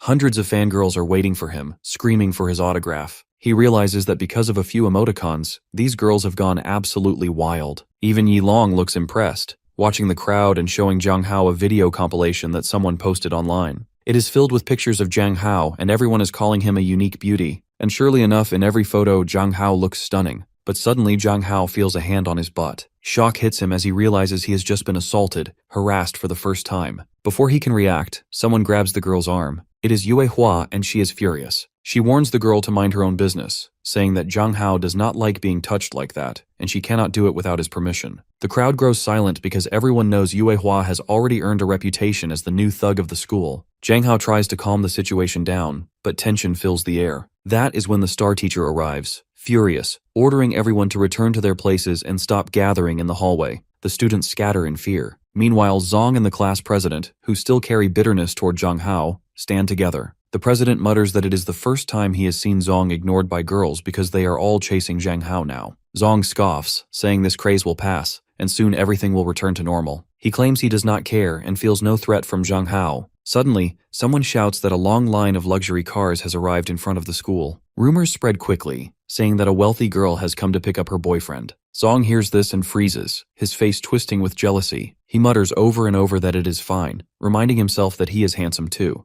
Meanwhile, outside the school gates, the rumor proves true. Nan is waiting in front of Jung Hao's school in her luxury car. Everyone gathers to see who the mysterious boyfriend is that the wealthy woman has come to pick up. Even Yilong stares wide-eyed at the line of luxurious cars. Jang Hao tries to brush it off, saying they should just go grab something to eat. He is tired of all this unwanted attention, and of how he has suddenly become an internet sensation. In his past life, he never liked showing himself half naked, yet now he has turned into a celebrity without even trying. Suddenly his phone buzzes. It is Nan. Jang Hao answers, sounding worn out, and asks if she really had to come to his school. But Nan only tells him to come outside so they can eat together. Jang Hao spots her car right away and refuses, saying he already has plans with his friends. Nan replies that she expected him to say no at first, so she came prepared. She steps out of the car and, with a snap of her fingers, her servants surround her carrying trays of food. She smiles, saying that since Jang Hao will not come with her, she has brought the meal to him. Jang Hao nearly melts from nervous sweat. He worries everyone will think they are together. Yehua notices and asks if he is okay, wanting to know who he is talking to on the phone. Jang Hao lies, saying he is just busy, then quickly asks Yilong to keep Yehua company as he bolts. Yehua watches him go, disappointed again that he has ditched their lunch. Jang Hao jumps aside to catch Nan's attention on the phone, and she laughs at how nervous he sounds. Flustered, he calls her a few petty names that he does not mean. Nan replies with innocent charm, saying she thought men liked grand gestures like this. Jang Hao finally agrees to meet her, but warns her to send the convoy away. He tells her to wait at the side door and not draw any more attention. He threatens that if even a rumor spreads about them, he will never see her again. Nan ends the call, amused, knowing Jang Hao is even cuter when he is angry. With another snap of her fingers, she orders her staff to pack up and leave. Soon she is disguised and waiting by the side door. Jang Hao shows up and asks if they are actually going to eat. Nan says yes, she wants to have lunch with him. Jang Hao replies that they are going to his place today and that she must follow his lead. Nan smiles and agrees. Before long, they are outside a flea market. Nan cannot help but openly judge Jang Hao's choice of food stalls. Jang Hao counters with a trap. He says he likes this place, and if she does not want to eat here, she is free to leave. Deep down, he is secretly hoping she actually will. But Nan is as resilient as ever, and the two of them walk into the restaurant. She takes a long look at the place, then sets her credit card on the counter and tells the owner that she wants to buy it. Jang Hao almost spits out his water in shock. He quickly asks her to stop and explains that she does not need to throw money around like that. He says that because he is poor, he eats in places like this, and if she only wants to flaunt her wealth, then there is no point in eating together. He tells her he wants her to be humble, at least for a while. Nan agrees, but in her heart she mutters that men can be such a pain. Jang Hao orders a bowl of beef noodles with fried eggs, and Nan studies the menu. She wonders how noodles could be so cheap and assumes they must lack quality. Jang Hao assures her that this is not true, saying he has eaten here for years and never once gotten food poisoning, so the food must be fine. The owner tries to warn Nan to behave, but Jang Hao places an order for her anyway. Nan insists that the chef put on gloves and use fresh ingredients because she doesn't trust her. The chef dislikes this demand and is ready to argue and throw hands, but Nan sets a bundle of cash on the counter. The chef has no choice but to give in while secretly thinking she will make plenty of money off these two customers. Jang Hao feels uneasy, wishing Nan had shown a little more dignity. Nan, however, leans in and pinches his cheek, telling him that his attention should always stay on her. Jang Hao cannot believe that Nan is jealous of the older women working there. She then asks why he eats in a place like this. Jang Hao replies that this is where ordinary people eat, and they do not get sick from it. He says this is real life, but Nan, with all her wealth surrounding her, does not fit into it. He admits that he does not have a Cinderella complex, and that is why they are not a good pair. Soon the chef returns with proper sanitary gear, and Nan smiles, saying she has no problem eating in a place like this. She mentions that she served in the army and has eaten far worse food on the battlefield. She only feels sorry for Jang Hao. This catches his attention. Nan explains that she does not want him eating in such places because they are neither clean nor nutritious. Jang Hao wonders about her real plan since she suddenly seems so considerate, but then he dismisses the thought. A moment later, Nan asks why he kisses so well and whether he has had practice with other women. Jang Hao instantly spits out his soup, shocked that she would bring up something so intimate during a meal. Nan casually warns that if she ever finds out he is involved with anyone else, she cannot promise to stay nice about it. Later that night, Jang Hao is still lost in thought about his dinner with Nan. He hangs out with Yilong, who rambles on about lipsticks, but Jang Hao is tired and says he wants to go home. Yilong clings to him, calling him a party pooper, then says he wants Jang Hao to play with his little sister Sophie. Jang Hao remembers Sophie all too well, the clingy girl who would not let go of his leg even when he tried to push her away. Soon enough, Jang Hao and Yilong are in Sophie's room. Jang Hao picks up her notebook, then freezes in shock and embarrassment. It is a detailed comic book where Sophie has imagined herself and Jang Hao in situations that should never happen. Jang Hao realizes that this little girl has been fantasizing about him. He confronts Sophie, asking why she drew such things. Sophie quickly lies, saying she has a friend who did it all and then blamed her. She bursts into tears, begging Jang Hao to believe her, claiming she never even dared to read a single page. Jang Hao tries to console her and asks if she is sure, because on her computer he has seen more than 500 gigabytes of questionable material she could have learned from. Sophie, caught again, breaks down crying and blurts out that he is far too skilled for her. Jang Hao sighs and tries to calm her down. As his best friend's sister, he feels responsible to discipline her, so he says he will confiscate everything. He sits her down and explains that all of this belongs to adults, and she is still a kid. She should focus on her studies. Jang Hao reminds her that he likes the cute and simple Sophie, who is also a good student. They strike a deal. If Sophie corrects her bad habits and improves her grades, he will grant her any request she desires. Sophie makes him promise, and Jang Hao agrees, though he secretly feels guilty for making a false promise. Sophie vows to be a good student and a better person from now on.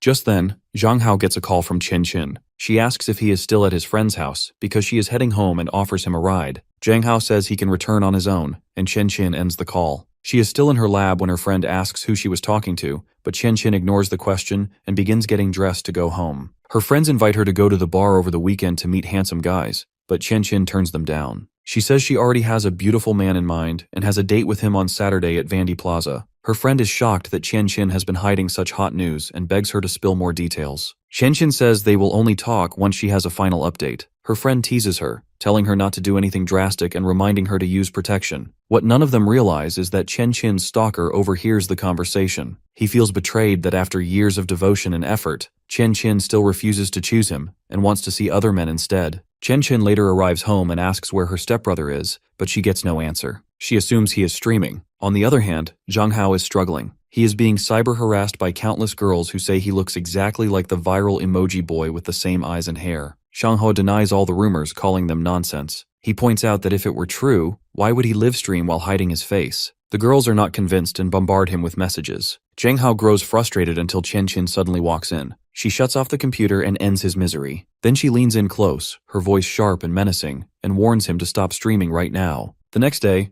Jang Hao is at school, still thinking about Chen's reaction to yesterday's incident. She was angry and squeezed his hand so hard while telling him to stop streaming. She looked panicked and nearly in tears as she explained that since he has been recognized, if he streams again, everyone will know who he really is. She told him she doesn't want him to become famous, because she cannot always be by his side, and she will not be able to protect him from stalkers or dangerous women. Her voice cracked with desperation as she admitted that what truly scared her was the thought of him finding someone else who might care for him more than she does. In that moment, she said, he would definitely forget her. Jang Hao tried to calm her, saying that streaming is only temporary, just something he does to pass the time, and that no one else matters to him. He promises her that he will never forget her. Jang Hao knows that Chen has become more sensitive and possessive over him lately. It is as if she wants to track every move he makes. Sometimes she even acts like a mother-in-law, watching him too closely. Soon after, Jang Hao receives a notification and sees that he has gotten a hefty amount of money from the previous night's stream. He didn't sell any products or ask for gifts, yet he earned an incredible amount. If this continues, he thinks, he will soon become a millionaire. Jang Hao finally realizes the power of influence,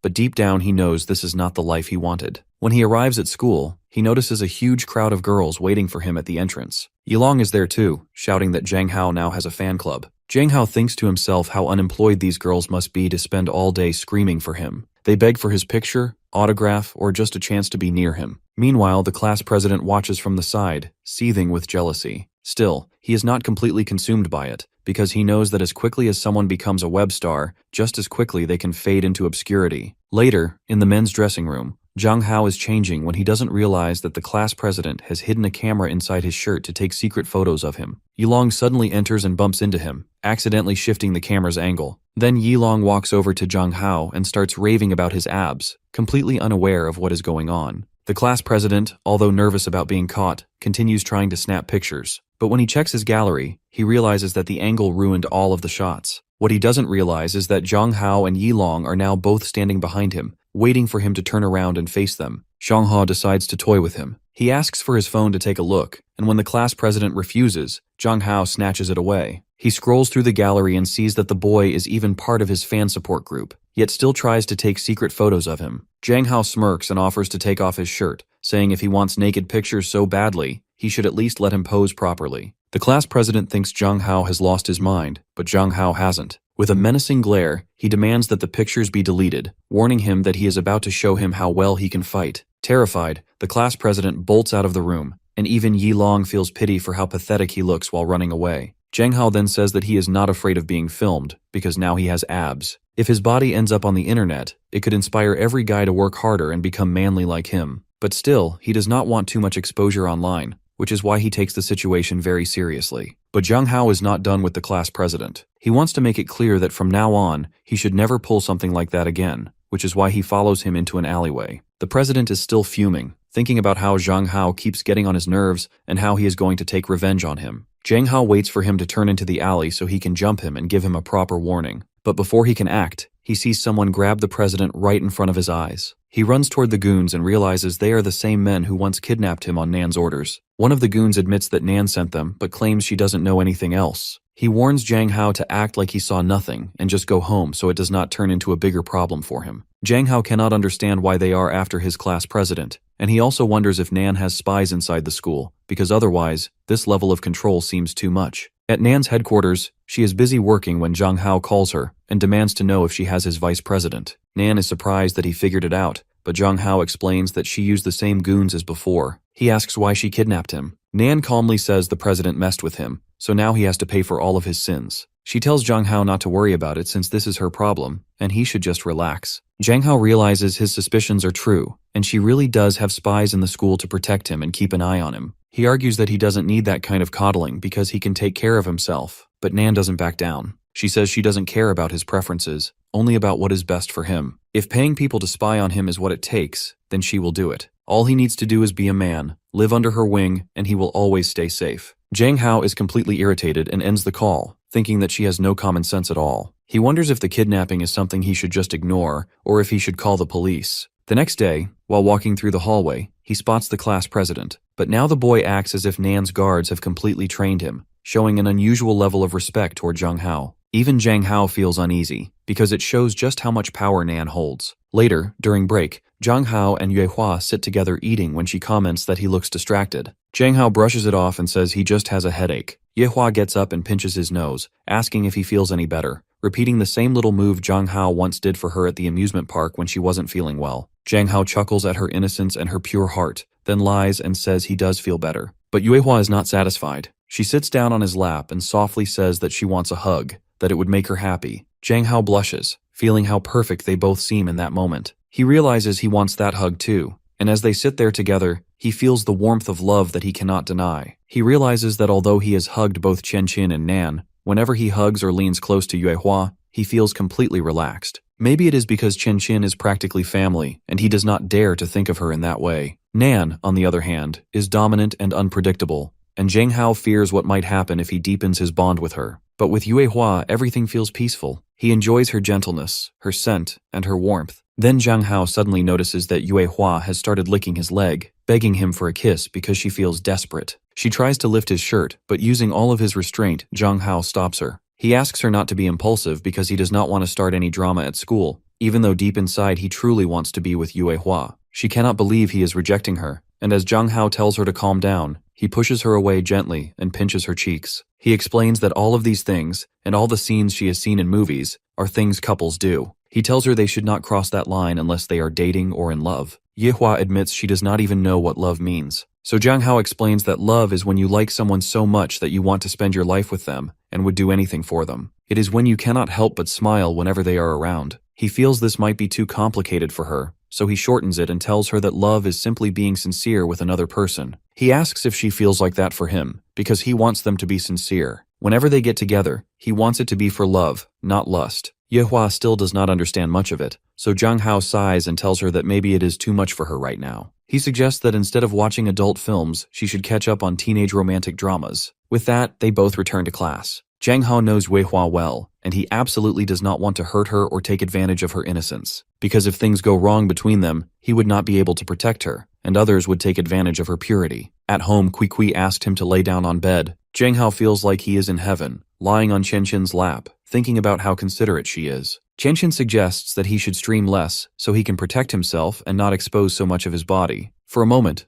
Zhang Hao even thinks she might believe he is close to stripping for a living, but then she quickly adds that she will measure him so that from now on, all his clothes fit him perfectly. Zhang Hao loves and hates this idea at the same time. While Qianqian is taking his measurements, Zhang Hao knows he is getting so close that he starts to sweat. Even her fragrance feels overwhelming. She lifts his shirt to get a precise measurement, and then comments on his abs, admitting she is a little envious. Her hand touches them, feeling the rock-hard muscles underneath, and Zhang Hao freaks out because it feels far too bold. Meanwhile, Qianqian's thoughts are also racing because Zhang Hao looks almost too hot to handle. She lets her fingers play with his waistband, almost as if she is about to pull it down, when Zhang Hao quietly asks what she is doing. She laughs and says it is just part of the job. She reminds him that she is a doctor, so nothing about the human body is unusual for her. In her world, measurements can include everything. Zhang Hao is practically sweating as Qianqian rises from her knees and tells him she was only teasing. She warns him not to be so casual about showing that side of himself to anyone else, and to protect himself in the future. Then she tells him to sleep.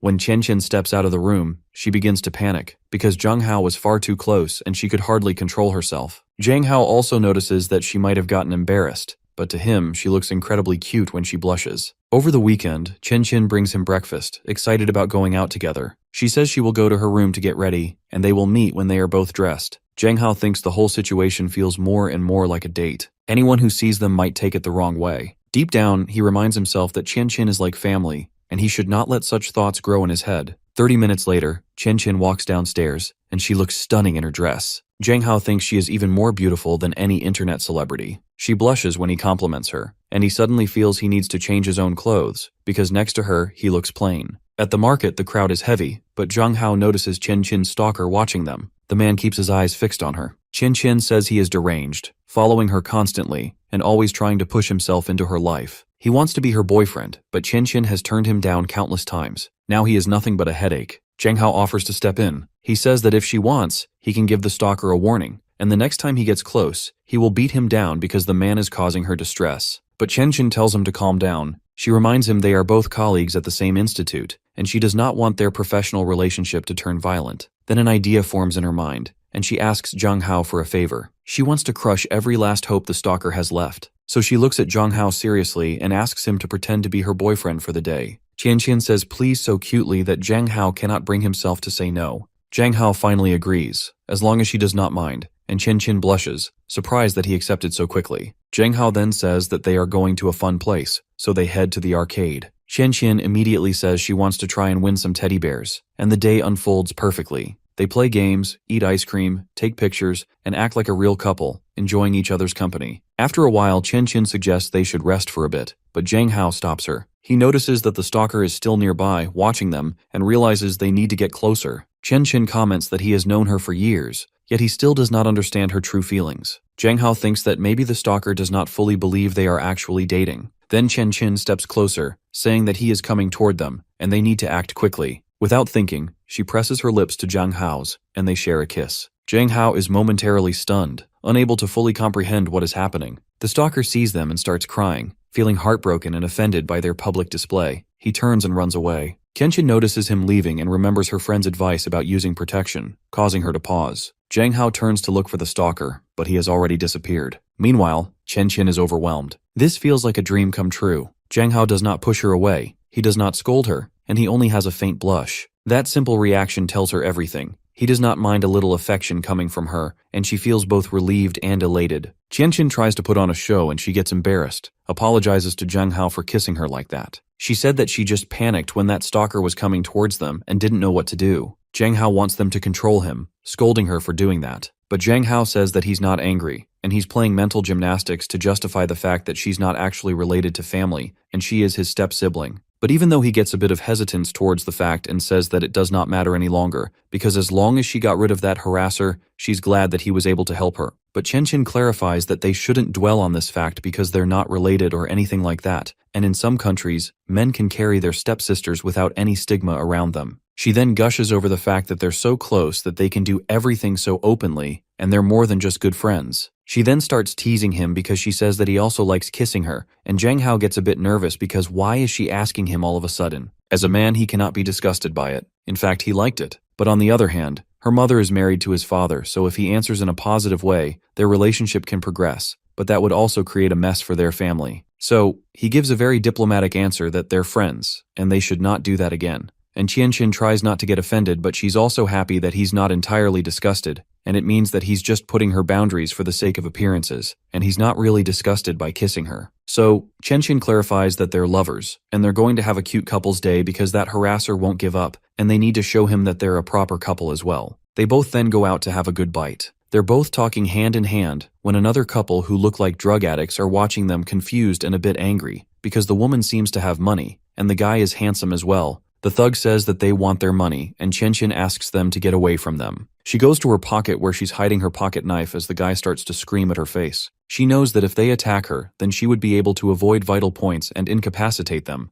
but she fears for Zhang Hao's safety because these thugs could harm them. So she has no other option but to agree to their demands, and then she throws out money at them and asks them to get lost. But seeing the amount of money she has thrown at them, the thugs get greedy, thinking that she's hiding way more than this. So, they try to extort more from her, and this time threaten that this time they'll ruin Zhang Hao's face. But Zhang Hao is nonchalant as always, says that threats won't work, and if they are so serious, they should fight like men. Qianqin thinks that he is trying to put both of them in trouble by riling up the thugs. Meanwhile, the charge is up to him, and Qianqin fears for Zhang Hao's safety. But then she realizes that Zhang Hao is warming up to throw a punch, which makes the thug fall backwards on his butt. Zhang Hao smiles, amused, and asks if the other one wants a good beating as well, but he only takes his partner and runs away. Zhang Hao then turns to Qianqin and says that he can happily take care of himself. But Qianqin gets a bit worried because ever since she has known Zhang Hao, he has never been this strong. It's almost like he is a changed man. When Qianqin and Zhang Hao were kids, they were glued together. Even when Zhang Hao told Qianqin initially that he never wants to see her again, she still did not stop seeing and observing him from afar. She was always behind, stalking him from the shadows. When Qianqin saw that Zhang Hao started using the QQ account, she immediately became friends with him using her burner account and started dotting on him. After working so hard, she finally became the person who won him over the internet. But now this is all not enough. Qianqin goes back and notices that Zhang Hao hasn't been online in her QQ account for a while. He doesn't talk about their parents or her novel, and he has started chatting less and got into martial arts as well. Qianqin thinks that it might be because he has grown up or something bad has happened to him. She is watching her thoughts when Zhang Hao interrupts her, and Qianqin dismisses any area and asks him to go relax and take a shower.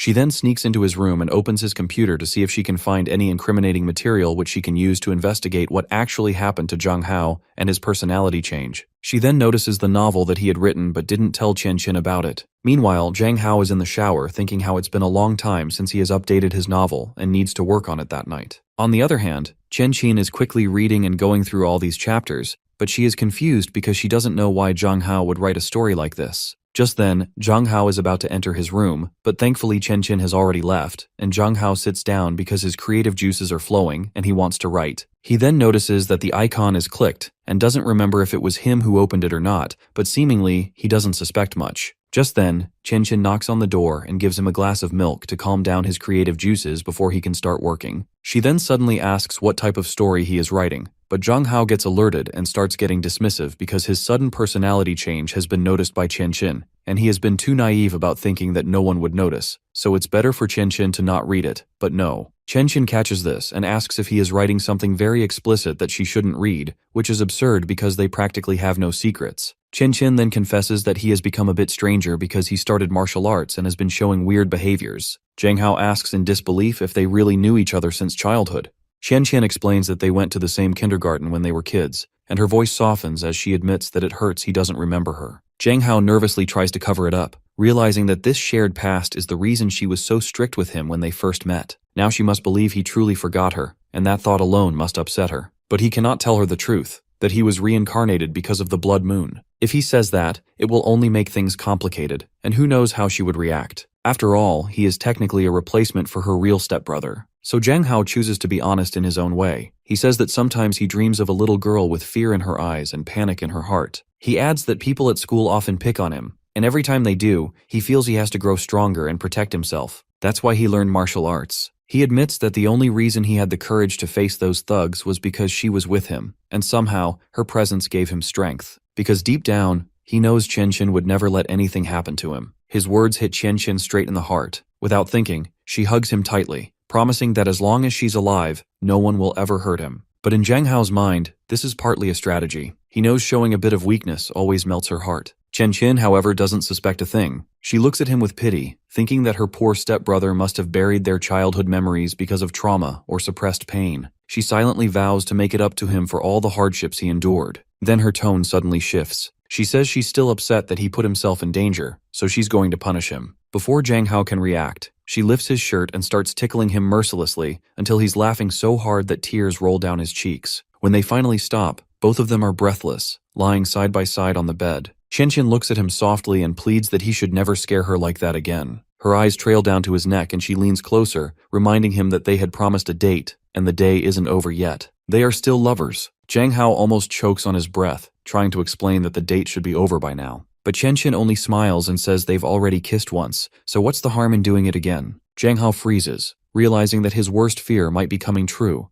Qianqian's feelings for him are much deeper than they should be. They lean in closer, their lips only inches apart, when suddenly Zhang Hao's father's voice booms through the house, announcing that they're home. Qianqian jumps up in panic, stammering that the parents were supposed to be gone for another day. Zhang Hao is just as disappointed, but they both quickly pull away. As she rushes to leave, Zhang Hao tells her to go to her room before anyone sees her face because she's blushing too hard. She nods and disappears out the door. The truth is, his mother left him when he was very young, and his father buried himself in work, leaving Zhang Hao alone most of the time. That's why he was sent to daycare, and it was there, in that kindergarten, where he once met a lonely girl. That lonely girl was Qianqian. Even though Qianqian looked at Zhang Hao in a strange way back then, when little Zhang Hao had asked her to come play with him and his friends and tried to introduce himself, she ignored him and walked away, leaving the poor boy completely confused. Now years later she blushes just thinking about it because her little plan had worked. Zhang Hao hadn't pushed her away. In fact, it might even mean that he likes her too. She feels over the moon just imagining it,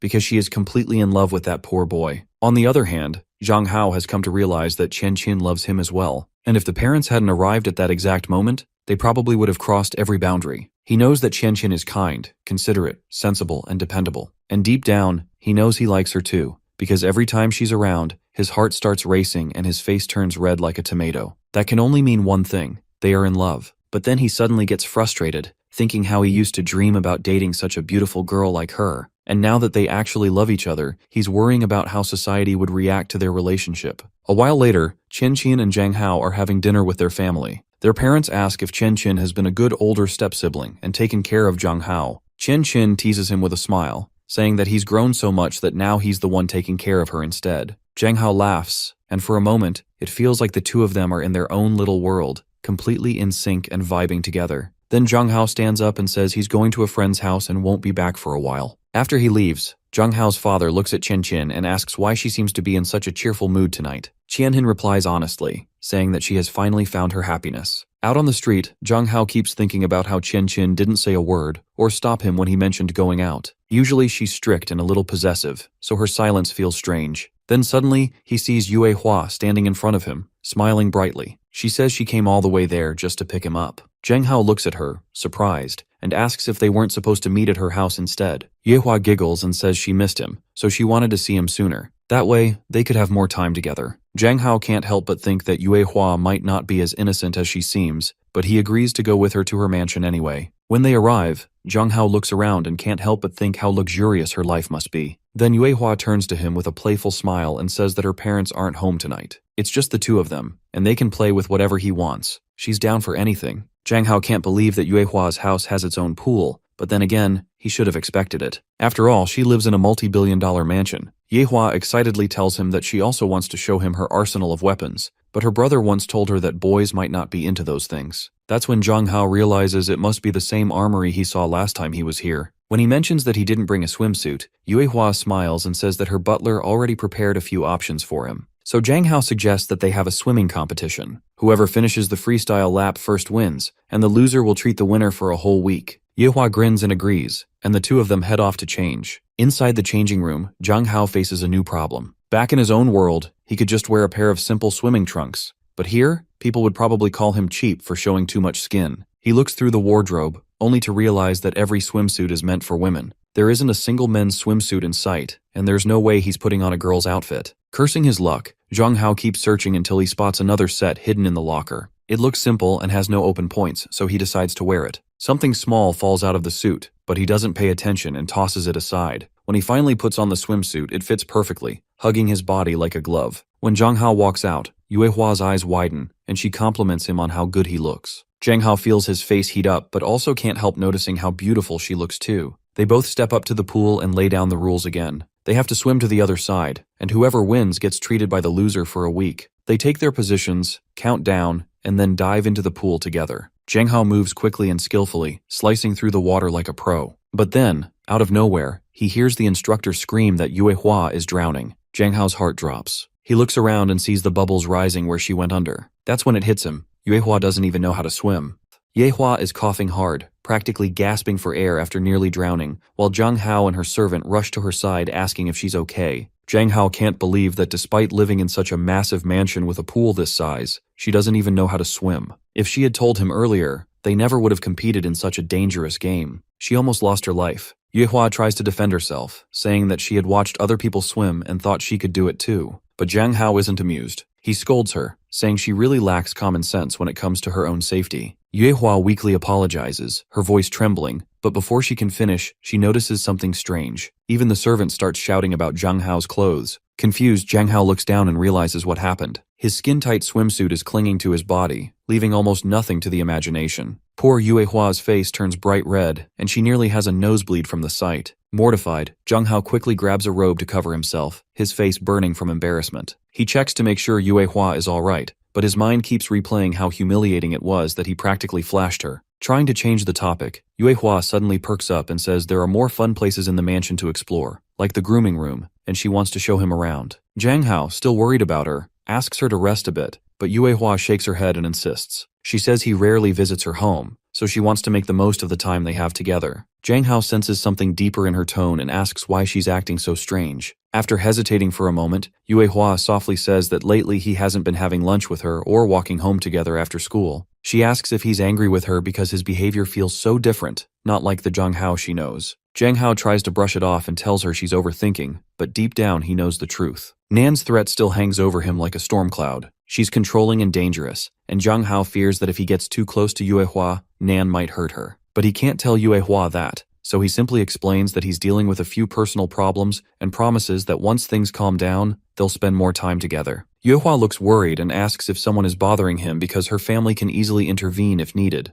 but Zhang Hao refuses any help. He says it's his problem, not hers, and he wants to protect her as much as he can. He gently tells her to spend more time with their other friends for now. His words sting. Yue Hua's eyes water because she genuinely wants to help him. She tells him again that as long as they're together, she's willing to do anything for him, but Zhang Hao keeps refusing. Even though he's polite about it, she feels the rejection deep in her heart. Tears roll down her cheeks as she cries, saying that she wants to be part of his life and stay with him forever. Zhang Hao is stunned, unsure how to respond, and all he can do is apologize. Yue Hua can't believe he still doesn't understand what she truly means. With her heart shattered, she turns away and walks off, leaving Zhang Hao standing there, confused and speechless. Zhang Hao is still confused when Yue Hua and the butler arrive, interrupting his call. The butler asks if Yue Hua is causing any trouble, and Zhang Hao quickly replies that she is not. The butler explains that he overheard their conversation earlier and that Yue Hua can be a little temperamental at times, but Zhang Hao should not take it to heart. Zhang Hao says that it is not her fault and that he is also to blame. His intention was to distance himself from her for a good reason, but he cannot understand why she seems so hurt. It is true that he has been a little inconsiderate, but he never meant for it to sound like he wanted to end their friendship completely. The butler sighs and tells him that Yue Hua thinks very highly of him. Every time she comes home, she talks about Zhang Hao and how much she enjoys eating, exercising, and studying with him. He explains that it is rare to see Yue Hua smile so genuinely, especially after years of pretending to be happy around fake friends. So if Zhang Hao suddenly pulls away, she will automatically think something bad has happened. She will shut down and believe that her world is falling apart. That is why distancing herself from him is the last thing she would ever want to do. The butler then asks if Yue Hua ever mentioned anything about being blackmailed by her classmates in the past.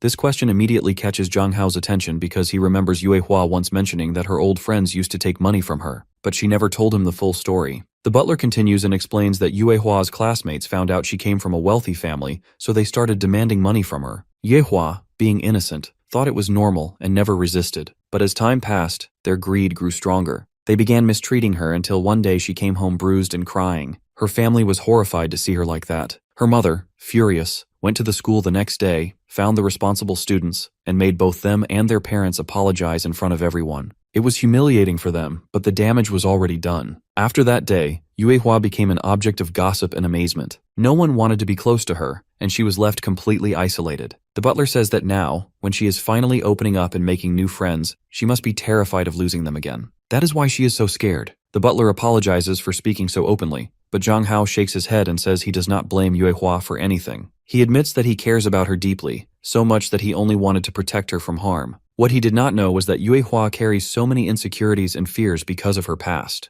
Zhang Hao then says that he needs to go see her right away. The butler nods and tells him that Yuehua must be in her room. When Zhang Hao enters her room, he finds Yuehua standing silently in front of the large windows, gazing out at the beautiful scenery. The light from the setting sun reflects softly against her face, and she looks fragile, yet distant, as if she is lost in thought. But Yuehua already senses his presence, and softly says that she likes watching the sky from this spot. Her father, Lane, had left on a business trip, and she imagines he must have flown through that same sky. Any connection to him, even something as small as this, brings her comfort. She says she waits for him to come back and hopes it will be soon. Zhang Hao realizes that Yuehua's pain runs far deeper than he ever imagined. He gently mentions that the butler told him about parts of her past he never knew. He assures her that she doesn't need to worry, that they are good friends, and he will never leave her so easily. Yuehua no DS, saying she knows that, but her voice trembles as she asks if he has been avoiding her because he's in some kind of danger. Zhang Hao hesitates, then admits that something is standing between them. She tells him that this is exactly why she wants to help him. She isn't afraid of getting involved, even if it means following him to the ends of the world. She doesn't want to have regrets again, like she did before. Yuehua recalls how she once gave a bracelet to a girl she thought was her real friend. But when the bullies saw her giving away something, they demanded gifts too. When Yuehua refused, they turned on her. Just as they were about to hurt her, her mother arrived and scolded the other girl harshly. Yuehua tried to stop her, knowing it would only make things worse, but one stern look from her mother silenced her. After that, everyone at school began avoiding her, and she was left alone again. Now, looking at Zhang Hao, Yuehua says that he is her best friend, and if it meant protecting him, she would face a dungeon over and over again, without hesitation. Zhang Hao is moved by her words, touched by how deeply she cares for him. He tells her that it's not fair to make her worry so much, but right now, things are too complicated for him to accept her help. For a while, they might have to act distant at school, not just from each other, but from everyone. Still, he promises her that as compensation, he'll come visit her house whenever he can, so she won't be lonely. Yuehua stares at him in disbelief, her eyes softening. She cannot believe someone is being this kind and thoughtful toward her. Zhang Hao smiles and adds that since there's always so much to do in her house, they can spend time together there. He can even teach her how to swim, and she can teach him military boxing. As Zhang Hao talks, Yuehua suddenly steps forward and throws her arms around him, holding him tightly. She whispers, "Thank you," over and over again, her voice breaking. Zhang Hao freezes, surprised by how fragile yet warm she feels in his arms. He doesn't realize it, but in that moment, he has healed something inside her. After years of rejection and loneliness, Yuehua finally feels seen, and for his kindness, she feels herself falling for him even more. Nan stands in the middle of a ruined city, her body bloodied and broken. She had fought hard and bravely, but now her time is over. She looks down and sees the deep wound in her abdomen. As she takes her final breath, her eyes flutter open, and she realizes it was another nightmare. Gasping softly, she sits up and calls for her assistant, asking what time it is. When the assistant replies that it's already 11, Nan realizes she has overslept again. She sighs, frustrated. Lately, she's been having trouble sleeping, and even her assistant is beginning to worry. The assistant gently asks if she should book a doctor's appointment, but Nan brushes it off and decides to head straight to work instead. As she gets ready, Nan asks how the blood moon investigation is going. But when her assistant admits there's been no progress, Nan just shakes her head. Another day, another disappointment. She slips into her work clothes, preparing for what already feels like another long, dull day. Yet, as she looks in the mirror, her mind drifts elsewhere. She can't stop thinking about Zhang Hao, wondering what he might be doing at this very moment. Meanwhile, Zhang Hao is spending his morning with Yuehua, and they're as close as ever. Yuehua giggles and says that they're going to be best friends forever and ever. Zhang Hao smiles nervously, unsure if she really means just friends or something more. Then, without warning, Yuehua blushes and shyly says that she wants a kiss from him. Zhang Hao freezes, his face turning red. He lets out a nervous laugh, telling her that she shouldn't say things like that inside her house because someone might overhear. Before Yuehua can reply, Zhang Hao's phone suddenly starts ringing. The sound makes him jump a little, and when he checks the screen, his expression drops. It's Nan. He hesitates, then answers, sounding a bit tense. Nan immediately asks where he is. Zhang Hao answers honestly that he's at a friend's house, but Nan's tone sharpens as she tells him to come over to her place. Zhang Hao awkwardly declines, saying he's busy right now. The two begin to argue. their voices rising, until Nan coldly threatens that if he doesn't come, she'll personally visit his parents and bring them some gifts. Jong-ho panics. He knows Nan well enough to realize that she isn't bluffing. She's capable of doing something extreme. In a shaky voice, he begs her not to cause any trouble. Nan softens just a little, then says that if he really doesn't want that to happen, he'd better step outside the mansion right now, because she's waiting by the door. Jang Hao's eyes widen in disbelief. Before he can react, the butler rushes into the room, looking alarmed. He says that a group of people is gathered outside, claiming they're here to take Jang Hao home. Jang Hao and Yue Hua stare at each other, utterly confused and helpless, realizing that whatever is about to happen is completely out of their control.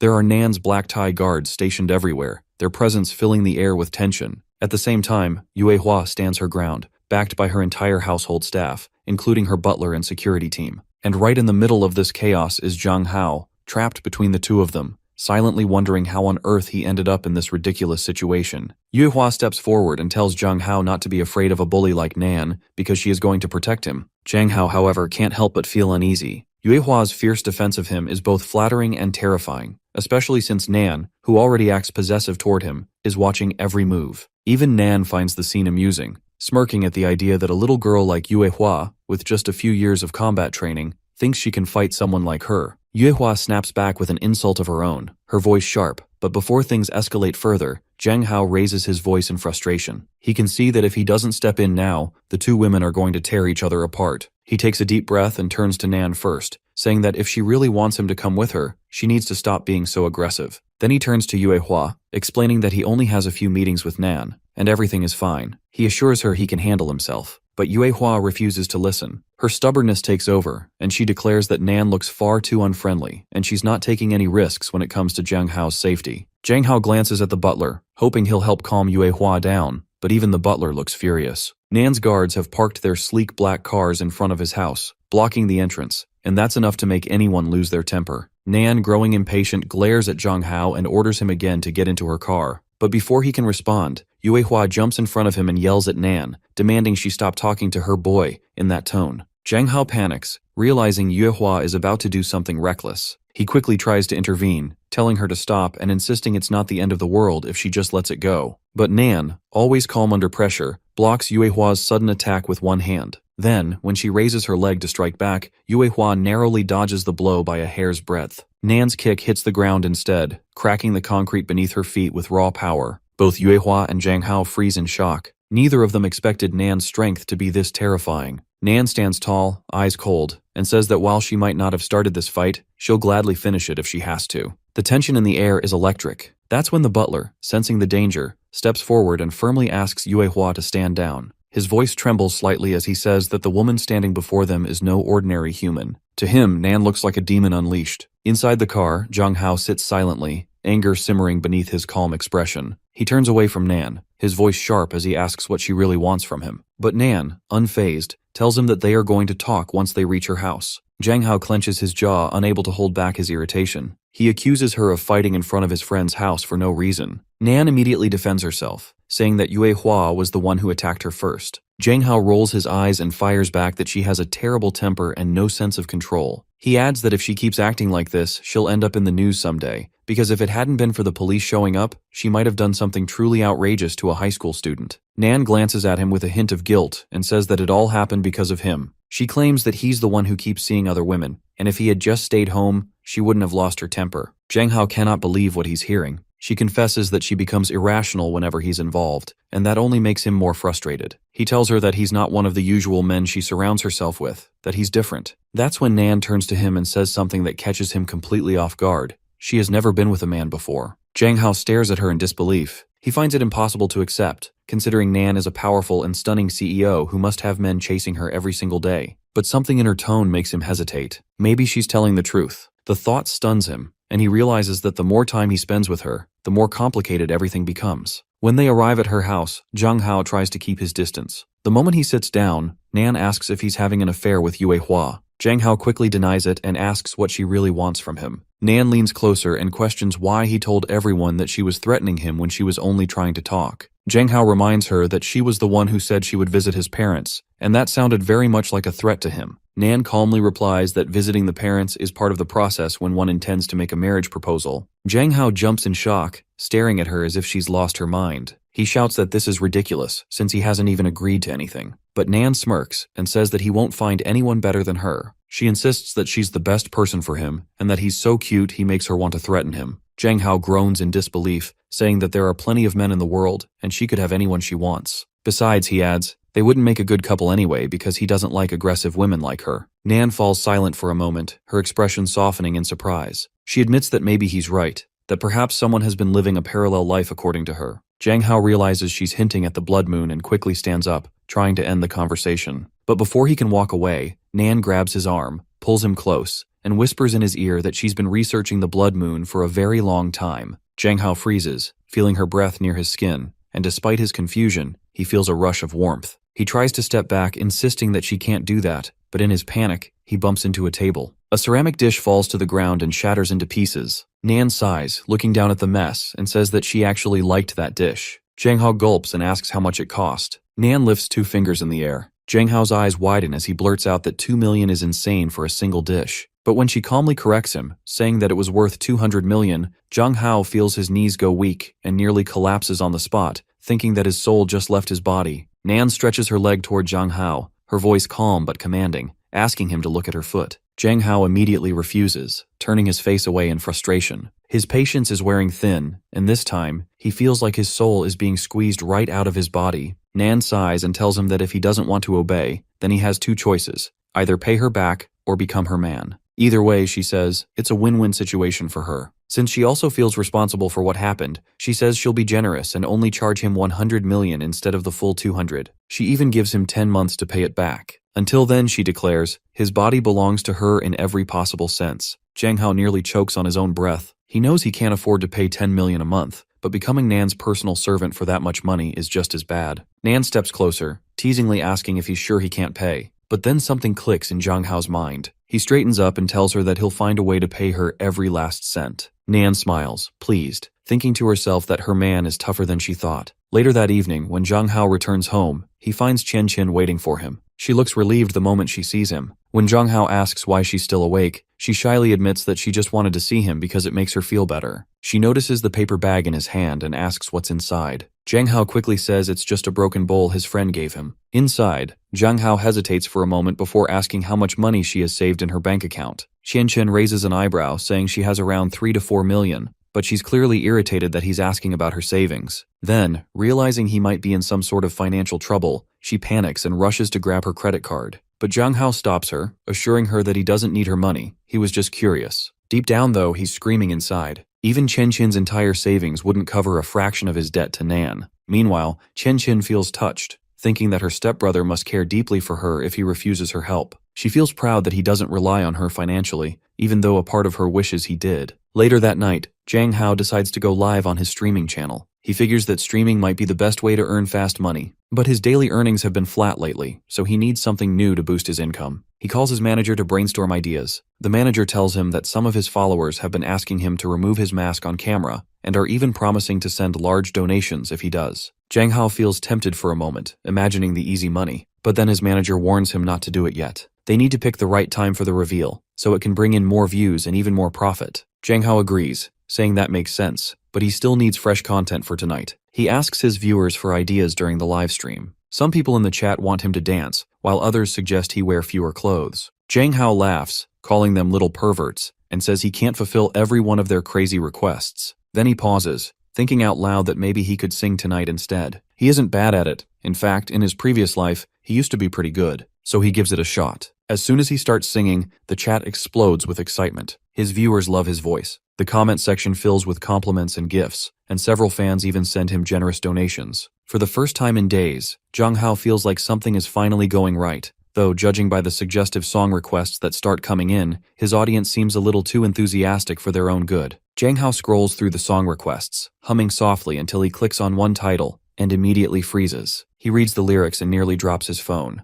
The song is way too suggestive. His chat floods with laughing emojis, and he realizes his viewers have gone completely wild tonight. Freaking out, he mutters that he really needs to hire new moderators because everyone's getting too freaky with him, and this just doesn't cut it anymore. Trying to keep his cool, he tells the audience that he can't sing that song, but he'll pick something else and still try his best for the yacht gifts. He takes a deep breath and starts singing a romantic ballad instead. His voice softens, smooth and emotional, and the comment section explodes with heart emojis. Everyone goes crazy over how his voice perfectly matches his face. Viewers start showering him with gifts, yachts, roses, even castles. And Jong Hao sits there, confused but amazed. He can't believe how generous his fans are, or maybe he just underestimated how powerful his charm really is. 3 hours fly by before he realizes how late it's gotten. He finally waves goodbye, thanking everyone and promising that tomorrow's broadcast will have more song requests if they keep tuning in. After ending the stream, he takes off his mask, exhausted but satisfied. He mumbles that if it weren't for Chin Chin getting angry at him for staying up too late, he'd probably keep streaming all night. When he checks his stats, he's stunned. He earned more in one night of singing than he ever did playing games. Even after taxes, he's left with about 50,000 yen. Still, that's nowhere near enough to cover 10 million a month. Just as he's calculating how many lifetimes it would take to pay Nan back, his phone rings. It's her. Jang Hao groans, picking up the call and asking if she's calling to pressure him about the debt again.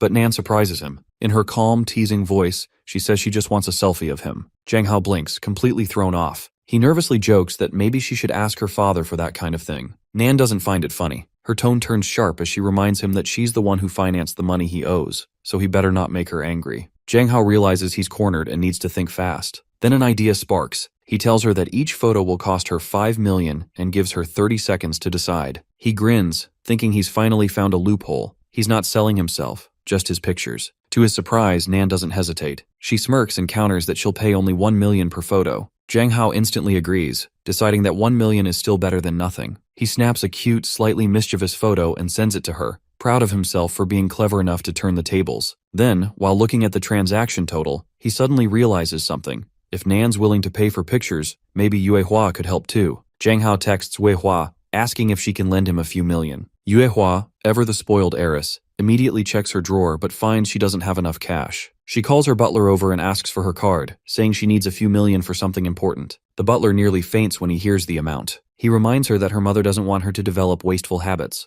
which is why her withdrawal limit is only 100,000. If she needs more, he says she'll have to call her mother directly. Yue Hua doesn't hesitate. She asks him to make the call, explaining that Jang Hao needs the money for a business venture. The butler's face goes pale. He knows if Yue Hua's mother hears that she's lending money to some boy, there will be chaos. So he decides to play it smart. Later, he returns and tells Yue Hua that her mother refused to approve the transfer, saying she can only lend small amounts for now. Yue Hua sighs, clearly disappointed, and says she only has about 500,000 to spare. Jang Hao tries not to show it, but he's denan-stated. That amount barely scratches the surface of his 10 million a month debt. He leans back, clutching his head, realizing he's completely doomed, because no amount of live streaming or selfies will save him from Nan's impossible bill. The next day, Jang Hao sits around, thinking of ways to earn 10 million per month. For now, he can only live the same life as before, just like in his photos. He realizes that today is another day he has to work hard like a slave to make money. The first 2 days of his singing went well, but the audience now seems to want something new every time. So he decides to call his manager to see if she has any good suggestions. When he calls Song, she frowns slightly at her star's question. But Jang Hao goes straight to the point and asks if she has any ideas for new content.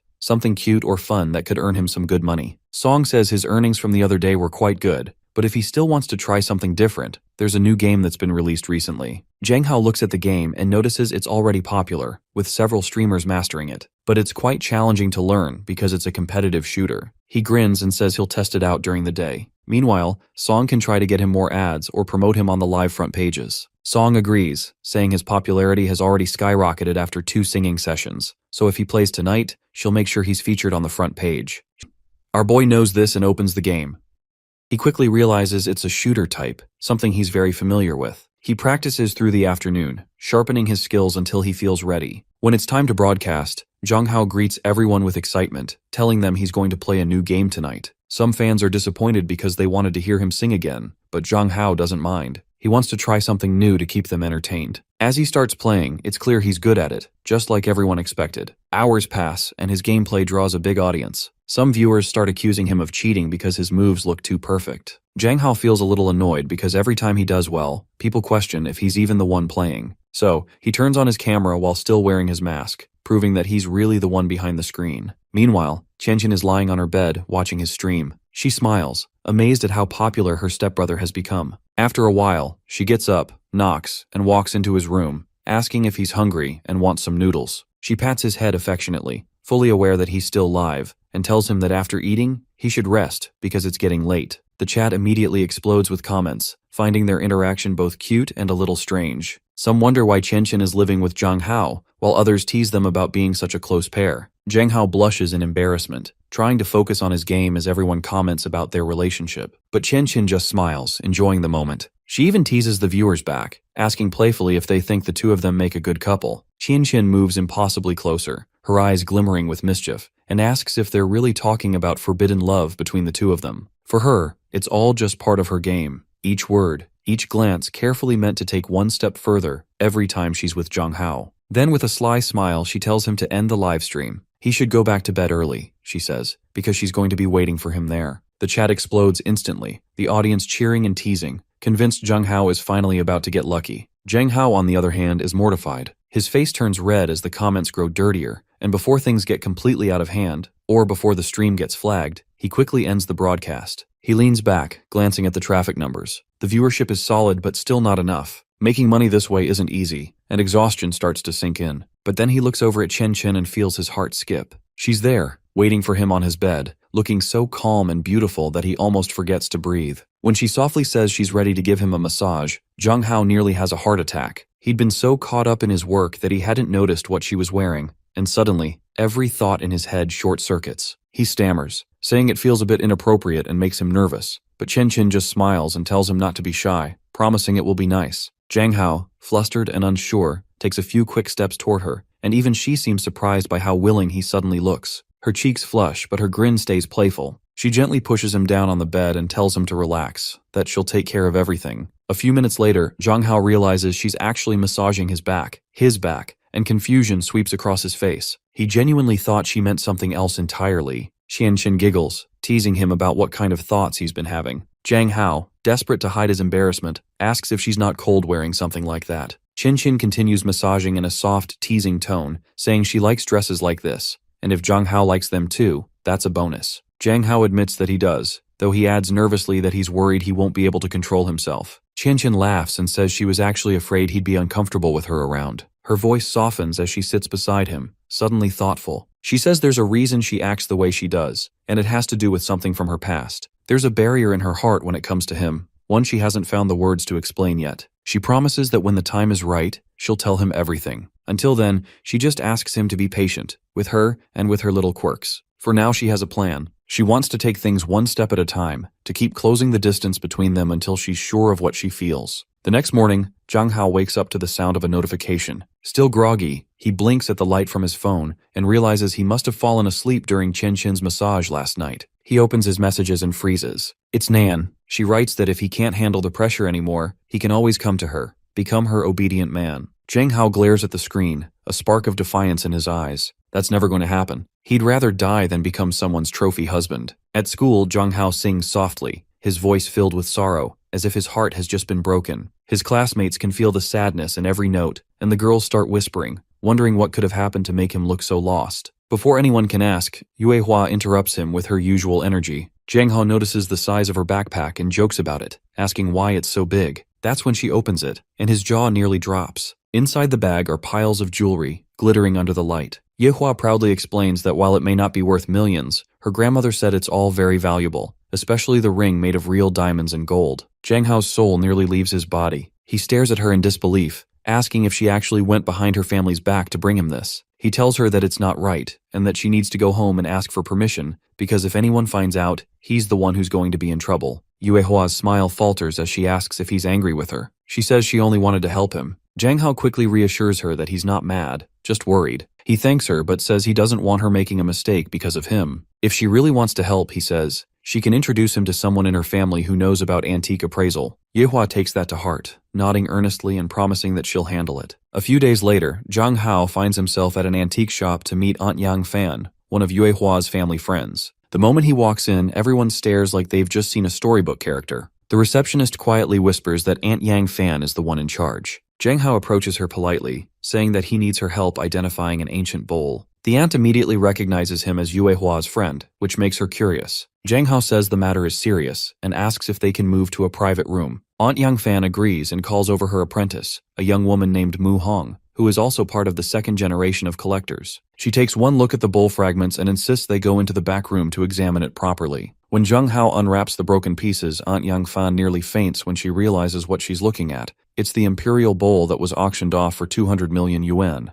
The design is unmistakably authentic, the craftsmanship perfect. Jang Hao stands there stunned as mutters to himself that his luck really couldn't be worse. Mu Hong, still amazed, says she didn't expect the mysterious buyer from the auction to be such a handsome young man. Jang Hao quickly explains that he's not the buyer, his friend is. Then he asks if there's any way the bowl can be repaired. Aunt Yang Fan sighs and says it's possible, but it will take a long time, and even after restoration, its value will drop significantly. Mu Hong steps forward with a bright smile and hands him her business card. She says their shop guarantees the best restoration work and tells him not to worry. Before leaving, she boldly adds that he should join her for lunch sometime. Jang Hao takes the card with a polite smile, already thinking ahead. Jang Hao then heads her a lunch, where he waits for Mu Hong to arrive. When she walks in, he immediately notices that she's changed her clothes, looking a little too prepared for whatever she has planned. They walk together toward the restaurant table, and as they approach the counter, the receptionist smiles brightly and announces that there's a 50% discount for couples. The receptionist even winks at Mu Hong, clearly in on the setup. That's when it all clicks for Jang Hao. This entire situation was planned from the start. He realizes that Mu Hong deliberately arranged everything to make it look like a date, and he's anything but amused. Everyone around them starts whispering about how the girl is walking with a quiet, handsome man, and soon the whole place is buzzing with envy. Even Mu Hong notices the stares, her face turning a little red from the attention, while Jang Hao just looks completely embarrassed to be walking with her arm in arm. Sadly, there's no easy way out of this situation, and he knows he just has to deal with it for now. What Jang Hao doesn't realize is that a rough-looking girl is watching them closely from a distance, eyes full of suspicion. Mu Hong apologizes quickly, saying she didn't know they would attract this much attention, and that she only did it for the couple's discount. Jang Hao says it's not a big deal and decides to get straight to the point. He asks how much he can get for the broken plate, and the girl tells him that it could easily be worth millions. The last time it was sold for such a high price, she says, was when someone stole it. Their conversation takes a sharp turn when the same thug-looking girl suddenly barges in. Her name is Mu Qingyun, and she's actually Mu Hong's sister. Without hesitation, she starts flirting with Jang Hao, teasing her sister for keeping such a cute boy all to herself and saying that she should learn to share. Mu Hong stands up for Jang Hao, demanding to know what her sister is doing there,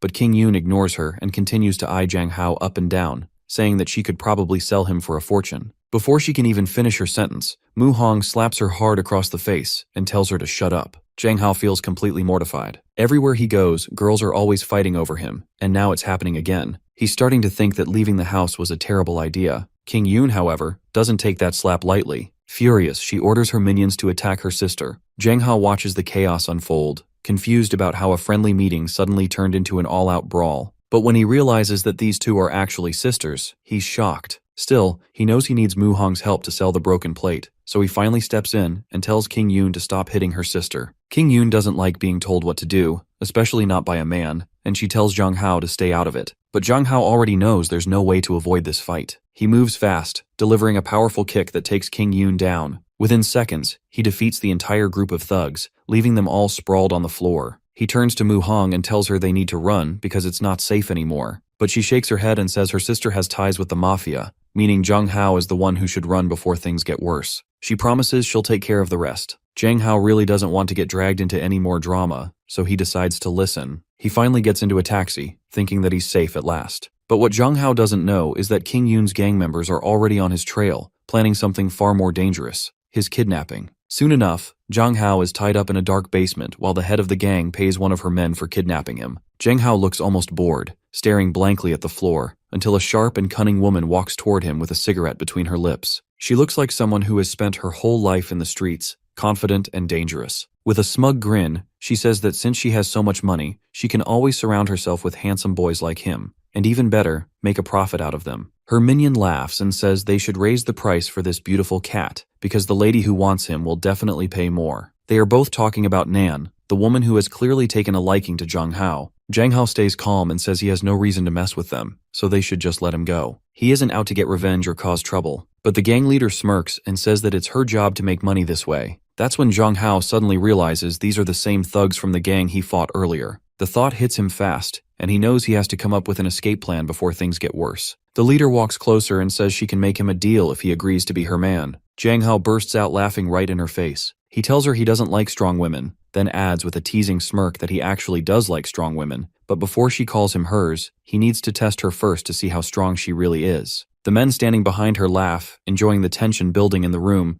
and suggest that they should fight him to test his skills. Even the leader looks excited by the idea, clearly not one to back down from a challenge. Meanwhile, Nan's assistant updates her that everyone is already in position and waiting for her signal. Nan listens calmly, a confident smile crossing her face. She says they will barge in the moment she gives the word because she is ready to save her little man. Back in the basement, Zhang Hao faces off against the gang members. The fight turns into a 2-versus-1 match, then a 1-on-1, and he stands his ground without hesitation. He studies their movements, quick and focused, realizing that there are far more of them than he thought. The best way to survive, he decides, is to use their ignorance of his strength to his advantage, catch them off guard, and take them down before they realize what he is capable of. The gang leader sneers at Zhang Hao and asks if he's ready to lose. Then she lunges at him with full force, but Zhang Hao dodges her attack at the last second and bolts across the room. Everyone assumes he's running to find a weapon, and they're right. In the next moment, Zhang Hao grabs a metal rod and hurls it straight at the leader. She dodges easily, smirking as she taunts that he's got some cute little tricks up his sleeve. She laughs it off, confident that her street fighting skills will overpower him. But what she doesn't realize is that Zhang Hao has already moved in impossibly close. In a blink, he swings the metal rod again, landing a hard blow against her hands. She grits her teeth, furious, and kicks at him. Zhang Hao stumbles back a few steps, realizing he's managed to make her really angry now. The whole room goes quiet for a beat, as everyone begins to understand that Zhang Hao isn't just some pretty-faced model. He actually knows how to fight. The gang members start to panic and shout for him to surrender, saying they don't want to damage him and disappoint the buyer. Zhang Hao smirks and tells them to let him go, promising to spare their lives if they cooperate. But they laugh in his face, too arrogant to take him seriously. Zhang Hao shakes his head, saying they leave him no choice, and invites them all to attack. Meanwhile, Mu Hong is tied up in another room, bruised and exhausted after being beaten by her sister and her gang. She tries to reason with them, saying that Zhang Hao must have powerful connections if he's carrying something as valuable as that plate. But her sister and her friends refuse to believe her. They mock her, saying she's only acting proud because their men are already dealing with Zhang Hao as they speak. At that moment, Qin Yang pushes open the door, and what she sees freezes her in place. Something terrible has happened.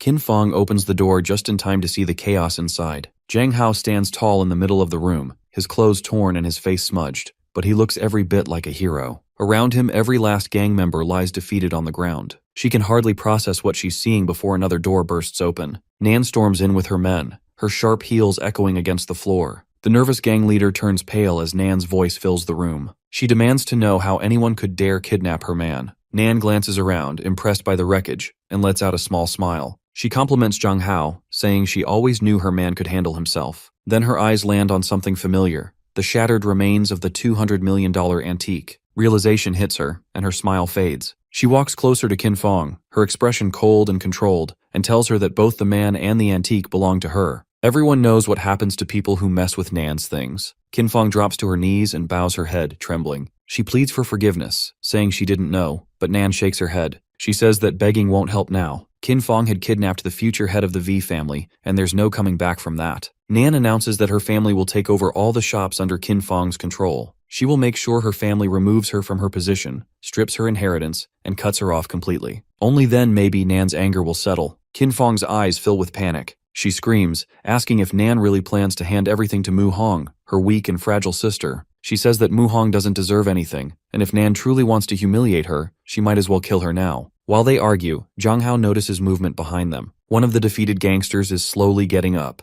But before he can react, it becomes clear this is a distraction. Qin Fong suddenly pulls a knife from her sleeve and lunges at Nan. Everything happens in a flash. Another gang member, one who had been silent all this time, steps forward and stops her mid-attack. With one swift motion, he knocks her down and snaps her neck before anyone can even breathe. The room falls into silence. Nan doesn't flinch. She ignores the lifeless body at her feet and walks straight to Zhang Hao. She looks at him with a mix of amusement and pride, saying she didn't think he could take on a whole group of women by himself. Zhang Hao exhales, still tense from the fight, and says he takes back what he said before. He admits that she really seems like someone who's made her success through ruthless means. Now he understands that she orchestrated everything, not just for the kidnapping, but to claim Mu's family wealth for herself. He says he was just a pawn in her bigger plan. Nan looks slightly annoyed, asking if he really thinks she's that kind of person. Zhang Hao meets her gaze and says that they haven't known each other long enough for him to fully trust her. Nan's irritation turns into a sly smile. She steps closer, her tone playful but sharp. She tells him that maybe it's time they fix that problem, and the best way to start is by spending more time together. Zhang Hao realizes his plan has completely backfired. He takes a step back and warns Nan not to come any closer because he's holding a weapon. But Nan only smirks. She knows he'll never actually hit her. Without hesitation, she charges toward him. Zhang Hao panics, gripping the metal rod tighter, and swings it toward her face. But in a blur, Nan punches the rod mid-swing. It bends instantly, and Zhang Hao stares at it in shock, his face pale as he wonders if she's even human.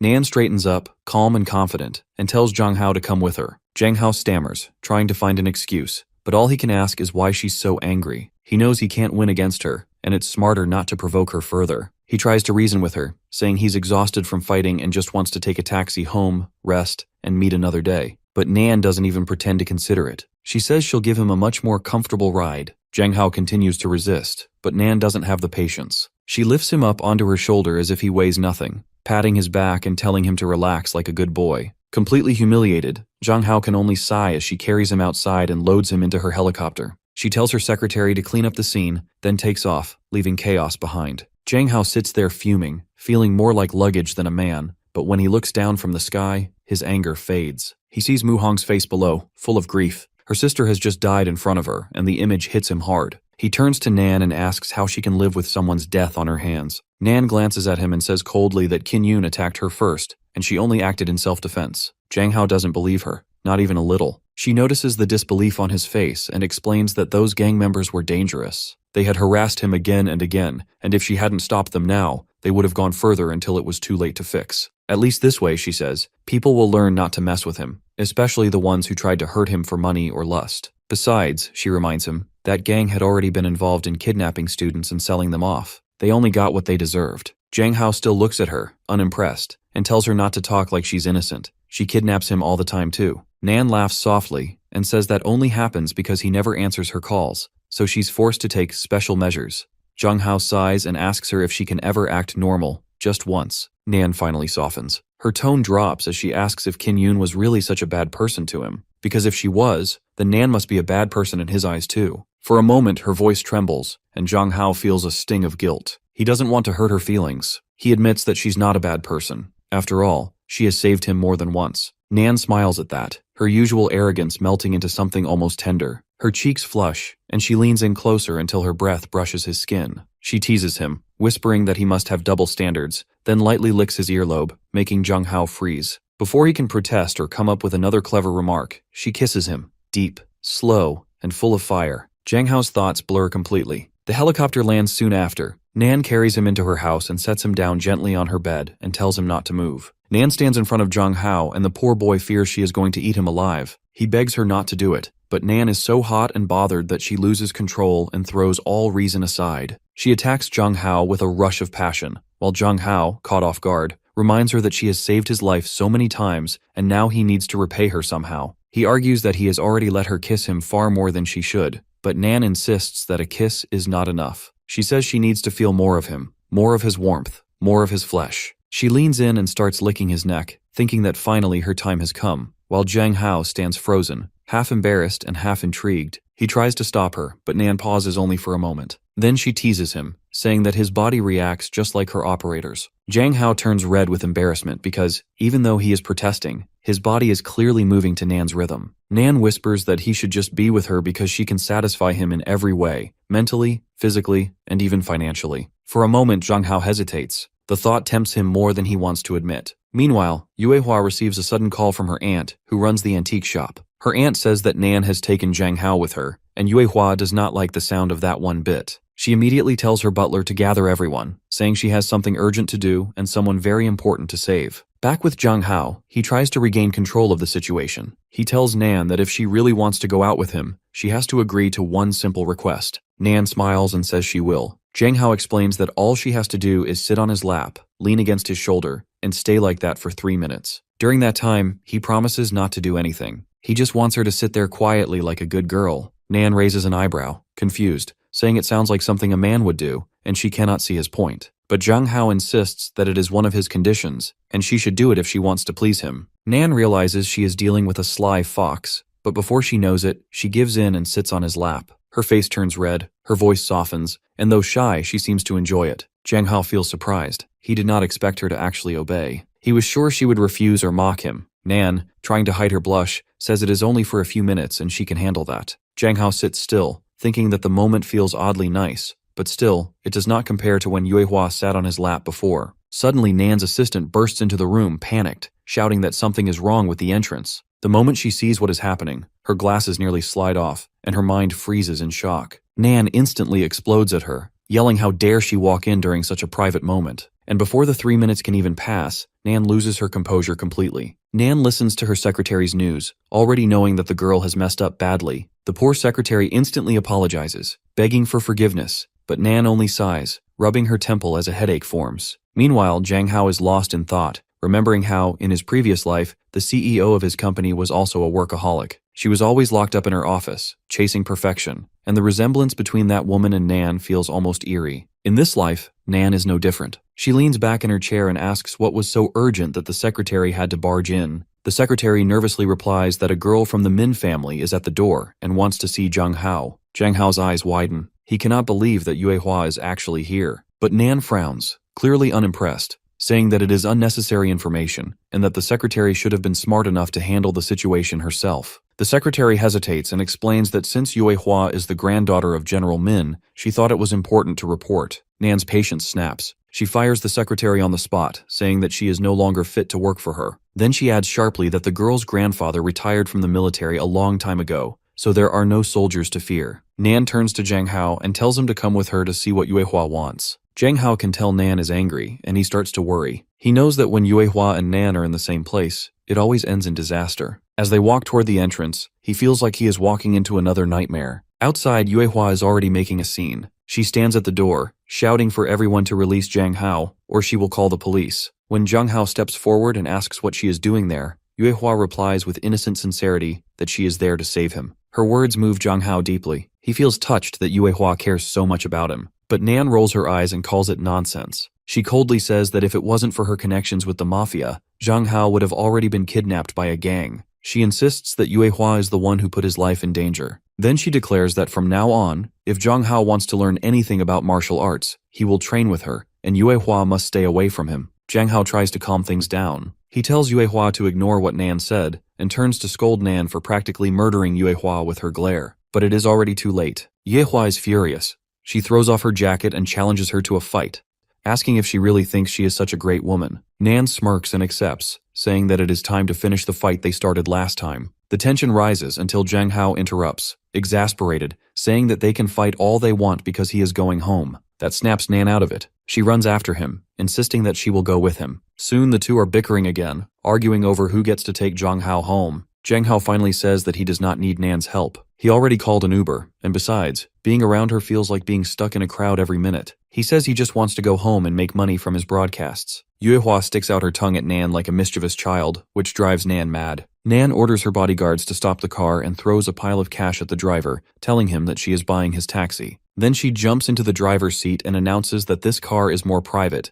and that she will be the one taking Jiang Hao home. Jiang Hao slumps back in disbelief, thinking that Nan might just be the most impossible woman on the planet. Back at home, Chen Chen waits for Jiang Hao on his bed, teasing him by asking what he is staring at so seriously while she is right there looking so hot. Jiang Hao quickly says it is nothing, and that he is just creating a mind map, trying to sound casual. In truth, he is secretly on his phone talking to Nan, who is still angry and refusing to leave him alone. Just a few hours ago, when she dropped him off at his house, Nan had threatened him not to forget about the ball and told him to return it to her as soon as he fixed it. Jiang Hao had asked if she was also forgiving the $100 million debt he owed her, and Nan had said that she would forget about it even if her entire family fell apart. Jiang Hao thought that was going too far, while Yue Hua, sitting in the back seat, had grown uncomfortable. She asked Nan to stop the car so she could get out, but Nan had coldly replied that Yue Hua didn't live in that area, and that she would drop Jiang Hao off at the station instead. Jiang Hao realized that once they were both out of sight, the problem would no longer be his, which brings us to the present moment. Now, Nan is texting Jiang Hao again,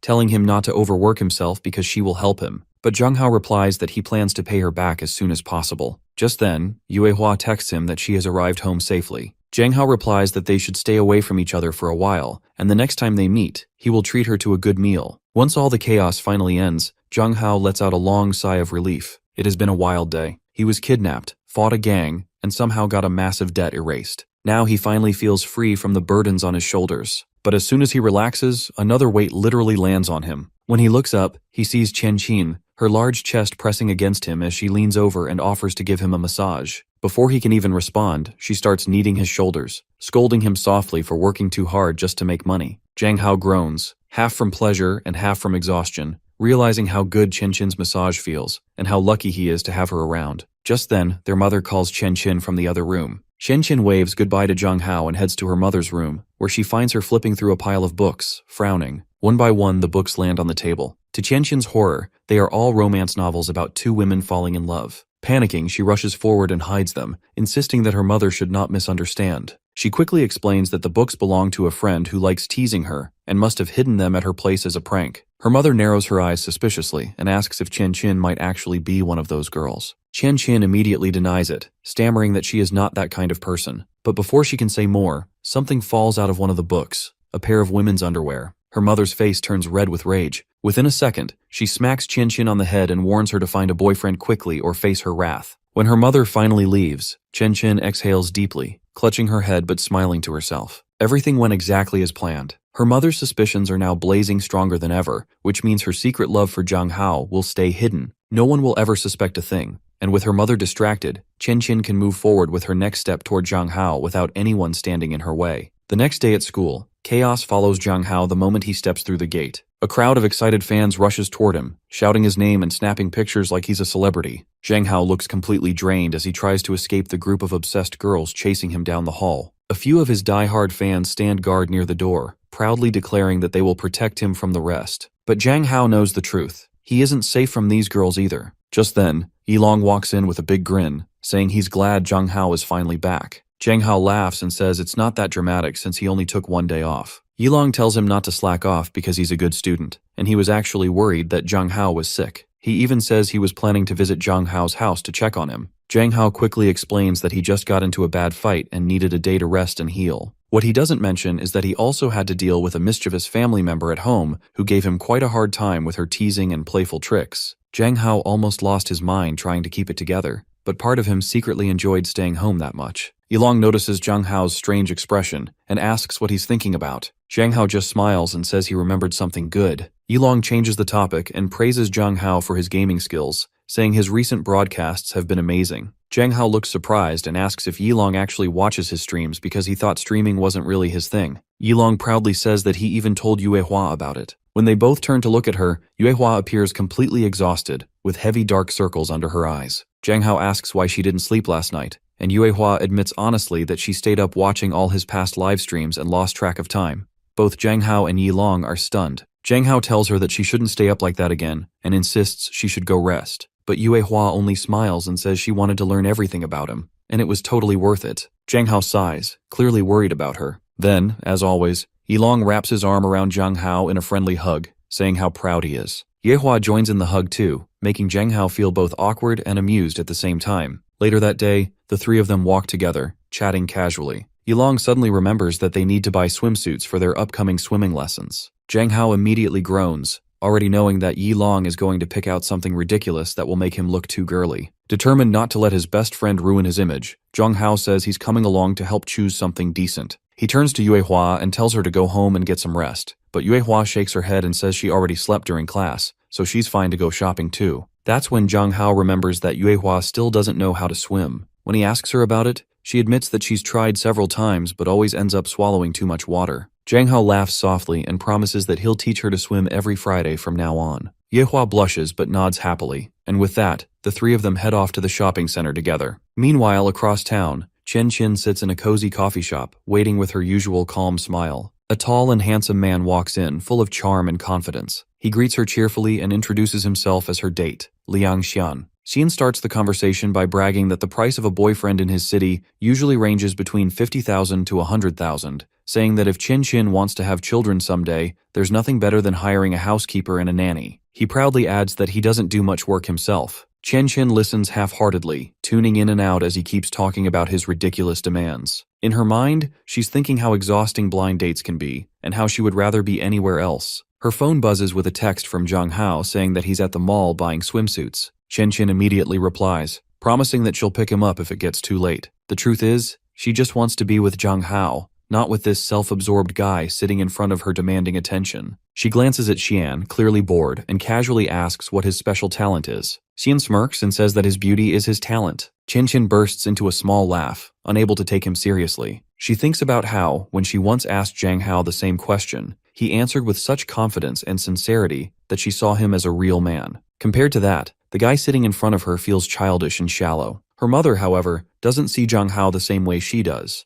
Her mom only wants her to date anyone who comes along, without caring about her feelings. Qianqian forces a polite smile and says that she'll try to meet every demand he listed, but deep down, she knows there's no connection between them. He's here, she's here, but her heart is somewhere else entirely. Meanwhile, at the mall, Zhang Hao was right about one thing. Yilong is trying on the most ridiculous swimsuit imaginable, something so flashy and feminine that Zhang Hao can hardly keep a straight face. He realizes it's a good thing he came along, or his best friend's fashion disaster would have been tragic. Just then, Yuan walks in, her eyes lighting up as she compliments Yilong's body. Yilong instantly panics, telling her to keep her perverted eyes away from him. Yuan laughs and says she needs to buy swimsuits too, offering to help both of them pick something that flatters their bodies while showing just enough skin to tease. In truth, she's being her usual self, trying to get a peek at both of them in skimpy outfits, and both Zhang Hao and Yilong can feel her shameless intentions. Yilong looks stressed, convinced that Yuan is about to steal what's left of their dignity. He quickly suggests that they should all split up, find their own swimsuits separately, and meet up later. Yuan sighs in disappointment,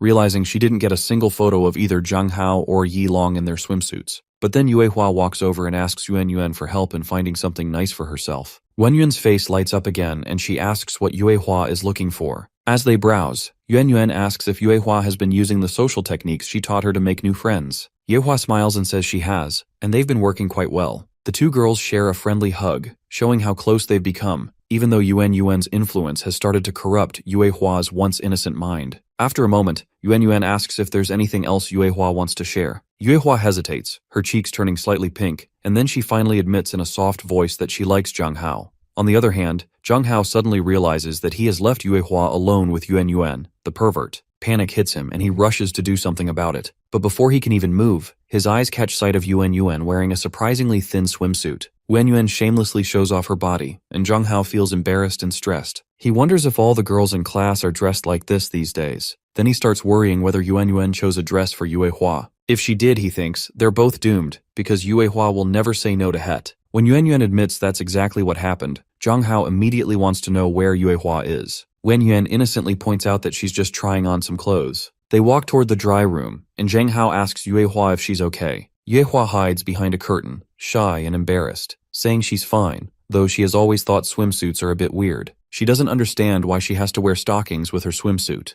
Yuan, however, launches into a full explanation, saying that stockings are a normal garment for women to keep warm. But a recent study shows that men really love women in stockings. Zhang Hao instantly proves the theory right, because he does find Yuehua in white stockings appealing. Yuan uses this to her advantage, pairing a black swimsuit with the stockings to showcase Yuehua's cuteness while making it enticing to everyone else. Yuehua blushes, feeling embarrassed, but when she steps out of the dry room, she looks like an absolute bombshell. Every boy there stares with their mouths wide open. Yuan beams with pride at her girl and pulls out another very skimpy undergarment, telling Yuehua to try it on. Before Yuehua can hesitate, Zhang Hao snatches it from Yuan's hand, declaring it a disgrace and saying Yuehua will never wear something like that. He feels stressed, because with all the girls dressed like this, he doesn't know where to look or how to focus. He quickly changes the subject, saying they should keep looking or risk being late for dinner. Meanwhile, Yuan, Zhang Hao, and Yilong bicker back and forth, and Yuehua watches from a distance. She thinks about how, just a few minutes ago, Yuan confessed she has feelings for Zhang Hao and plans to confess fully soon.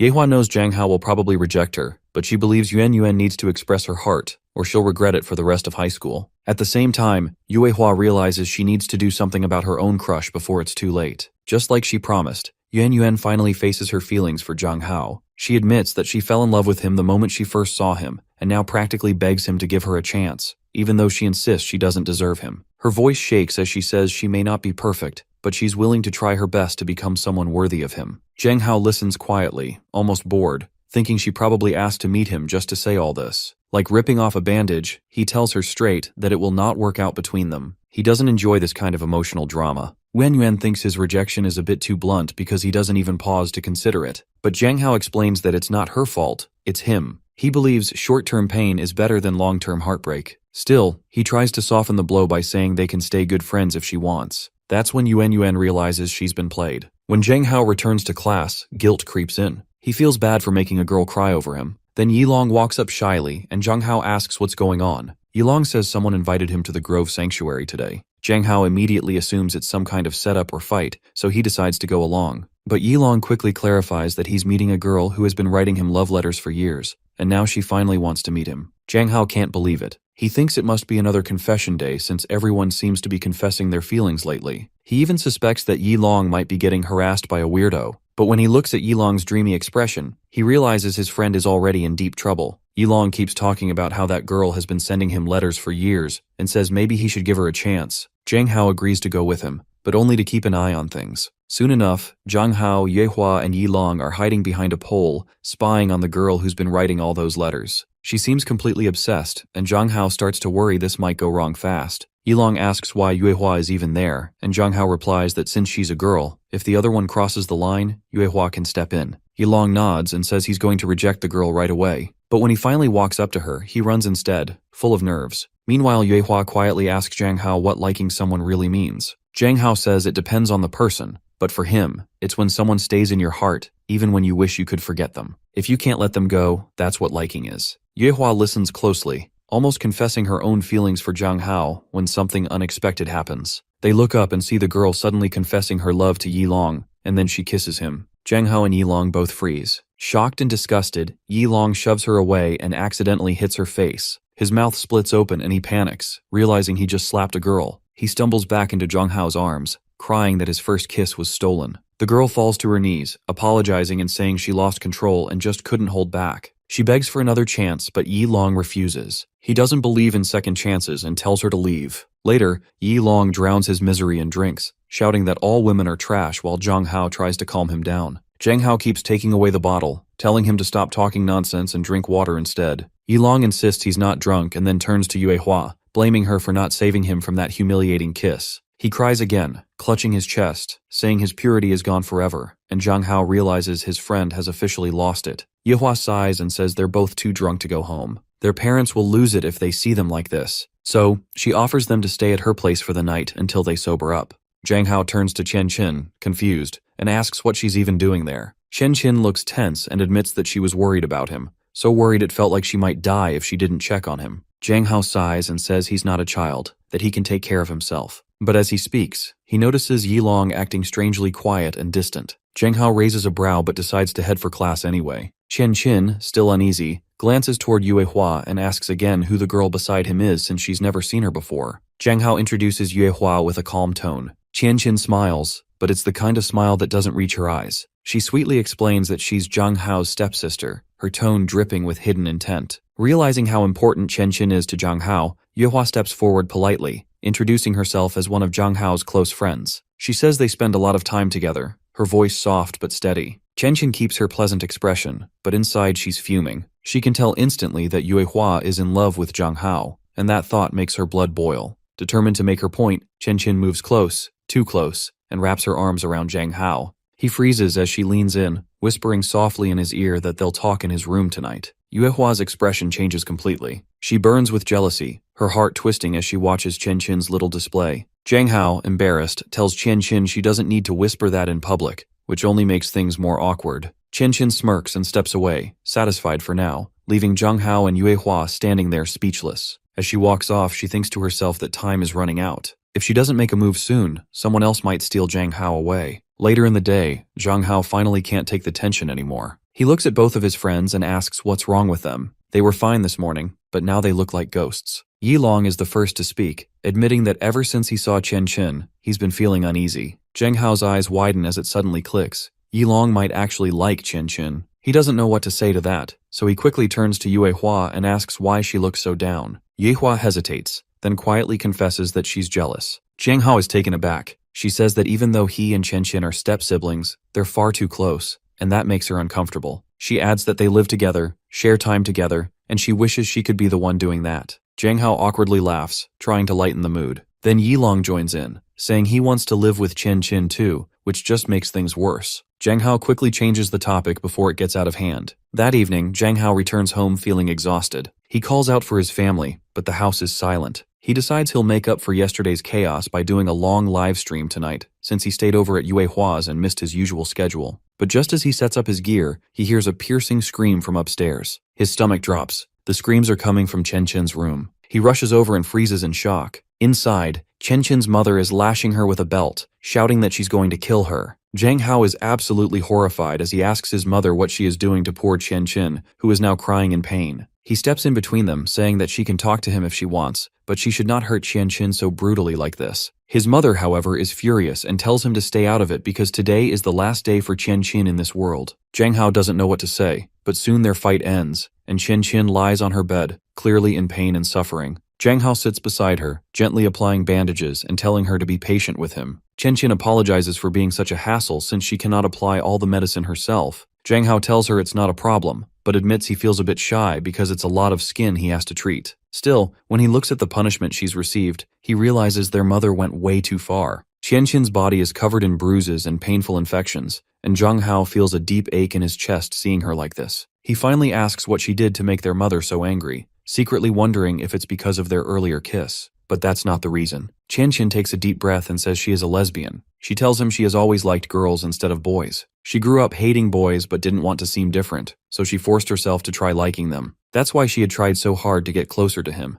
hoping she could somehow change. But the truth is she cannot. She is a lesbian and cannot help it. Zhang Hao takes a slow, desperate sigh, feeling both relief and sadness. Relief because he finally understands her, and sadness because it means she doesn't actually like him the way he likes her. Chen Chen says she hates being like this and wishes she could be normal. Zhang Hao sits beside her, saying he understands where she's coming from. She asks him to keep this secret between them, saying it's too shameful for others to know. Zhang Hao promises he won't tell anyone, but he also knows he cannot let Chen Chen stay trapped in this self-blame. He wants to help her somehow, so he searches online for people who have gone through the same thing. He finds a few posts where girls say they started living with a guy, and over time, slowly developed feelings for men. Some even say they ended up becoming straight again after being close to someone they trusted. Zhang Hao reads this and starts to think maybe breaking that emotional wall with affection could help Chen Chen too. He believes if anyone could help her see the better side of men, it's him. So, he walks to her room to talk to her about it. When he enters, he sees Chen Chen's state has worsened. She's sitting there cursing herself, tears running down her face,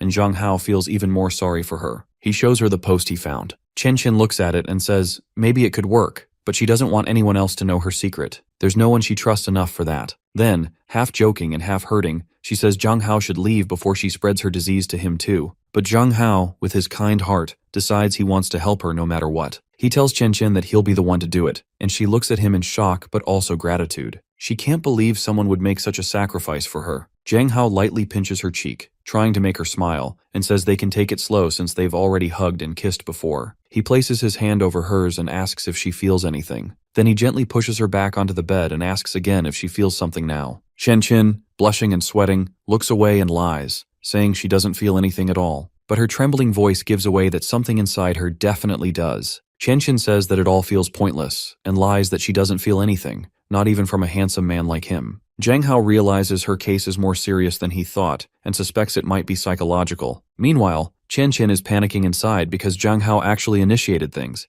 and he looked incredibly cute when he was on top of her. Zhang Hao calmly says he's going back to his room and that she should change and come see him later. He promises he'll do anything he can to help her feel more comfortable. As expected, Zhang Hao is in his room searching for ideas when a voice teases that he should try wearing something sexy, like lingerie. There's no way he could wear something like that, even if it kills him, so he decides to settle on a short-sleeved outfit. He thinks black and white are colors women usually like, and wearing them might excite a girl as much as high stockings do. He then hopes his outfit for the night actually works. Soon, he lies on his bed when Chen Chen softly calls his name. He opens his eyes and sees her standing there in a red sleeping suit, looking like a goddess. He gets a little startled, but Chen Chen hushes him, reminding him that her parents are sleeping. Zhang Hao can't help but think she must be some kind of ninja, because she entered without making a single sound. They lie down together, and Zhang Hao says they'll cuddle first and sleep as usual. Chen Chen blushes as she looks at him in the faint moonlight. She can barely see his face, but even so, his clothes look really good on him, which makes her heart race. Still, she forces herself to stay calm. She takes a deep breath and shifts into what she calls her wise mode, trying to stay composed. As they lie close,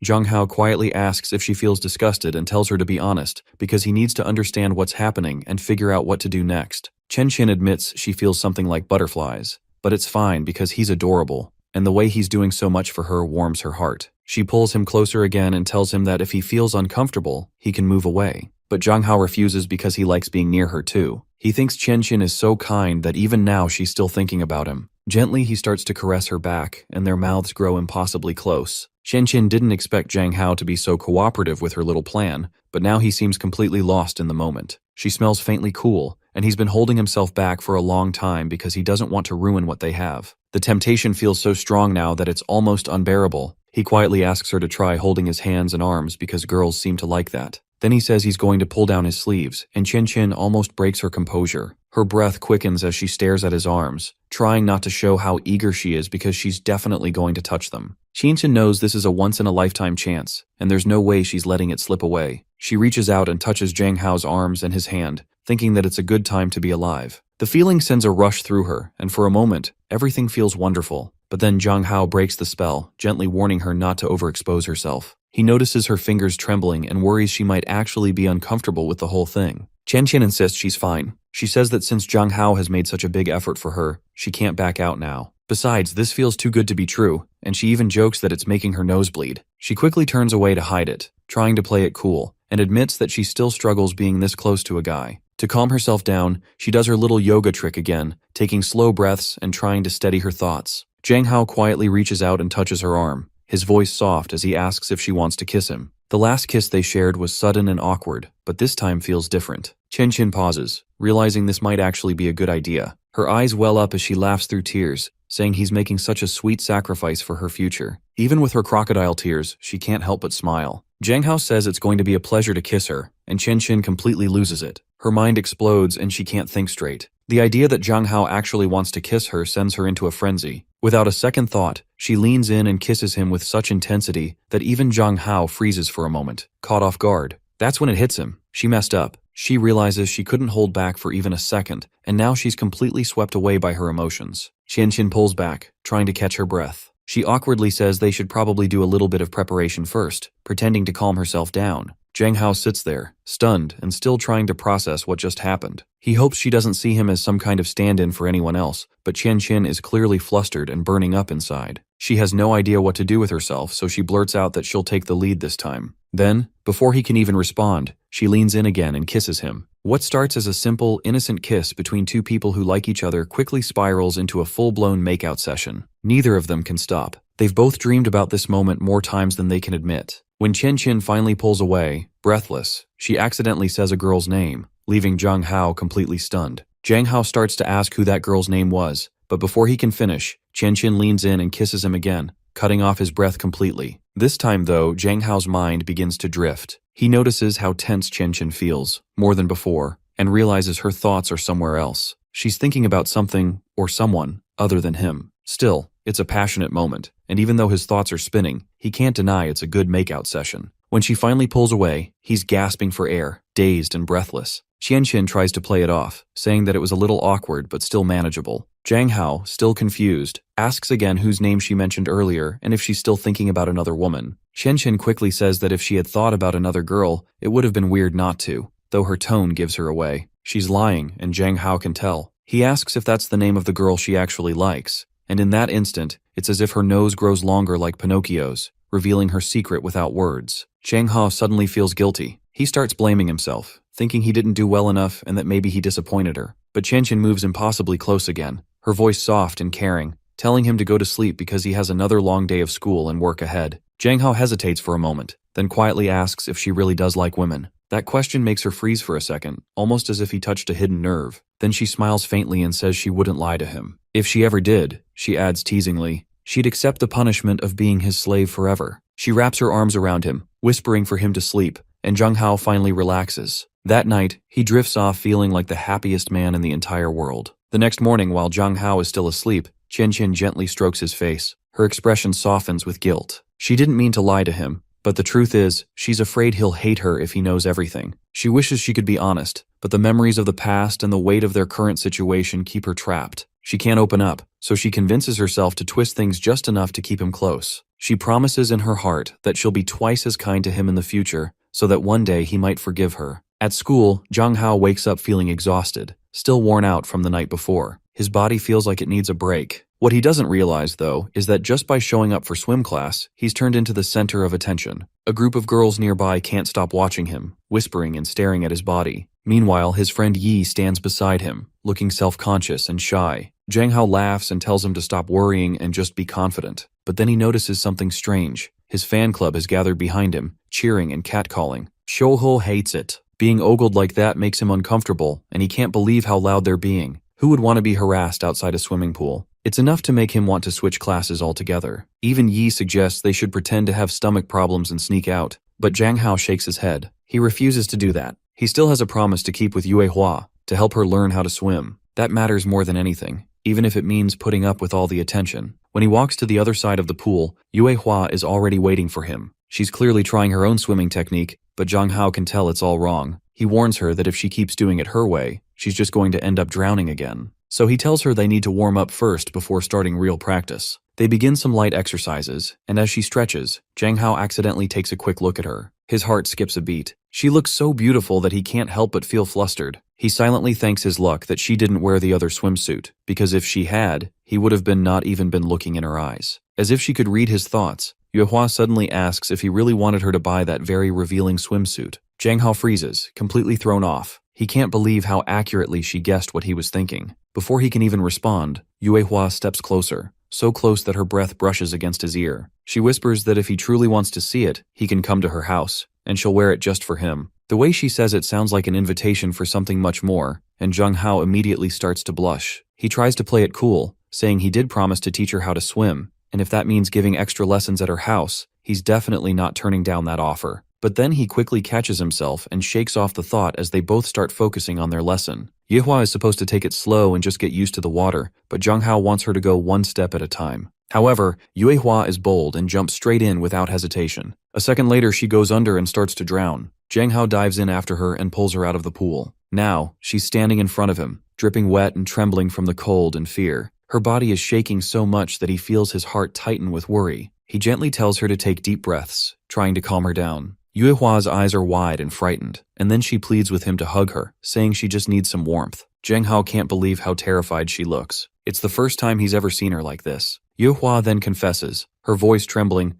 that when she was little, she used to sneak out of her room at night. One day, she fell into a pool in her backyard and nearly drowned. If it hadn't been for the people who saved her, she would have died. Ever since then, she's been afraid of water. Jang Hao finally understands, and his heart softens. He feels like she really needs comfort, so he agrees to hug her. But before he can even move, Yue Hua throws her arms around him so tightly that he can barely breathe. He feels his body stiffen under the pressure, and to make things worse, he notices other people staring. Panicking, Jang Hao tells the instructor that Yue Hua has a cramp so no one gets the wrong idea. The teacher nods and lets them move to a more private spot. Later, in the locker room, Yue Hua is calmer but still shaken. Jang Hao asks if she's feeling better, and she nods slowly. She admits that she still hates pools and feels bad for disappointing him. Jang Hao shakes his head and says she shouldn't blame herself because he was the one who pushed her into facing her fear too fast. To make up for it, he offers to give her a massage to help her relax. As he starts, Yue Hua looks away, her cheeks turning pink. She murmurs that it actually feels pretty good, but then she adds,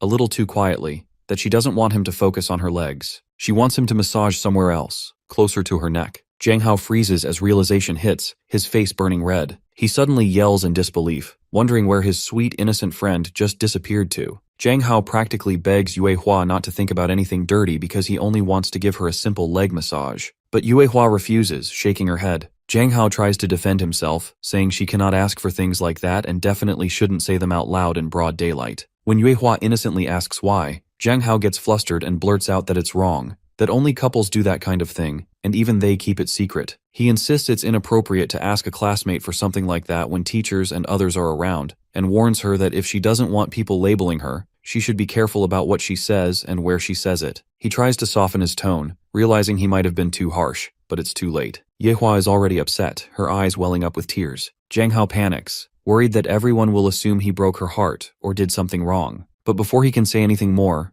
Yuehua wipes her tears and confesses that she doesn't mind being a little perverted. Her blunt honesty shocks Zhang Hao so much that for a moment his mind goes blank. He thinks to himself that if they weren't in public, he would have scolded her for saying something so bold. Zhang Hao tries to reason with her, saying she clearly doesn't understand how gross perverts can be, but Yuehua doesn't care. She just wants her massage and has no interest in learning to swim. Yuehua starts acting spoiled, so Zhang Hao decides to make a deal with her. He promises that once she learns how to swim, he will grant her any wish she wants, as long as it isn't something too extreme. Yuehua immediately agrees, and that's when Zhang Hao realizes she's far smarter than she looks. She really is a spoiled rich girl who knows how to get what she wants. Meanwhile, at the Feng Hong Group headquarters, Nan is buried in work. Her dark circles are heavy and her desk is a mess. She stayed up all night looking at Zhang Hao's pictures, and now she's paying the price. For the first time ever, she's falling behind schedule because she can't get him out of her head. Her temptation only grows stronger until she finally gives in, picking up her phone again and staring at it, lost in thoughts of their passionate kiss. At the same time, someone steps into an elevator nearby, chatting with an employee. The woman is openly flirty, teasing him as they talk. Meanwhile, Nan is completely out of it, daydreaming about Zhang Hao with a dazed look on her face. She's so distracted that she doesn't even notice when a woman who looks strangely similar to her suddenly snatches the phone right out of her hands. The woman comments on the kind of boys her daughter seems to like. Nan's eyes widen in shock, and she instantly grabs her phone back, demanding to know what her mother is doing there. Her mother gives her a sly smile and says she only wanted to see what kind of man her daughter is chasing these days, then asks her to introduce this new boy type. Nan, clearly embarrassed, tells her mother to stay away from him. Her mother crosses her arms, pretending to be offended, and asks if Nan really thinks she would go after the same men her daughter likes. She says she's just a little curious, nothing more. Nan doesn't want to continue the conversation and asks her to leave. Her mother agrees but scolds her gently, telling her not to sleep at her desk next time, or she'll catch a cold. As she leaves the office, she glances back at her daughter and shakes her head. Deep down, she knows Nan has fallen hard, and in her eyes, being lovesick is nothing but a dangerous weakness. Meanwhile, on the other side of the city, a sad-looking woman sits alone in a quiet cafe. Zhang Hao happens to walk by and instantly recognizes her. She's Nan's former assistant. Shocked, he realizes her suspension still hasn't ended. He remembers how strict Nan was the last time she disciplined her, and it makes him feel bad. Out of concern, he walks up and starts a conversation. The assistant looks surprised to see him, but Zhang Hao smiles kindly and mentions how he found out that she and Nan once served as soldiers under Yuehua's grandmother. The assistant nods, saying it's true, but adds that it's touching to see Nan has confided in Zhang Hao. She admits Nan never opens up to anyone. Zhang Hao quickly shakes his head, saying that's not exactly true. He claims Nan's just a good stalker,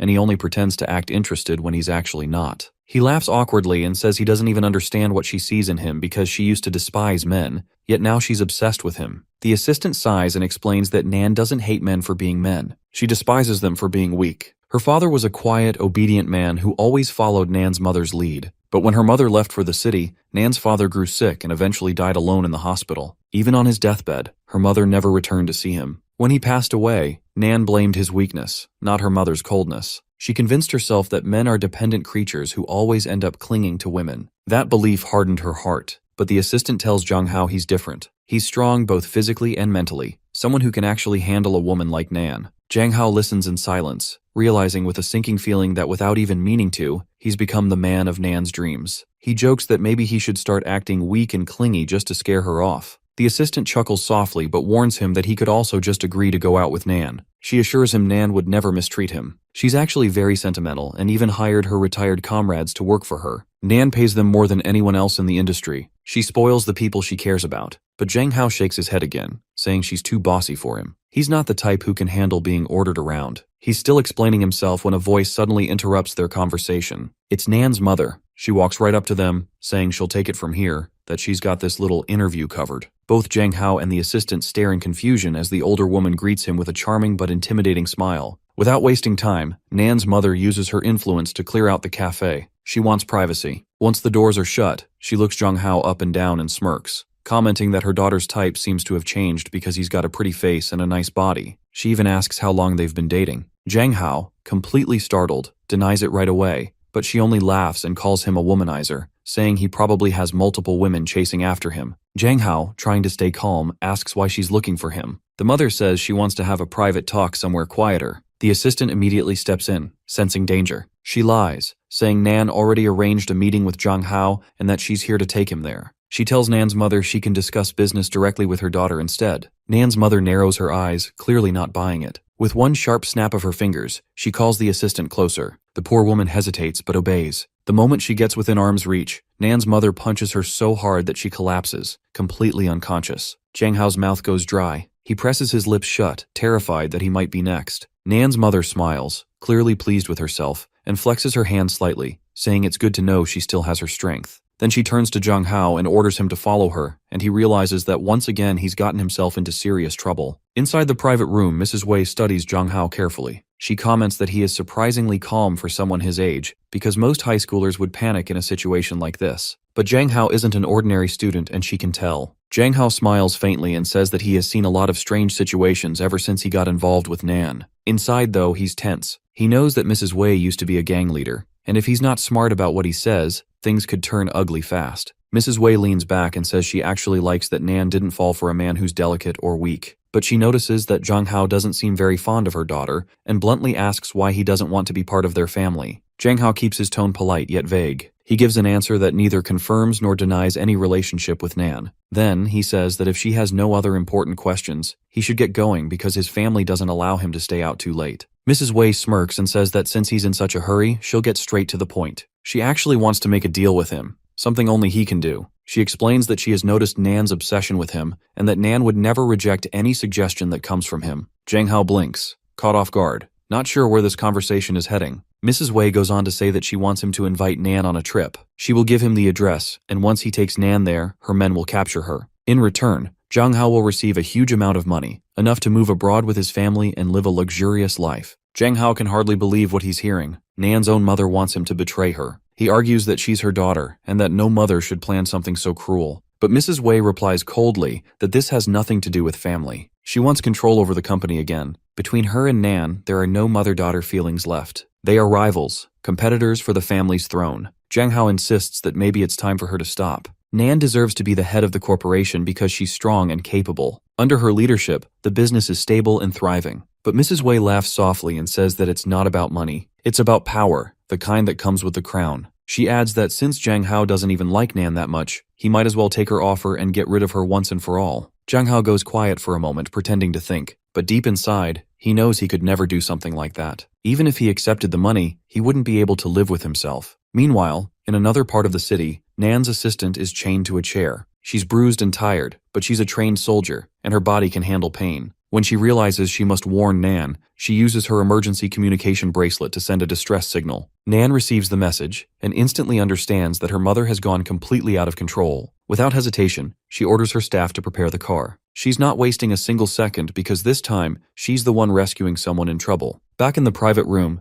Zhang Hao tries to find middle ground. He calmly explains that Nan has strong allies supporting her, and kidnapping her won't be easy. He says that no matter what grudges they hold, it's better for the family to sit down and resolve their issues like normal people, rather than destroy each other. Deep down, he's begging the universe not to drag him into this mess again. All he wants is peace, but peace clearly doesn't want him. Mrs. Wei's expression darkens. She calls Nan ungrateful, claiming she has never appreciated her. She rants that Nan is still angry about her father's death, and any chance of peace between them died long ago. She spits bitterly that if she had known Nan would turn out like this, she would never have given birth to her. Zhang Hao watches her and feels disgusted. He thinks she's a terrible adult, someone who can't take responsibility for her own actions. He tells her to calm down because she's talking nonsense. It's not Nan's fault. Her anger is justified. If it weren't for her mother's neglect, Nan's father might still be alive. He tells her to face her mistakes and apologize to Nan. From what he's seen, Nan might actually forgive her if she tries to make things right. He reminds her that family is supposed to live in harmony, not in war.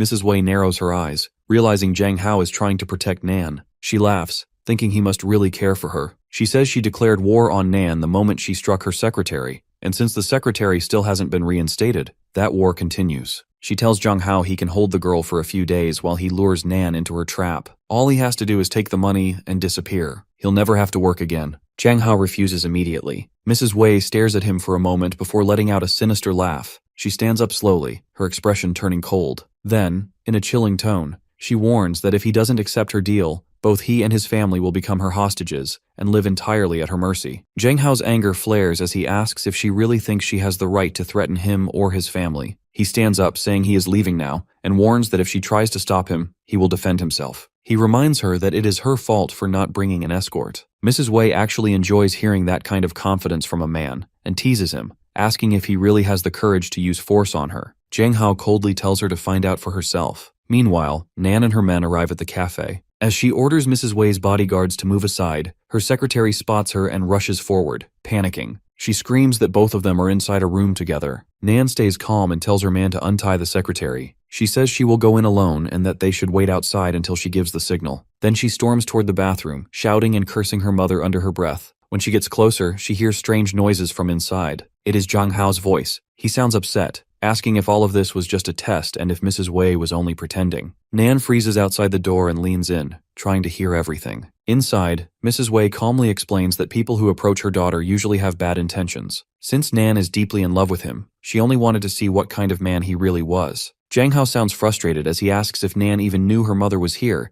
and if she had actually touched him. Mrs. Wei answers quietly that Nan has no idea. She says Nan would probably be furious if she found out her mother pulled something like this. She sighs, saying her daughter has always hated when she interferes in her affairs. But the truth is, this is the first time Nan has fallen for someone, and she was too curious to stay away. Mrs. Wei then admits that Zhang Hao is impressive and says Nan clearly has good taste in men. She smiles and adds that there is something else she wants to ask him. Zhang Hao listens, cautious but curious. Mrs. Wei explains that Nan's birthday is coming up in a few days, and she wants him to give Nan a gift on her behalf. She says Nan would never accept it if it came from her directly. Zhang Hao feels annoyed, thinking that if she had just started with this, they could have avoided all the drama and had a real conversation. He asks her why, if she cares so much about her family. She wasn't like this before. Mrs. Wei lowers her head and finally speaks the truth. During her time, many things were decided by the elders, she says. Their family was large and always focused on preserving its legacy. But after Nan was born, her father fell seriously ill, and they could not have more children. At that time, Nan's grandmother began pressuring her to find a new partner for the sake of the family's future. She resisted, but the arguments grew ugly. In the end, her husband chose to support her mother instead, saying he could endure his wife being with another man if it meant protecting the family line. But for Mrs. Wei, that was too much. It felt like a betrayal of her love, so she left. She chose to live a comfortable, carefree life, pretending she had escaped her problems. Years passed before she realized that Nan had already grown up without her. Now she only wants her daughter's forgiveness and trust, and she hopes Zhang Hao can help her. But Zhang Hao quietly shakes his head. He apologizes, saying that it is one favor he cannot do. If Mrs. Wei truly wants to make amends, she has to do it herself. No one can replace a mother's love, and no gift passed through someone else will heal what was broken in childhood. With that, Zhang Hao walks out of the room. But as he steps into the hallway, he freezes. Nan is standing there just a few feet away. As expected, Zhang Hao is riding with Nan and asks if she really did her best. She replies that she did, then softly apologizes. She reminds him that she had warned him this might happen, yet he still went and put his life at risk. Zhang Hao asks if she plans to talk to her mother, but Nan says nothing will change. Their relationship is already over, and now they are just strangers. Besides, she asks what he would do if her mother suddenly came to see him. Zhang Hao realizes she might have a point and thinks about how nothing like this happens to him because his own mother left when he was a child, and he has never forgiven her. Nan then asks if he is happy with his new family, and even with his new stepsister. Zhang Hao replies that he is. Nan smiles faintly and says she was thinking they could all move in with her. It would be easier for her to protect him if they lived together. Besides, her family would not be able to manipulate her through him in the future. Zhang Hao thinks she is moving too fast and asks why they should live with her. Nan answers matter-of-factly that he is her man, so they should live together. That confuses Zhang Hao because he does not remember agreeing to be her man. But Nan insists that one way or another, they are going to be together. This starts to get on Zhang Hao's nerves, but before he can argue, Nan suddenly slams on the brakes, and the car screeches to a stop. Zhang Hao shouts, asking what she is doing. Nan takes a deep breath and starts talking, finally letting everything out. She says her father chose to settle instead of facing his feelings, and her mother chose to run away instead of confronting hers. She says she will not repeat her parents' mistakes. Then she cups Zhang Hao's chin, her voice low but firm, and declares that he is hers. She says she will never give him to anyone else and will keep pursuing him until he accepts her. Zhang Hao thinks her words sound a little extreme, but when she runs her finger across his lips, he freezes under her gaze. He feels her eyes holding him in place, and when he finally snaps out of it, he tells her to slow down and not push herself so hard. Then he reminds her to focus on the road because they are still driving on the highway. Nan glances at him and quietly asks if they should go back to her house. Zhang Hao groans and shows her the middle finger, telling her to take him home. He takes out his phone and sees that Chen Chen is calling. Jiang Hao hesitates, then answers. Chen Chen's worried voice comes through, asking where he is since it is late and he is not home. Jiang Hao lies, saying he is at Yi's house and will be back soon. Nan glances at him suspiciously as he hangs up. Jiang Hao turns to her and tells her to take him home immediately. Nan smirks, saying he has become good at manipulating people. Jiang Hao replies that he learned from her test. For some reason, that catches Nan's attention, and she comments that Chen Chen seems very interested in him. Jiang Hao explains it is only because they live in the same house. But Nan does not like that answer, thinking it is never that simple when two attractive people live together. Soon enough, Jiang Hao arrives home. Chen Chen greets him at the door like always. Jiang Hao apologizes, saying he lost track of time, but Chen Chen is not in the mood for excuses. She looks him straight in the eyes and asks why he lied to her. Jiang Hao tries to hold himself together, thinking he might get out of this if he lies. But Chen Chen has already done her research. She calmly admits that she called Yi a long time ago, and he told her Jiang Hao had left for a while. Jiang Hao freezes and panics, wondering when she started digging so deeply into his life. Chen Chen takes a breath and says she is not Jiang Hao's mother. She explains that she has always felt lonely, with their mom working overtime, and that she only feels less alone when Jiang Hao is around. She admits that she really does see him as her favorite person in the whole world, but now it feels like she has been too sentimental, too attached, while Jiang Hao never shared the same feelings. From now on, she says, she should take a step back, stay in her limits, and stop meddling in his life. Even after saying all that, Chen Chen is barely holding it together. Her voice shakes, and tears start to fill her eyes. Jiang Hao can't stand seeing her like that. Panic sets in, and he quickly reaches for her hand, begging her to wait and let him explain. But instead of telling the truth, he lies again. He says he went to dinner with a friend and didn't tell her because he was afraid she would worry. He adds that the person was just a casual friend, and if he had told her it was a woman, she would have been worried sick. His voice turns weak as he apologizes, but Chen Chen doesn't want to hear it. She turns around and says it's a price he has to pay for a while. Jiang Hao feels crushed. He can't bear this rejection. He falls to his knees, thinking Chen Chen is disappointed in him. She has always been kind and caring, and now he has let her down. He curses his life, wishing he could take everything back. On the other hand, Chen Chen tries to keep her calm, but inside she's panicking too. She feels torn because she's glad Jiang Hao came clean, but she's terrified that he might get angry and stop talking to her forever. She gives herself a quiet pep talk, trying to sound confident even when her heart is racing. She reminds herself that she needs to show some restraint, to act like she knows what she's doing, because deep down she knows Jiang Hao feels something for her. She can't just act like a foolish girl all the time, but the guilt eats at her. She drops to her knees, realizing she slapped his hand away earlier, and that might have been too harsh. Her mind starts to drift toward the woman Jiang Hao had dinner with. She needs to know who she is. Later that night, when everyone is asleep,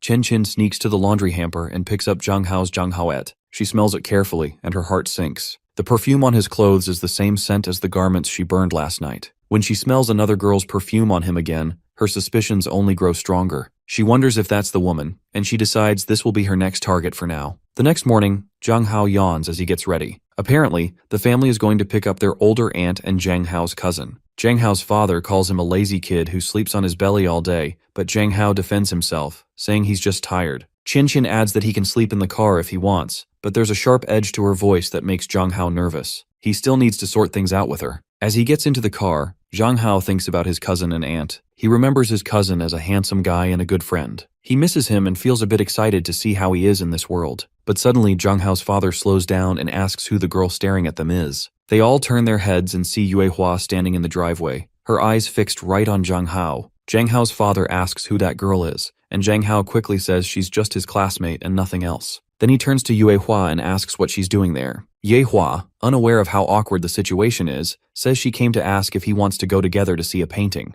That's when Jiang Hao's parents realize Yue Hua isn't just any classmate. She's a suitor, and bold enough to show up at their house uninvited. Chen Chen doesn't like it one bit. Jiang Haosen decides to introduce Yue Hua to his family, and when Yue Hua realizes how serious this moment is, she bows in front of them. All her years of training come rushing back. Her manners are flawless, her tone graceful, and her presence refined. Even Jiang Hao's parents notice how polite she is. Yue Hua remembers the butler's manual that says if she wants to win a good man, she must make a good impression on his family. But the one person who doesn't recognize her right away is Chen Chen. She looks Yue Hua straight in the eyes and asks if she really wants to date Jiang Hao. Without hesitation, Yue Hua says she does like him. Jiang Hao freezes. Everyone is shocked except Chen Chen. She's ready to scold and crush Yue Hua on the spot, but Jiang Hao's father steps in first, lecturing Jiang Hao not to fall in love at this age. Jiang Hao defends himself, saying it's not what it looks like. Yue Hua was homeschooled before joining a real school, so she hasn't had much contact with people. She's awkward and not good with her words. When he noticed that, he and Yi helped her learn how to talk to others.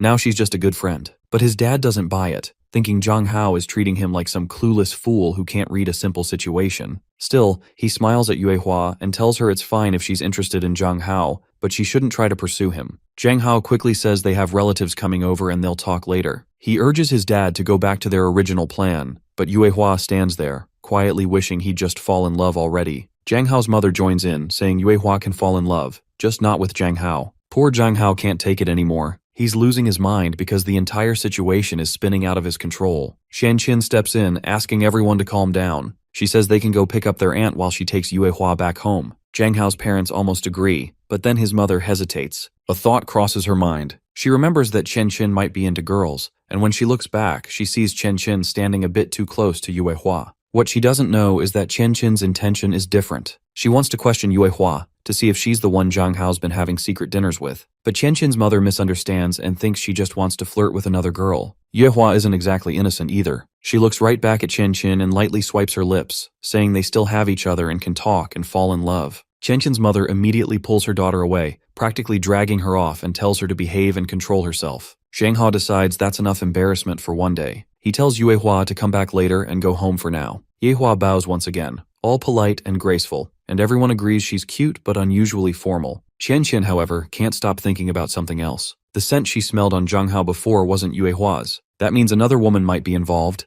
and she needs to have a serious talk with him soon. At the station, Zhang Hao's father greets his sister and her son. Zhang Hao looks at his cousin, the so-called femboy of the family, and can't help but think how much he misses the handsome man his cousin used to be. When the whole family returns home, their aunt looks around and beams, saying how good Zhang Hao looks. She teases that there must be plenty of girls drooling over him by now. Zhang Hao's mother laughs, saying that one even showed up at their house earlier, but then left soon after. The whole room fills with chatter, and the atmosphere feels light. Their aunt comments that Xian Qin has grown into such a cute woman too, and wonders how many admirers she must have herself. Zhang Hao's mother smirks and can't help but tease her daughter. Xian Qin glares at her mother, clearly annoyed, while her mother insists that she should at least blush a little when someone calls her pretty. Zhang Hao gets up, saying he's going to help his dad with the cooking. Deep down, he knows his father doesn't have many years left, and he just wants to spend time with him, and also see his aunt and cousin again. But before he can leave, Chen Chen interrupts his thoughts, complimenting how much Zhang Hao has grown and how handsome he's become. He jokes that the two of them will be picking up girls together with their looks. Zhang Hao doesn't like this at all, but it's obvious they've both changed over the years. Trying to avoid the conversation, Zhang Hao asks if he should stay with the women instead,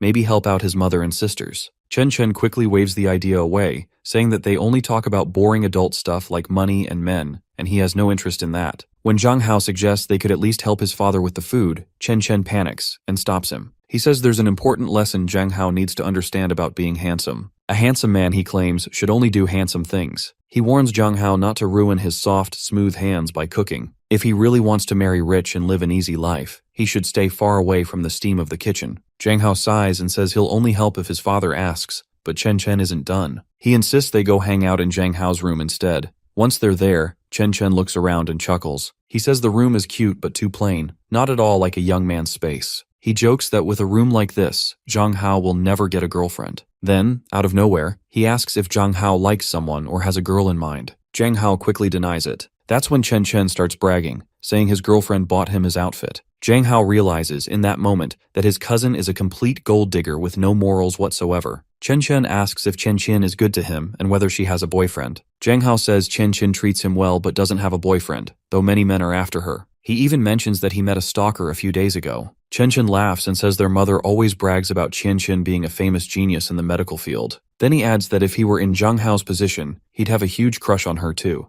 Zhang Hao immediately panics inside, thinking that Chen Chen already has a girlfriend, and shouldn't he be focusing on her instead of saying things like that? But Chen Chen just smirks and admits he has needs. He doesn't want to limit himself to one person. That's when the door opens, and Chen Chen steps in, saying that lunch is ready, and they should both come down to eat. Chen Chen instantly switches to his good boy act, smiling politely, and Zhang Hao can't believe how fast his cousin can manipulate people. As they head out, Chen Chen stops Zhang Hao for a moment. Her tone softens as she says her attitude hasn't been the best lately, and that they should talk privately later to sort things out. Zhang Hao agrees, and they both head to the table. The lunch goes quietly. Zhang Hao barely eats, and Chen notices but doesn't say anything. Just as Zhang Hao finishes his meal, his phone starts buzzing. He excuses himself and answers the call. It's the girl from the art shop reception, the one who took his broken bowl for repair. Zhang Hao asks about the cost, but the receptionist says it's already been paid for by his girlfriend, and she left a note. Zhang Hao freezes. He's completely confused because now he doesn't even know which one of his girlfriends actually paid for it this time.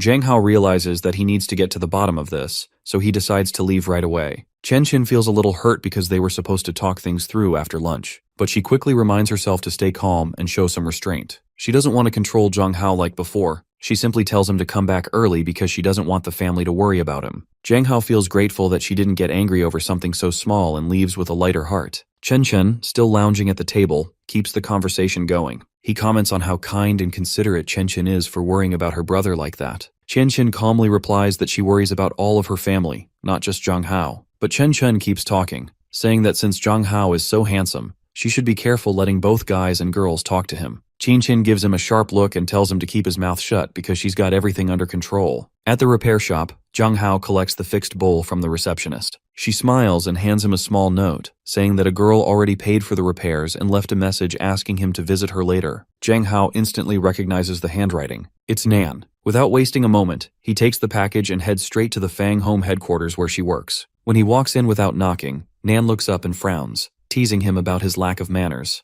Zhang Hao says that if she doesn't want him there, he can just leave. But Nan doesn't let him go that easily. She tells him to wait, saying they'll have dinner together once she finishes her work. Zhang Hao sighs and pulls out the package, explaining that since the bowl has been repaired, the cost should be deducted from the total amount they discussed. To get a better price, he plans to auction it off later. Nan looks at him and says, if the bowl is repaired, he should just give it to her so they can finally move on. Zhang Hao hesitates, realizing that with Nan, things always go her way. He's tired of it. Every time it ends the same, and it wears him down. He tells her that since she's acting strange again, he'll just sell the bowl. Nan suddenly steps closer, her expression unreadable. She takes the bowl straight from his hand, and without a word, throws it into the trash bin. Zhang Hao freezes for a moment, his mind blank. Then the horror hits him all at once. He remembers everything he went through to fix it, the people he met, the favors he owed, and the money he spent, all for nothing. He rushes toward the bin, his voice cracking as he cries out, begging for it back. His heart aches at the sight of something so precious and expensive ruined in an instant.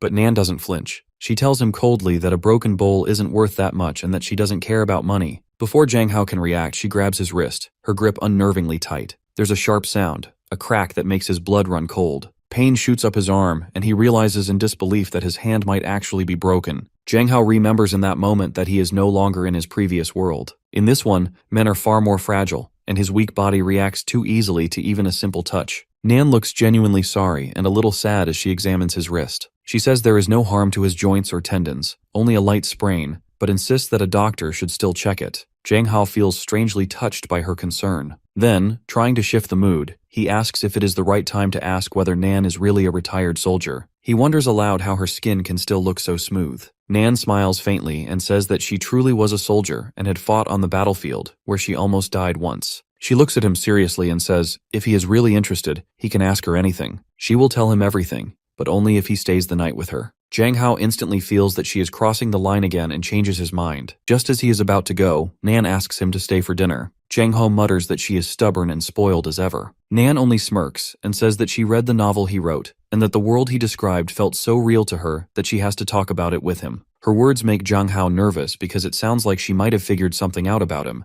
but at the same time, he is curious to know what she has discovered about the Red Moon. He sits down, pretending to talk casually about his novel, while his stomach growls from hunger. He has not eaten since morning because he was too anxious around Chen. Nan looks at him and finds him both cute and arrogant as he impatiently waits for the food. She suddenly asks what it would take for him to spend the night with her. Zhang Hao, startled, asks her not to be so persistent. Nan then stretches her legs and tells him to look into her eyes when he says things like that, since she has already caught him checking her out. Zhang Hao tries to lie, saying he was only admiring how expensive her clothes looked, but it is an obvious excuse. Nan takes her chance and sits right on his lap. Zhang Hao freezes and asks her to behave herself, but Nan replies softly that since he is destined to be hers, there is no reason for her to show restraint. The poor boy is confused and nervous, not sure what is happening to him. He wants to push her away, but at the same time, the warmth of her body on his lap feels too good to resist. He blushes without meaning to, and Nan notices it. She does not like losing control. Zhang Hao warns her that if she keeps teasing him, he will give her a good spanking. He tries to push her off, but she barely moves. It feels like pushing against a wall. His body is still weak, and Nan calmly tells him to slow down because his wrist is still injured. Jang Hao grits his teeth, feeling a burst of strength rise inside him, and in one quick motion, he manages to push her down and ends up on top of her. For a moment, the air between them changes. Nan looks into his eyes and feels something powerful, something she cannot quite name. She whispers that it must be connected to the blood moon she has been studying, and says that she wants to share it with him. Back at the residence, Chen Chen is lying around lazily, yawning and doing almost nothing. He keeps wondering why Chen Chen is not interested in him because, in his mind, he only wants to have a bit of fun with her. But suddenly, he notices Yue Hua standing outside the house and instantly perks up. He thinks that he has finally found a worthy opponent and feels lucky because he has seen two beautiful women in one single day. He cheerfully greets Chen Chen as she walks by, but she only sidesteps him and keeps going, completely ignoring him. Chen Chen stands there awkwardly and wonders if maybe he smells bad or said something wrong. Just then, Jang Hao's parents arrive at the door and ask Chen Chen what he is doing outside when they notice Yue Hua standing there as well. Jang Hao's father looks annoyed and scolds Yue Hua for hanging around their house again instead of being on her own. But Yue Hua remains polite as ever and bows her head slightly, surprising both of them with her calmness. She then hands them a bag, saying that it's a small gift from her for the family and that there's a separate one for Jang Hao. Jang Hao's father sighs and tells her that she should give up already and stop chasing after Jang Hao. He firmly says he will never allow his son to fall in love while still in high school. Even Jang Hao's mother looks a bit sorry for Yue Hua, gently warning her not to waste money like this. Chen Chen, standing by, cannot believe what he's hearing. The fact that such a pretty girl is actually chasing Jang Hao shocks him completely. But Yue Hua defends herself quietly, saying that she does not want to fall in love with Jang Hao. She only wants to stay by his side for the rest of his life as a close companion. Her words, however, do not sit well with Jang Hao's parents. They exchange looks, thinking she sounds shameless for saying that so boldly in front of them. Still, seeing how desperate she seems, Jang Hao's father hesitates and looks at the gift bag again, unsure what to do. Jang Hao's mother, however, keeps her composure. She gives Yue Hua a polite but firm smile and asks her to keep her distance from Jang Hao, saying it would be better for everyone. Chen Chen quietly watches all this unfold and begins plotting in his head. He thinks that if he plays this right, he could use this situation to gain control over Yue Hua and maybe make her fall for him instead. But before he can act, Yue Hua shocks everyone once again. She looks straight at Jang Hao's mother and says with calm determination that she will not leave Jang Hao alone. She insists that he is an important person to her, and she wants to stay by his side in any way possible for the rest of his life. Her words silence everyone, and for a moment, even Chen Chen is impressed by her courage. Meanwhile, Jang Hao and Nan are together, and Jang Hao finally asks her about her near-death experience. Nan's expression softens as she begins to explain. She says that during one of her missions, she was gravely wounded and thought her life was coming to an end. Just as her vision began to fade, she saw something extraordinary in the sky, a blood-red moon, glowing brighter than anything she had ever seen. Then everything went black, and she fell into a deep, endless dream. When she finally woke up, she was alive again, miraculously healed. Since that day, she has believed that it was the power of that blood moon that saved her. Jang Hao listens carefully but cannot help feeling skeptical. He says maybe what she saw was just an illusion caused by the trauma of her injuries. But Nan shakes her head and says that is impossible because her wound was fatal, far beyond what any normal medicine could heal. She explains that ever since then, she has been studying the strange phenomenon and has recently seen the blood moon appear again. Her voice lowers as she looks directly at Jang Hao and says that the night she saw it for the second time was the same night he appeared in this world. Nan says that after she started getting a little suspicious, she began observing Jang Hao's behavior closely. Soon, she noticed that something about him felt completely different compared to the information she had before the appearance of the blood moon. His actions, his words, even the way he looked at the world seemed unusual. Then, after reading the world he described in his novel, Nan realized something chilling. The world in his story was eerily similar to the one she had seen in her dreams. That was when she became convinced that he and the blood moon shared a mysterious connection. Jang Hao sits frozen, realizing that this smart and beautiful woman genuinely trusts him, maybe more than anyone else ever has. Nan suddenly stands up and walks toward him, her eyes sharp but calm. Jang Hao blinks, completely confused, as she starts unbuttoning her shirt, making him shriek in panic. But Nan only lifts her top slightly, revealing a small part of her stomach. Her tone is serious as she explains that she once had a fatal wound there, but now it's completely healed without leaving even a scar. She tells him that she was the only survivor in a mission where everyone else died, and that she has been trying to uncover the truth ever since. What she wants now is to know more about the world he came from. Jang Hao realizes that he cannot keep lying anymore. He takes a moment and says that he will tell her the truth, but only under a few conditions. He explains that he will help her, but only when he is free, meaning she cannot just summon him whenever she wants. He also warns her not to contact his family or use him for her research without permission. Nan listens quietly, then sighs and smiles a little, saying that his conditions sound rather dramatic, but she agrees. With that settled, Zhang Hao takes a deep breath and finally confesses. He tells her that he indeed came from another world, and after seeing the blood moon, everything around him changed.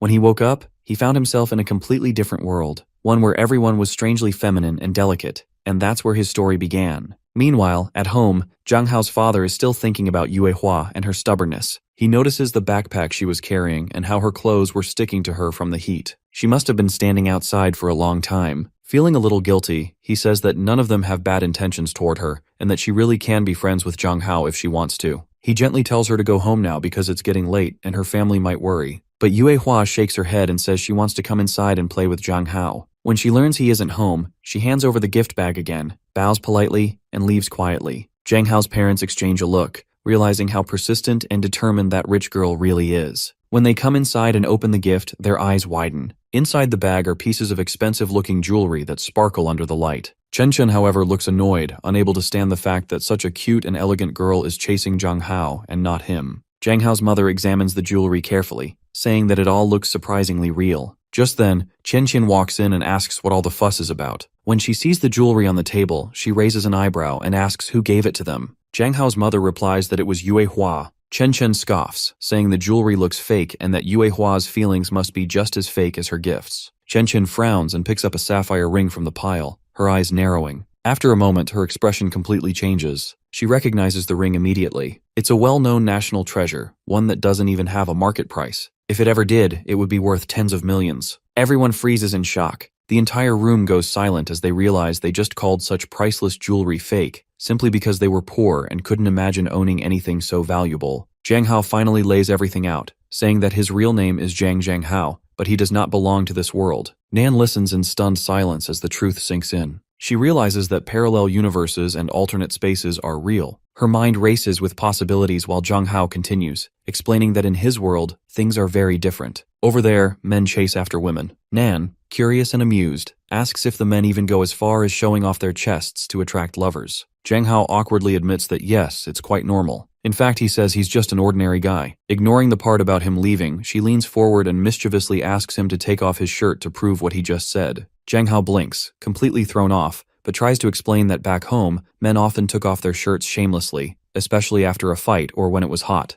Just hearing that makes Nan blush deeply. She has never heard something like this before, at least not in real life. She's only ever seen it in questionable corners of the internet, and now curiosity gets the better of her. She urges him again to prove it. Zhang Hao looks nervous, scratching the back of his neck, but slowly begins unbuttoning his shirt. When he notices the hungry glint in Nan's eyes, it hits him that he's walked right into her trap. He feels embarrassed, yet he can't back out now. As the shirt comes off, a wave of awkwardness rushes through him, and he suddenly remembers the warning of the Moonblood goddess. If he fails to become a real man, he'll be completely assimilated into this world. That thought chills him for a moment, making him wonder if he's already starting to change. Nan, however, is completely mesmerized. She has never seen anything like this before and can't help but stare. Her face heats up as she murmurs that the men of his world truly are incredible. But even in her daze, she finally asks him to put his shirt back on because she honestly cannot take it anymore. Zhang Hao hurriedly does as told, feeling like he's lost a lot today. His composure, his dignity, maybe even his sanity. Nan finally clears her throat and says that from now on, they'll work as partners. She agrees to all of his terms and conditions. Zhang Hao no Diaz, relieved, and adds that he'll be busy for a while and has things he needs to handle. Nan gives him a teasing look and still invites him to stay the night. But Zhang Hao instantly refuses, saying that not even if she paid him would he do that. Meanwhile, back at home, Chen Chen is sitting quietly, examining the sapphire ring again. The glow of it reflects in her eyes as she realizes just how easily Yue Hua can give something so rare and expensive to Zhang Hao. A wave of jealousy runs through her. She can't compete with Yue Hua's wealth, but then a sly thought forms in her mind. If she plays her cards right, she can use this gold digger gemstone to her advantage and make sure Zhang Hao stays hers, no matter what. When Zhang Hao arrives back home, his father instantly starts scolding him for staying out too late. Then he demands to know why Yue Hua sent them such expensive gifts. After checking, they discovered that nearly 80 of the diamonds were real and extremely valuable, and they simply cannot accept them. Zhang Hao's eyes widen in shock, and he thinks Yue Hua must have gone completely insane to give him something so expensive. Meanwhile, Chen Chen comments on how rich, beautiful, and attractive Yue Hua is,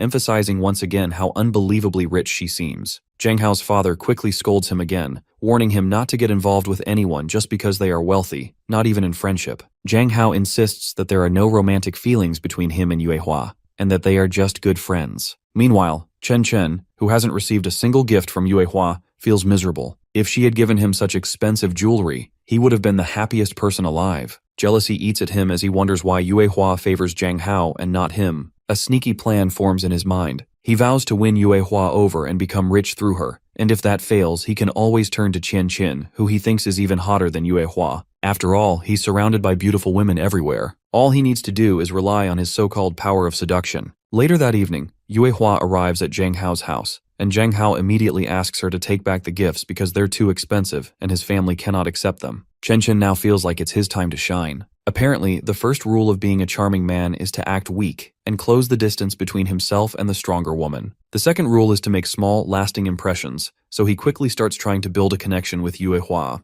The third rule is to create physical contact, so he pretends to stumble, expecting Yue Hua to catch him gracefully. But Yue Hua, who has not a single graceful bone in her body, kicks him away instead. Then, in an innocent tone, she asks if he's okay, pointing out that he tripped over nothing. Zhang Hao feels embarrassed, asking her to stop kicking his cousin, while Chen Chen is humiliated that his entire seduction plan has fallen apart. Yue Hua then turns to Zhang Hao and asks if he doesn't like the gifts she brought. Zhang Hao's parents quickly explain that the gifts are simply too expensive and it isn't right to accept them. Zhang Hao adds that he doesn't need gifts to prove their friendship, and the family politely tries to return her kindness. But Yue Hua takes it the wrong way. She thinks everyone hates her now, and even Zhang Hao doesn't like her anymore. That's when Zhang Hao's parents realize they've made a serious mistake. Qian Qin steps in again, saying that since Zhang Hao and Yue Hua are just friends, there's no reason for anyone to dislike her. In fact, if Yue Hua stays friends with Zhang Hao, Qian Qin will be happy to have her around. Of course, Qian Qin's real motive is to make sure Yue Hua doesn't make a move on Zhang Hao, keeping him all to herself while quietly removing the threat. She offers to take Yue Hua home, but before she can, her mother interrupts, insisting that she'll take her instead. The mother clearly knows her daughter too well and suspects that Qian Qin's interest in girls might not be entirely pretend.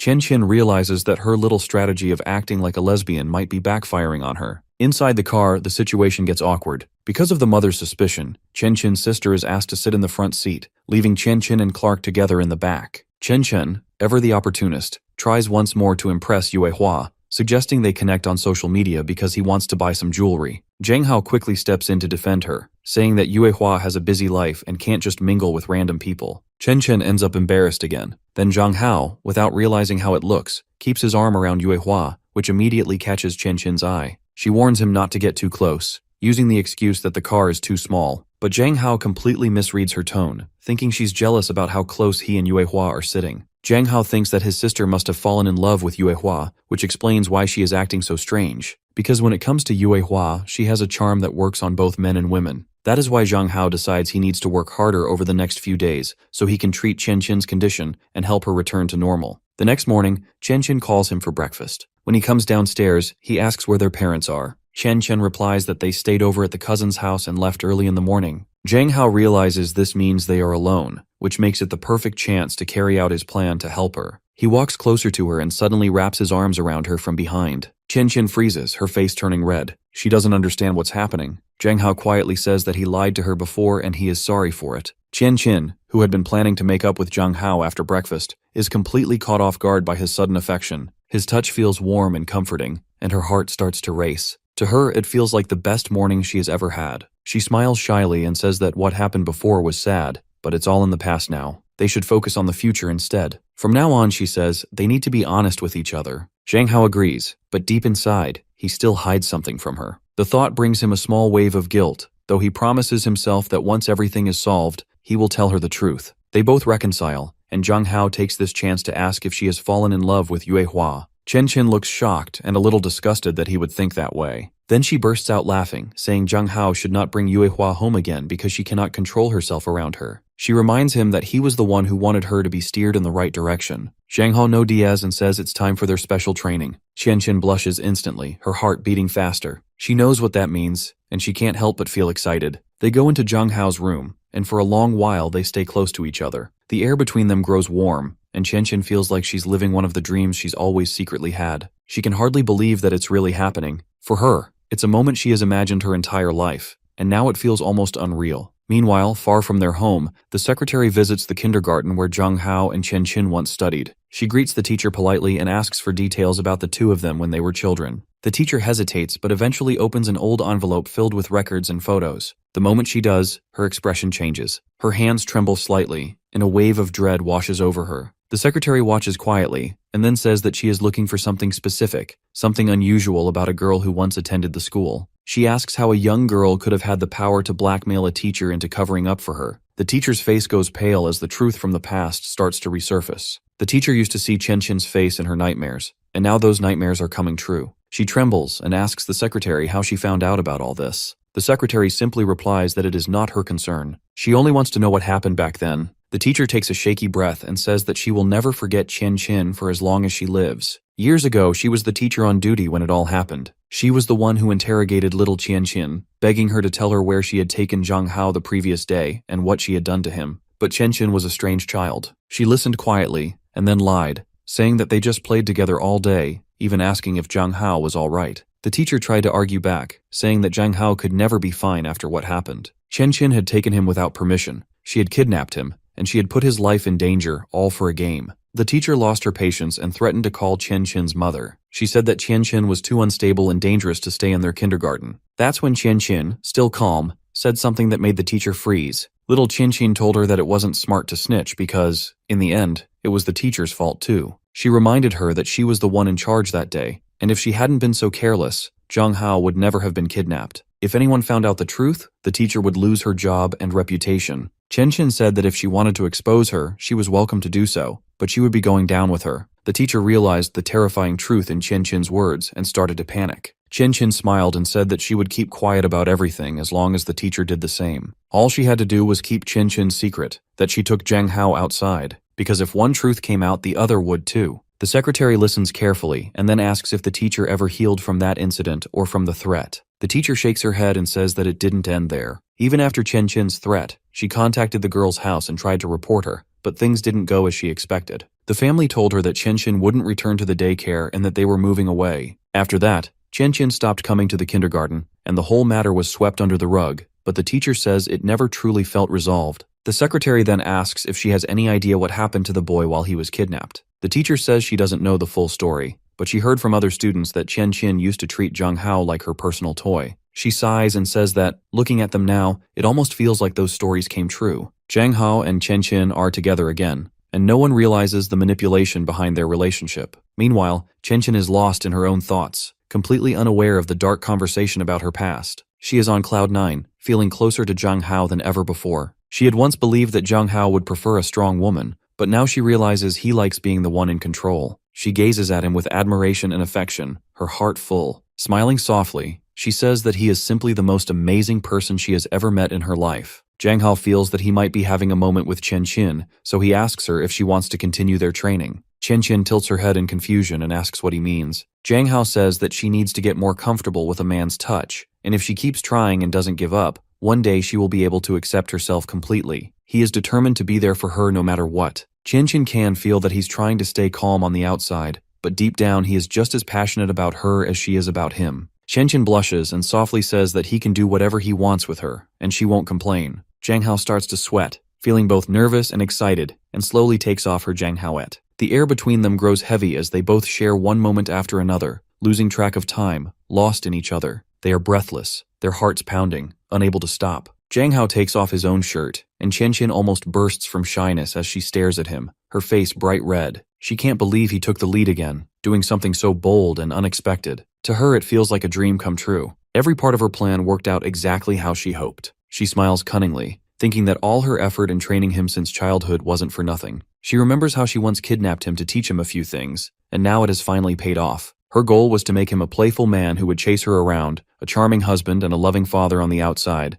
but someone who could also be passionate and daring behind closed doors. To her, it's perfect. Now there is only one last step left, to be completely open with him. Zhang Hao continues their intimate moment, but this time Chen Qin starts to feel a little nervous. She worries that they might be crossing too many lines too quickly. Zhang Hao, on the other hand, feels that he can't hold himself back anymore. Ever since he came back to this world, he has longed for a woman's touch, and now he finally has it. He tells Chen that this is how she will overcome her fear of the opposite gender. Chen's heart races, torn between fear and desire. She feels happy, but at the same time she realizes things are slipping out of her control. Zhang Hao gently calms her down, and in that moment, Chen understands that for once, she is no longer the one in control of anything. She starts wondering if Zhang Hao is already this intense as a young man. What will happen when he grows into a proper adult and becomes a husband? The thought makes her blush and worry that her body might never get any rest. She even finds herself thinking about what kind of doctor she would have to see when Zhang Hao is finally done exhausting her completely. Meanwhile, Zhang Hao finds Emma adorable. She's scared and embarrassed, and he never imagined that women in this world could have such a shy and hidden side. He smiles faintly, saying there's no time to dwell on the past, but just as he's about to continue,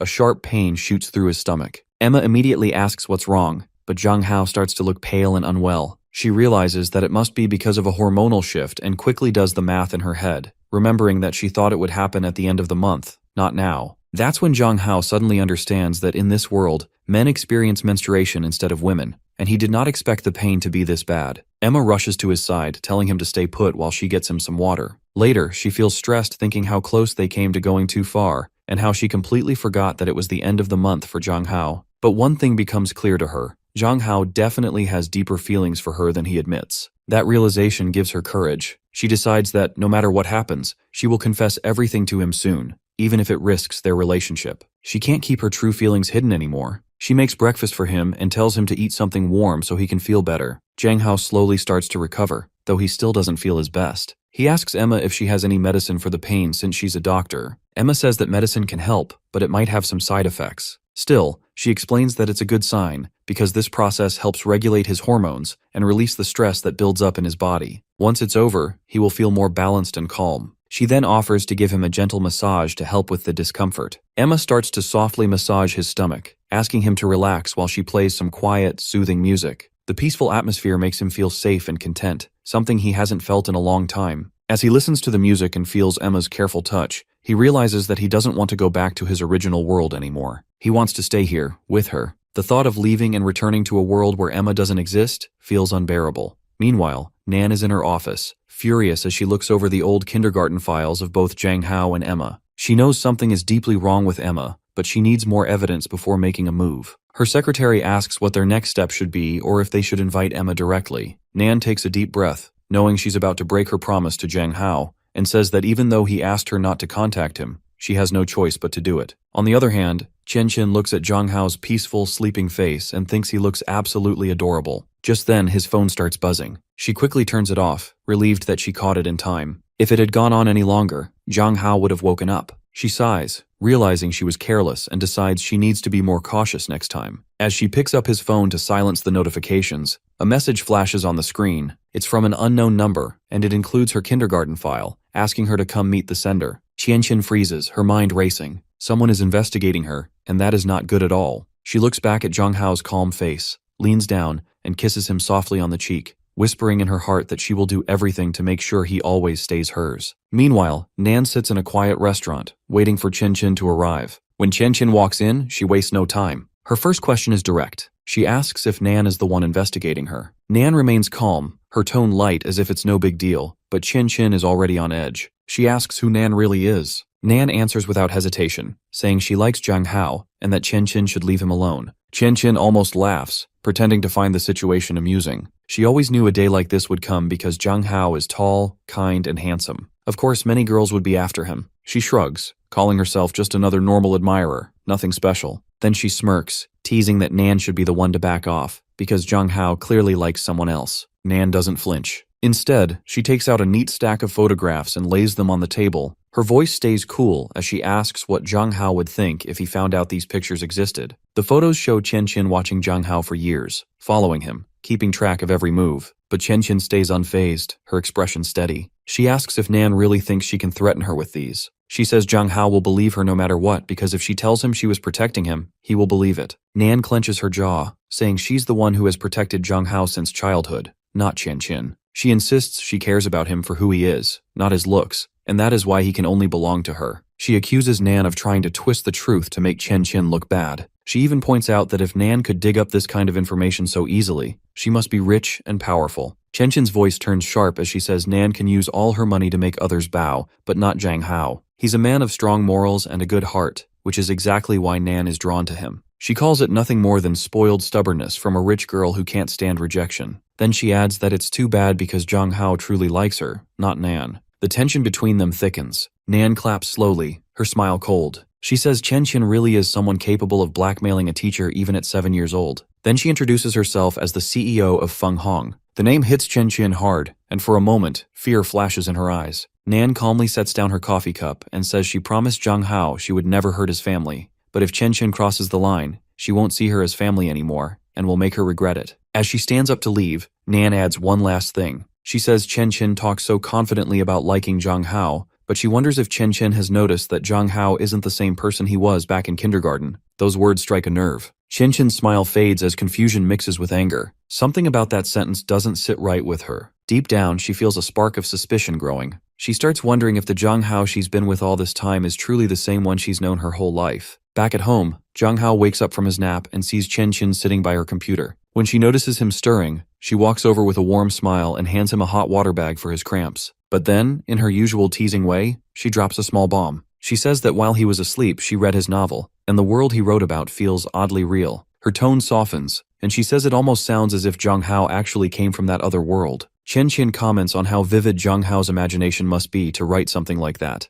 But Zhang Hao quickly tries to argue, saying it's nothing special and that he writes rather recklessly. Chen laughs and says she didn't expect him to like girls so much since the protagonist of his book seems to be surrounded by them. Then she teasingly asks if he got so lonely that he imagined a girl to take care of him. They start talking about it, and Chen even offers to take him to a psychiatrist if he ever feels too lonely. She hands him the hot pad again, reminding him to take care of himself. Then, without warning, she hugs him tightly and says that if he ever feels uncomfortable or has something on his mind, he should always tell her. She promises she'll always be on his side. The next day, Zhang Hao is still thinking about their strange conversation and how oddly Chen behaved. While having lunch with Yue Hua, she surprises him by offering a toy she made just for him. Zhang Hao smiles and asks if she's kept all her previous jewelry safe, and Yue Hua nods, saying she has. Then she opens a lunchbox filled with food and tells him she brought a buffet just for him. Zhang Hao laughs a little, telling her to calm down and relax, that she doesn't have to act perfect all the time or try so hard to impress him. But Yue Hua insists that she just wants to be there for him in any way she can. Zhang Hao explains that sharing small things like toys is fine, but giving jewelry can be a little too much and even controversial. Yue Hua frowns, saying she only wanted to show her kindness. She then asks if she's somehow made his family hate her even more. Zhang Hao smiles softly and tells her she's adorable, and that's not how people work. He explains that she needs to observe how others behave and then decide how she should respond. Yue Hua admits she's never really talked to many people before, and whenever she does, she just wants to make them happy. Zhang Hao reassures her, saying he's always happy when he's with her. Still, Yue Hua can't stop worrying that Zhang Hao's family might dislike her. Zhang Hao sighs and tells her that they don't hate her. They just don't want the two of them to fall in love too soon. But Yue Hua starts thinking about how Chen treated her, and says that Chen seems to be the one who doesn't like her very much. She says she felt hostility from her, as if Chen wants to keep her away from Zhang Hao. Zhang Hao realizes Yue Hua is feeling insecure and stands up, telling her not to force anyone to like her. He reminds her that she's Yue Hua, the granddaughter and heir of a powerful family, and that she's amazing just the way she is. Yue Hua smiles and suddenly mentions that she's learned how to swim. Zhang Hao grins and says they should celebrate that, and an idea sparks in his mind. He tells her they're going to have some fun that weekend. When the weekend arrives, Zhang Hao waits for her and is taken aback when he sees how beautifully she's dressed, almost as if they're going on a date. Yue Hua blushes and shyly takes out a small diary titled, "Things to Do for a Great Date with Zhang Hao." Zhang Hao realizes she's been preparing for this for a long time. He didn't even think something like that existed, but when Yue Hua opens it, the first item says they should go to the cinema. She proudly shows him the tickets she already bought, saying she's been planning this for weeks. It's their first date, and she wants to make him the happiest guy in the world. Zhang Hao smiles warmly, takes her hand, and tells her he'll always be happy as long as she is. With that, they hold hands and walk together toward the movie theater. Yue Hua looks a little uneasy as they step into the crowded movie theater, and Zhang Hao immediately notices. He leans toward her and asks what's wrong. She hesitates for a moment, then admits that there are a lot of people around and asks if everyone eats popcorn while watching movies. Zhang Hao chuckles and tells her that of course they can, as long as they're not too loud. They find their seats, and Yue Hua quietly looks around, amazed by the huge screen and all the people laughing and talking. Jiang Hao watches her for a moment and realizes that she must be used to watching movies privately in her luxurious home. He's sure of it because he knows Nan owns a private airport, so it wouldn't be surprising if Yue Hua had a personal theater too. Just as the lights dim, Jiang Hao's phone starts buzzing. He glances at the screen and sees Nan's name. Yue Hua looks at him and asks softly if he's busy. Jiang Hao thinks for a second but decides that this is Yue Hua's special day, something she's been looking forward to for a long time. So he ends the call and puts his phone away, choosing to give her his full attention. The movie begins, and they sit quietly at first. Jiang Hao soon realizes it's another typical romantic film, the kind he usually finds boring. He didn't expect Yue Hua to pick something like this, since she's always been into action, soldiers, and guns. But before he can complain, he feels her hand gently touch his. He turns to her and whispers, asking if she needs something. Yue Hua blushes slightly and leans close to his ear, whispering that the guide she read said couples can hold hands during a movie, and that afterward, they can even share a kiss. Jiang Hao blinks in surprise, realizing once again that Yue Hua has her own unique way of doing things. She looks serious though, and softly says that they haven't kissed in a very long time.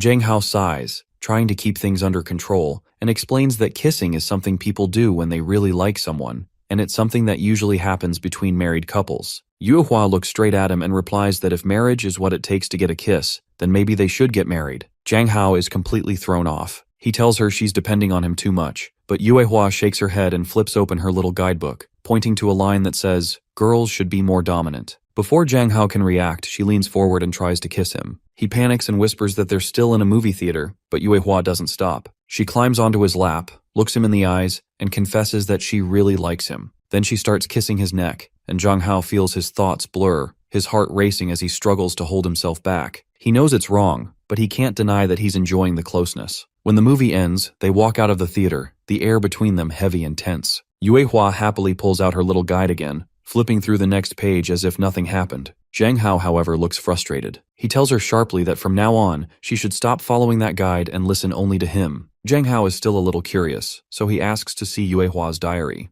The moment he opens it, he realizes it's a complete mess. She has been taking her romantic advice from all the wrong places. Jiang Hao sighs, rubbing his forehead, and scolds her gently, telling her that she should do anything but not follow these ridiculous lessons because none of this is acceptable. Yue Hua looks a bit embarrassed but admits that she just wants to be with him, and that he can ask her to do anything he wants. Jiang Hao realizes that for her own good, he needs to show her what a real date should feel like. He confiscates her diary and promises to teach her the meaning of genuine happiness himself. To start, he takes her to a video game cybercafe. Yue Hua looks completely lost as soon as they step inside, her eyes darting between the flashing screens and loud players. Jiang Hao laughs a little and asks if she has ever been to a place like this before. Yue Hua shakes her head and says that her family doesn't allow it. Jiang Hao grins and tells her that this will be their little secret. If anyone finds out, he'll be the one in trouble for bringing her there. He asks her to pick her character avatar, explaining that even though she grew up with strict rules and formal education, she should still learn how to loosen up once in a while. He reminds her that she's already amazing, smart, well-mannered, and from a good family, but what he truly wants for her is to be happy. He starts teaching her how to play, showing her how to aim and shoot. Within a few minutes, Yue Hua gets the hang of it, and Jiang Hao can't help but smile. He realizes she's a fast learner and that her love for action movies and weapons gives her a natural instinct for games like this. She's focused, competitive, and surprisingly good. When their time runs out, Yue Hua pouts, saying she wants to play more, but Jiang Hao tells her that they shouldn't get addicted, and it's time to move on. They step out into the bright sunlight, chatting about the experience. Jiang Hao admits that even though he has a computer at home, going to a cyber cafe feels different, more nostalgic and strangely comforting. Yue Hua nods an agreement, clearly thrilled by the day so far. Suddenly, her phone starts ringing. She picks it up, listens for a moment, and then hangs up. Jiang Hao asks if she needs to head home, but Yue Hua shakes her head and says she wants to spend the entire day with him. Jiang Hao smiles at her determination, and they continue their day together. Their next stop is the arcade. They play all kinds of games, laughing and cheering for each other like kids. After a while, they leave the arcade and stroll through the mall, still buzzing with excitement. Yue Hua looks around happily and says she wants to take a lot of pictures to capture every moment of their day together. Jiang Hao smiles softly and tells her that it doesn't matter, because they'll have plenty more fun dates like this in the future. Just as he says that, a sleek black car suddenly pulls up beside them. Jiang Hao's heart skips a beat, thinking it might be Nan. But when the door opens, he realizes it's not her. It's Yue Hua's butler, who steps out and bows slightly before saying that Yue Hua's father has returned. He adds that her father not only wants to see Yue Hua, but also wants to meet Jiang Hao. On the other hand, Yue Hua's father is thinking about everything he knows so far about her friendship with Jiang Hao. He remembers how Jiang Hao asked Yue Hua for money not long after they met. and the amount wasn't small either. On top of that, Zhang Hao often gets into fights and has become a small internet sensation. And now Yue Hua has even brought him home. The whole situation is strange, yet exciting, and Yue Hua's father feels curious to finally meet the man who has been spending so much time with his daughter. Meanwhile, Zhang Hao is nervous and a bit scared. He wonders what Yue Hua's father wants with him today. The whole situation feels so tense that he almost feels like he's being kidnapped. In his mind, it even feels like everyone might accuse him of kidnapping a lady from a noble family. The butler, noticing his anxiety, tells him to relax, assuring him that his master is a decent man who doesn't usually mock others. When Zhang Hao enters the room, he sees Yue Hua's father sitting at the head of the table. They greet each other politely, and Zhang Hao immediately notices that Yue Hua's father looks a lot like her. Yue Hua's father starts by asking Yue Hua if she had fun that day, then tells her to go change because she looks a little messy. After she leaves, Zhang Hao feels a strange heaviness in the air, as if something bad is about to happen. Yue Hua's father begins to eat and says that Yue Hua always talks about how Zhang Hao takes good care of her. He adds that, as her father, he wants to thank him for that. Zhang Hao says it's not a big deal, but he notices that the man doesn't even look at him while speaking. Something about his tone feels cold and distant, as if he already doesn't like him. Then suddenly, Yue Hua's father drops his polite act. He says that if Zhang Hao really wants to be close to Yue Hua, he should just name his price to stay away from her completely. Zhang Hao is stunned but not surprised. It feels like a typical cliché. He insists that they're only friends, but Yue Hua's father remains upset, pointing out that Yue Hua skipped a family dinner just to go on a date with him. Zhang Hao feels nervous because he didn't know that. He quickly apologizes, saying that Yue Hua never told him about the dinner. Yue Hua's father sighs and says he doesn't blame him. In fact, he should thank him. Then he slides a credit card across the table. Zhang Hao is instantly offended. He tells him that he's misunderstanding everything, that he and Yue Hua are just good friends. But Yue Hua's father insists again, which only makes Zhang Hao angrier. He says that he feels insulted because if it weren't for the fact that he's Yue Hua's father, he would have punched him. Zhang Hao takes a breath and stands up for himself. He says that Yue Hua's father has it all wrong. When he first met Yue Hua, she was a quiet and shy girl who seemed disconnected from the world. After spending time with her, he realized that she's actually very kind and gentle, but doesn't know how to express herself. He explains that he became friends with her out of kindness, and because she treats people with sincerity,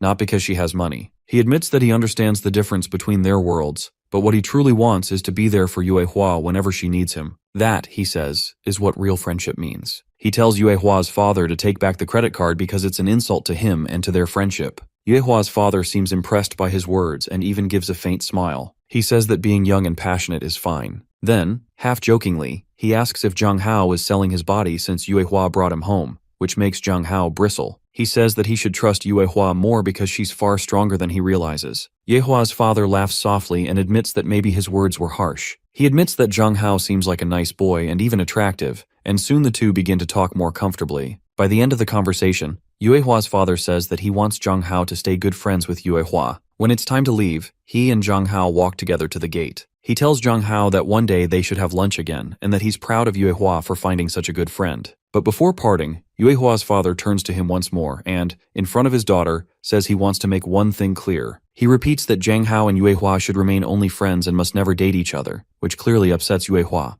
Zhang Hao doesn't say much, but promises that he will restrain himself. After a while, Yue Hua's father mentions that he will be leaving for a month and quietly tells the butler to keep an eye on Zhang Hao while he is away. Once he leaves, Yue Hua immediately turns to Zhang Hao and asks if her father made him uncomfortable. Zhang Hao smiles and tells her that it's not a problem at all. It only shows how much her father cares about her, and it's nice to see that kind of love. But then he checks his phone and sees several missed calls from home. When Zhang Hao returns home, he finds Chen Qin sitting alone and drinking. She looks tired, messy, and more than anything, disappointed. Zhang Hao walks over and asks what's wrong. Without waiting, she demands to know why he didn't answer her calls. She complains that he always comes home late, and it makes her worry about him. Zhang Hao realizes he has messed up again. He apologizes, saying that he didn't hear his phone. He gently tells her to stop drinking and go to bed. For some reason, Chen Qin is in a strangely good mood tonight. She tells him not to apologize, saying it's normal for someone his age to hang out with classmates and friends. But if he's really sorry, he should spend the whole day with her tomorrow.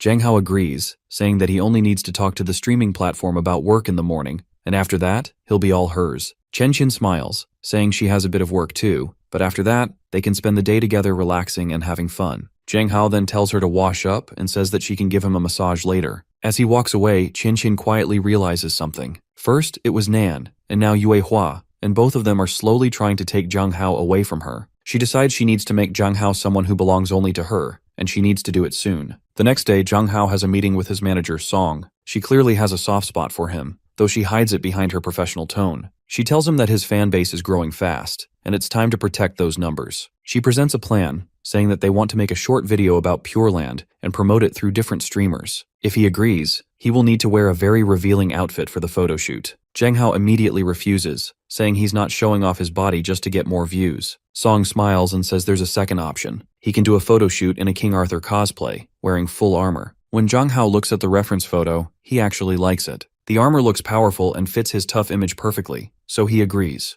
The only issue is that the photo shoot will happen after they eat, which catches Jang Hao off guard. It almost feels like he just agreed to a date with Song disguised as work. Still, credit where it's due, Song takes him to the photo shoot, and it's all perfectly professional. Jang Hao wears the shining armor from head to toe, posing for photos on the beach. The wind blows, people stop to watch, and he quickly becomes the center of attention. The camera clicks nonstop, and the crowd loves it. Meanwhile, in a corporate meeting somewhere else, a young woman is giving a presentation. She talks about how the beach where the photo shoot is happening is now attracting cosplayers and foreign tourists. She explains that it's a great opportunity for development and investment. She asks the drone operator to get a closer shot to show exclusive footage. But when the drone flies too close, Jang Hao notices it and doesn't like being filmed without permission. He grabs his prop sword and throws it at the drone, making it crash into the sand. The presentation ends in awkward silence. The presenter panics, apologizing and promising to find out who did it. Suddenly, a commanding voice fills the room. Nan, sitting at the head of the table, tells her coldly that if she ever pulls something like that again, she'll be fired.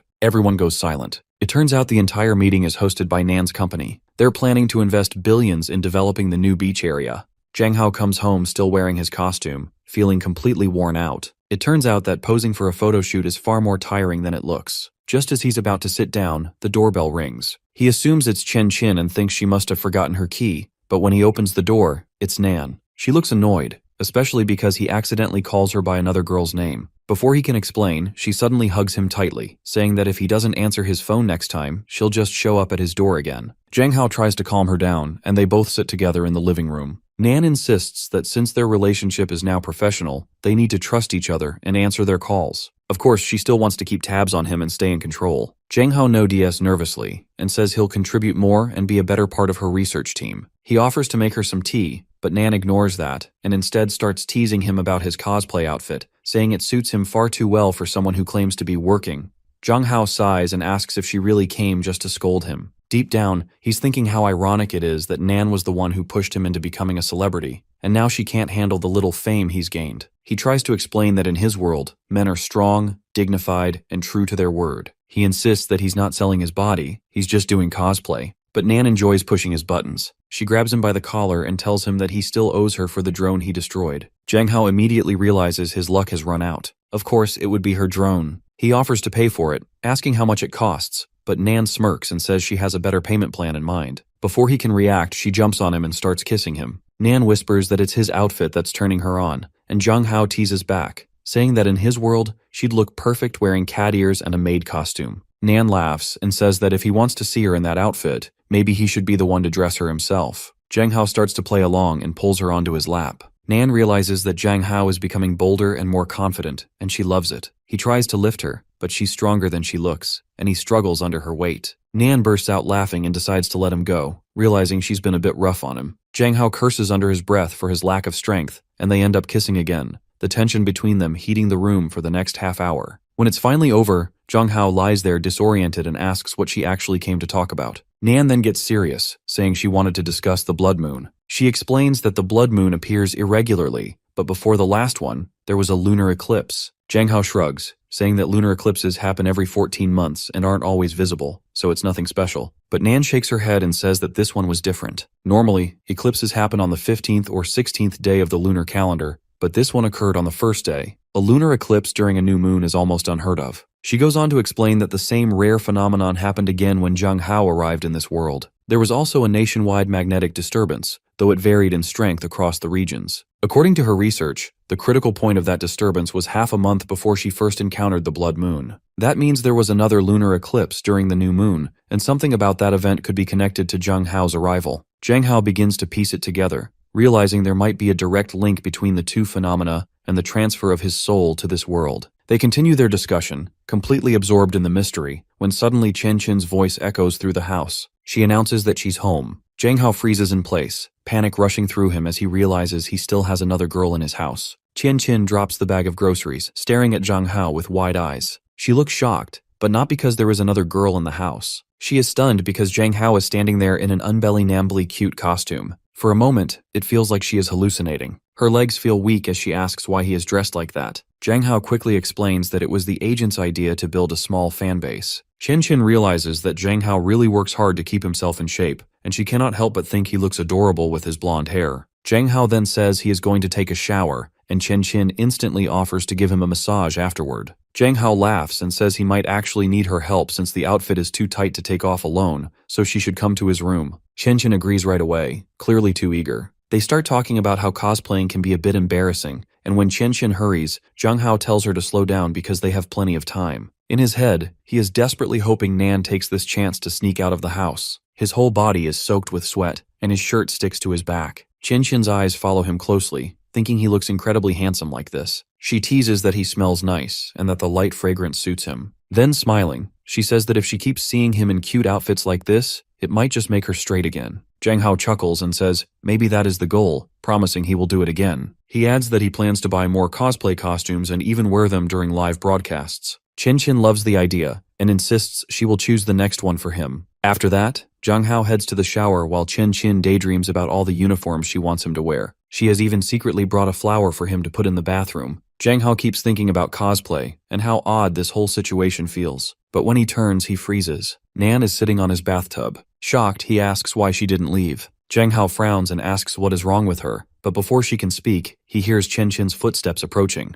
Thinking fast, he yells out that he just slipped on the marble and hurt himself a little, but it's nothing serious. Zhang Hao turns back to Nan, frustrated, telling her to leave before his stepsister comes in. Nan glares and says she never promised to go. Zhang Hao sighs and asks what is wrong with her this time, but she seems distracted. Then she quietly asks how men in his world can stand so close to a woman when they are shirtless. Zhang Hao fires back that it's easy because women here do not sneak into bathrooms like creeps. Nan rolls her eyes and mutters that Chen Chen must have wild fantasies, wanting him to dress up in all these different costumes. She calls it a dangerous game. Zhang Hao snaps at her for eavesdropping again, but Nan just smirks. She warns him that Chen Chen might not be as innocent as she seems. If Chen Chen ever finds out he is not her real brother, she might lose her mind. Zhang Hao tells her not to worry about it, just as Chen Chen calls from outside that the milk is ready and she will give him a massage after. Nan's face twists in jealousy. Zhang Hao insists she leave the house and stop meddling with his family. Nan, clearly unhappy, steps toward the window and says she knows Chen Chen is up to something bad. For now, she needs to stay quiet and gather proof so Zhang Hao will finally see the truth. With a sharp look, she climbs out the window, saying she will meet him at noon. Before leaving, she adds that she can handle his domestic matters anytime, and that soon she will expose Chen Chen for who she truly is. As promised, Zhang Hao visits Nan at her family's house, and is surprised to see that she is not only a master in the office, but also in the kitchen. He decides to help,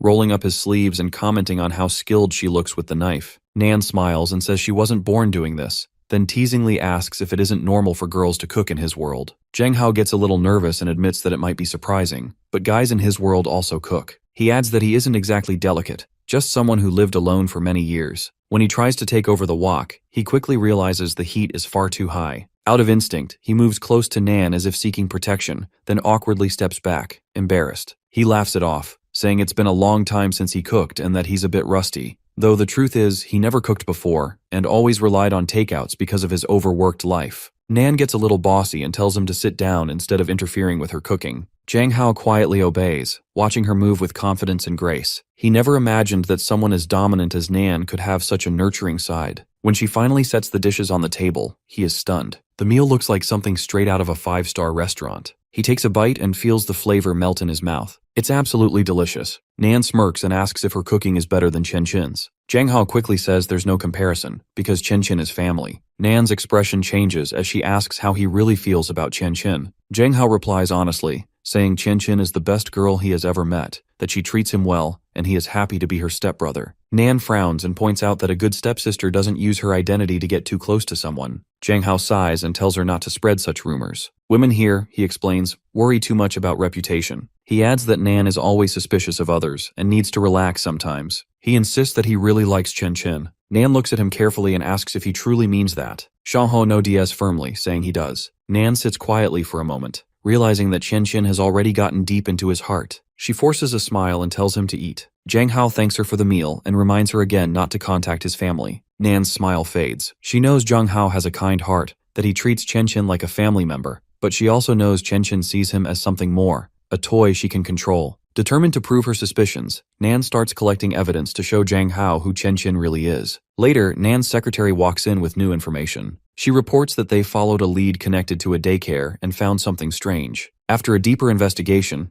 it turns out that the parents involved were mysteriously arranged together, and it seems Qianqin was the one who orchestrated it all. Nan listens carefully as the secretary explains that Qianqin has been manipulating situations for years, using others to get close to Zhang Hao. She's been persistent ever since they were kids. Nan clenches her fists and mutters that someone like Qianqin has no right to stay by Zhang Hao's side. After Zhang Hao leaves, Nan makes another call to her secretary. She asks about the progress on the report connecting Qianqin to the manipulation of Zhang Hao's father and her own mother's meeting. The secretary replies that the paper is nearly finished. Nan leans back, a confident glint in her eyes. She knows she's getting closer to striking Qianqin where it hurts. Soon, she plans to make Qianqin pay for crossing the line. Meanwhile, back at home, Qianqin decides it's time to come clean to Zhang Hao once and for all. Qianqin is in a cheerful mood, arranging flowers around the living room. The soft scent fills the air, and she hums to herself, enjoying the calm of the afternoon. When Zhang Hao returns home earlier than usual, she smiles and greets him warmly. She explains that their mother isn't home yet, so she wanted to come back early to tidy up the place. But her smile fades when she realizes Zhang Hao isn't alone. Standing beside him is Yue Hua, looking shy yet composed. Yue Hua politely greets Qianqin and bows, trying to show respect.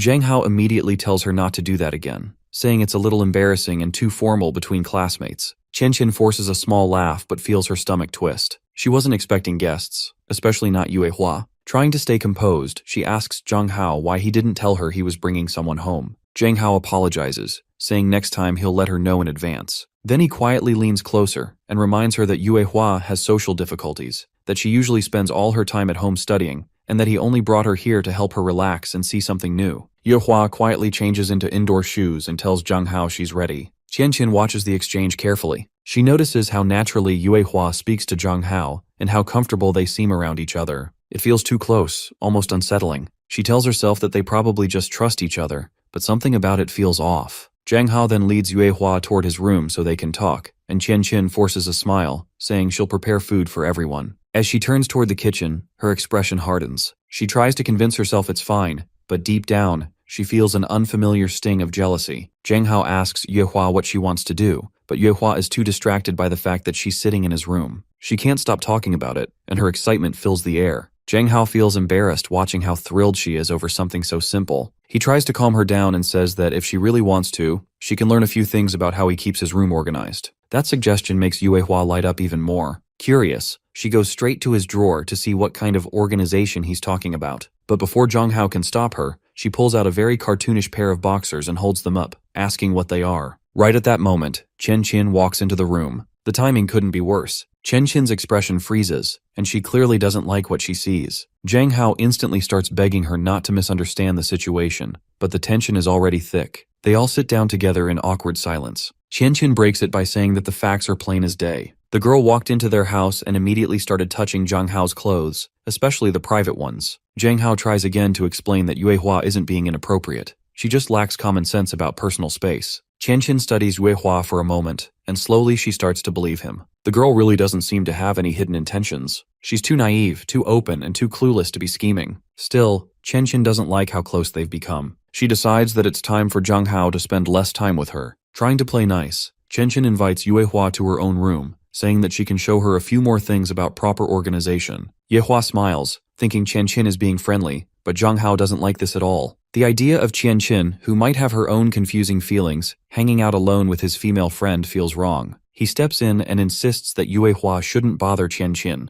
pulling her gently back to his side. He even jokes that Qianqian might teach her the wrong kind of things. Qianqian doesn't appreciate that at all. She snaps back that girls should spend time with girls and not rely on boys for everything. The air between them grows heavy. They both start arguing over who gets to protect Yue Hua, and before anyone can make sense of it, emotions flare. Qianqian leans forward and suddenly kisses Zhang Hao on the mouth. The whole thing happens so fast that Yue Hua, caught right between them, doesn't even realize what's going on. She's squished between their bodies, unable to breathe properly, and starts to panic a little. When Qianqian finally pulls back, she's flustered and apologetic. Then, in a trembling voice, she admits that she had lied to him. Soon, Yue Hua's taxi arrives, and it's raining outside. They both bid farewell under the gray sky. Zhang Hao, still nervous, asks again if Yue Hua saw anything, but the poor girl looks dazed. She was suffocated so badly earlier that she can't even recall what happened. She just laughs awkwardly, saying she remembers nothing. Zhang Hao forces a laugh too, pretending it's fine, but his mind is clearly somewhere else. When Yue Hua finally leaves, she quietly takes out the keychain she once gave to Zhang Hao. Looking at it, she realizes something strange, almost painful. Zhang Hao might actually have feelings for Qianqian. Zhang Hao turns back toward the house and sees Qianqian standing on the front porch. The rain falls between them, heavy and constant. His heart beats faster as he remembers what she had just confessed to him moments ago. Qianqian looks at him and admits that she had lied before about being a lesbian. Her voice shakes a little, but her words are steady. Zhang Hao asks if her whole story about her orientation was a lie from the beginning. Qianqian nods, saying yes it was. She's sorry, but not entirely sorry because that lie brought them closer than ever. Zhang Hao stands there, stunned. He cannot believe what she's saying, and yet something inside him already knew it. Qianqian takes a small step forward, her hair wet from the rain, and starts confessing how much she truly likes him. She explains that her mother would have never approved of their relationship, so she pretended to be gay to divert her mother's attention. Zhang Hao thinks the whole plan sounds completely insane, but before he can say anything, Qianqian's desperation grows stronger. She steps out fully into the rain, forgetting her umbrella and her shoes. She keeps talking, her voice trembling but full of emotion. She says she knows it's a crazy plan, but she's even crazier about Zhang Hao. She doesn't want to lose him again, not after everything. Zhang Hao tries to calm her down, telling her she'll catch a cold if she keeps standing in the rain. But his curiosity takes over, and he asks what she meant by lose each other again. He wonders if she's talking about that one incident in kindergarten. Qianqian looks at him with soft, teary eyes and says he must not remember it, but it was a moment that changed everything for her. It was deeply painful, something that stayed with her all these years. She promises that she's willing to do anything now, just to stay by his side. She tells him she wants to make it up to him, that she wants to spend the rest of her life with him. She reveals that she has been following him secretly since elementary school, always watching over him from afar. The rain keeps pouring as they talk. Qianqian is about to finally confess her love for Zhang Hao, when suddenly, someone interrupts them. Nan appears, stepping out from the shadows, her voice sharp and steady. She declares that everything she told Zhang Hao earlier is true. She insists that Zhang Hao only thinks of Qianqian as family, but the truth is far from that. She accuses Qianqian of being a manipulator who has been lying to him from the very start. She urges Zhang Hao to come with her so she can show him what's really going on. Qianqian immediately steps in front of Zhang Hao, shouting at Nan to leave their house. Her voice breaks with emotion as she tells her to stop spreading lies. She insists that she can protect Zhang Hao, and that he doesn't need to listen to Nan's poisonous words. Zhang Hao stands between them, silent for a moment, torn between confusion and guilt. Then, he gently hands Qianqian the umbrella, asking her to go back inside and wait for him. He promises her that once he gets the answers he needs, he'll come back and give her his final decision on everything.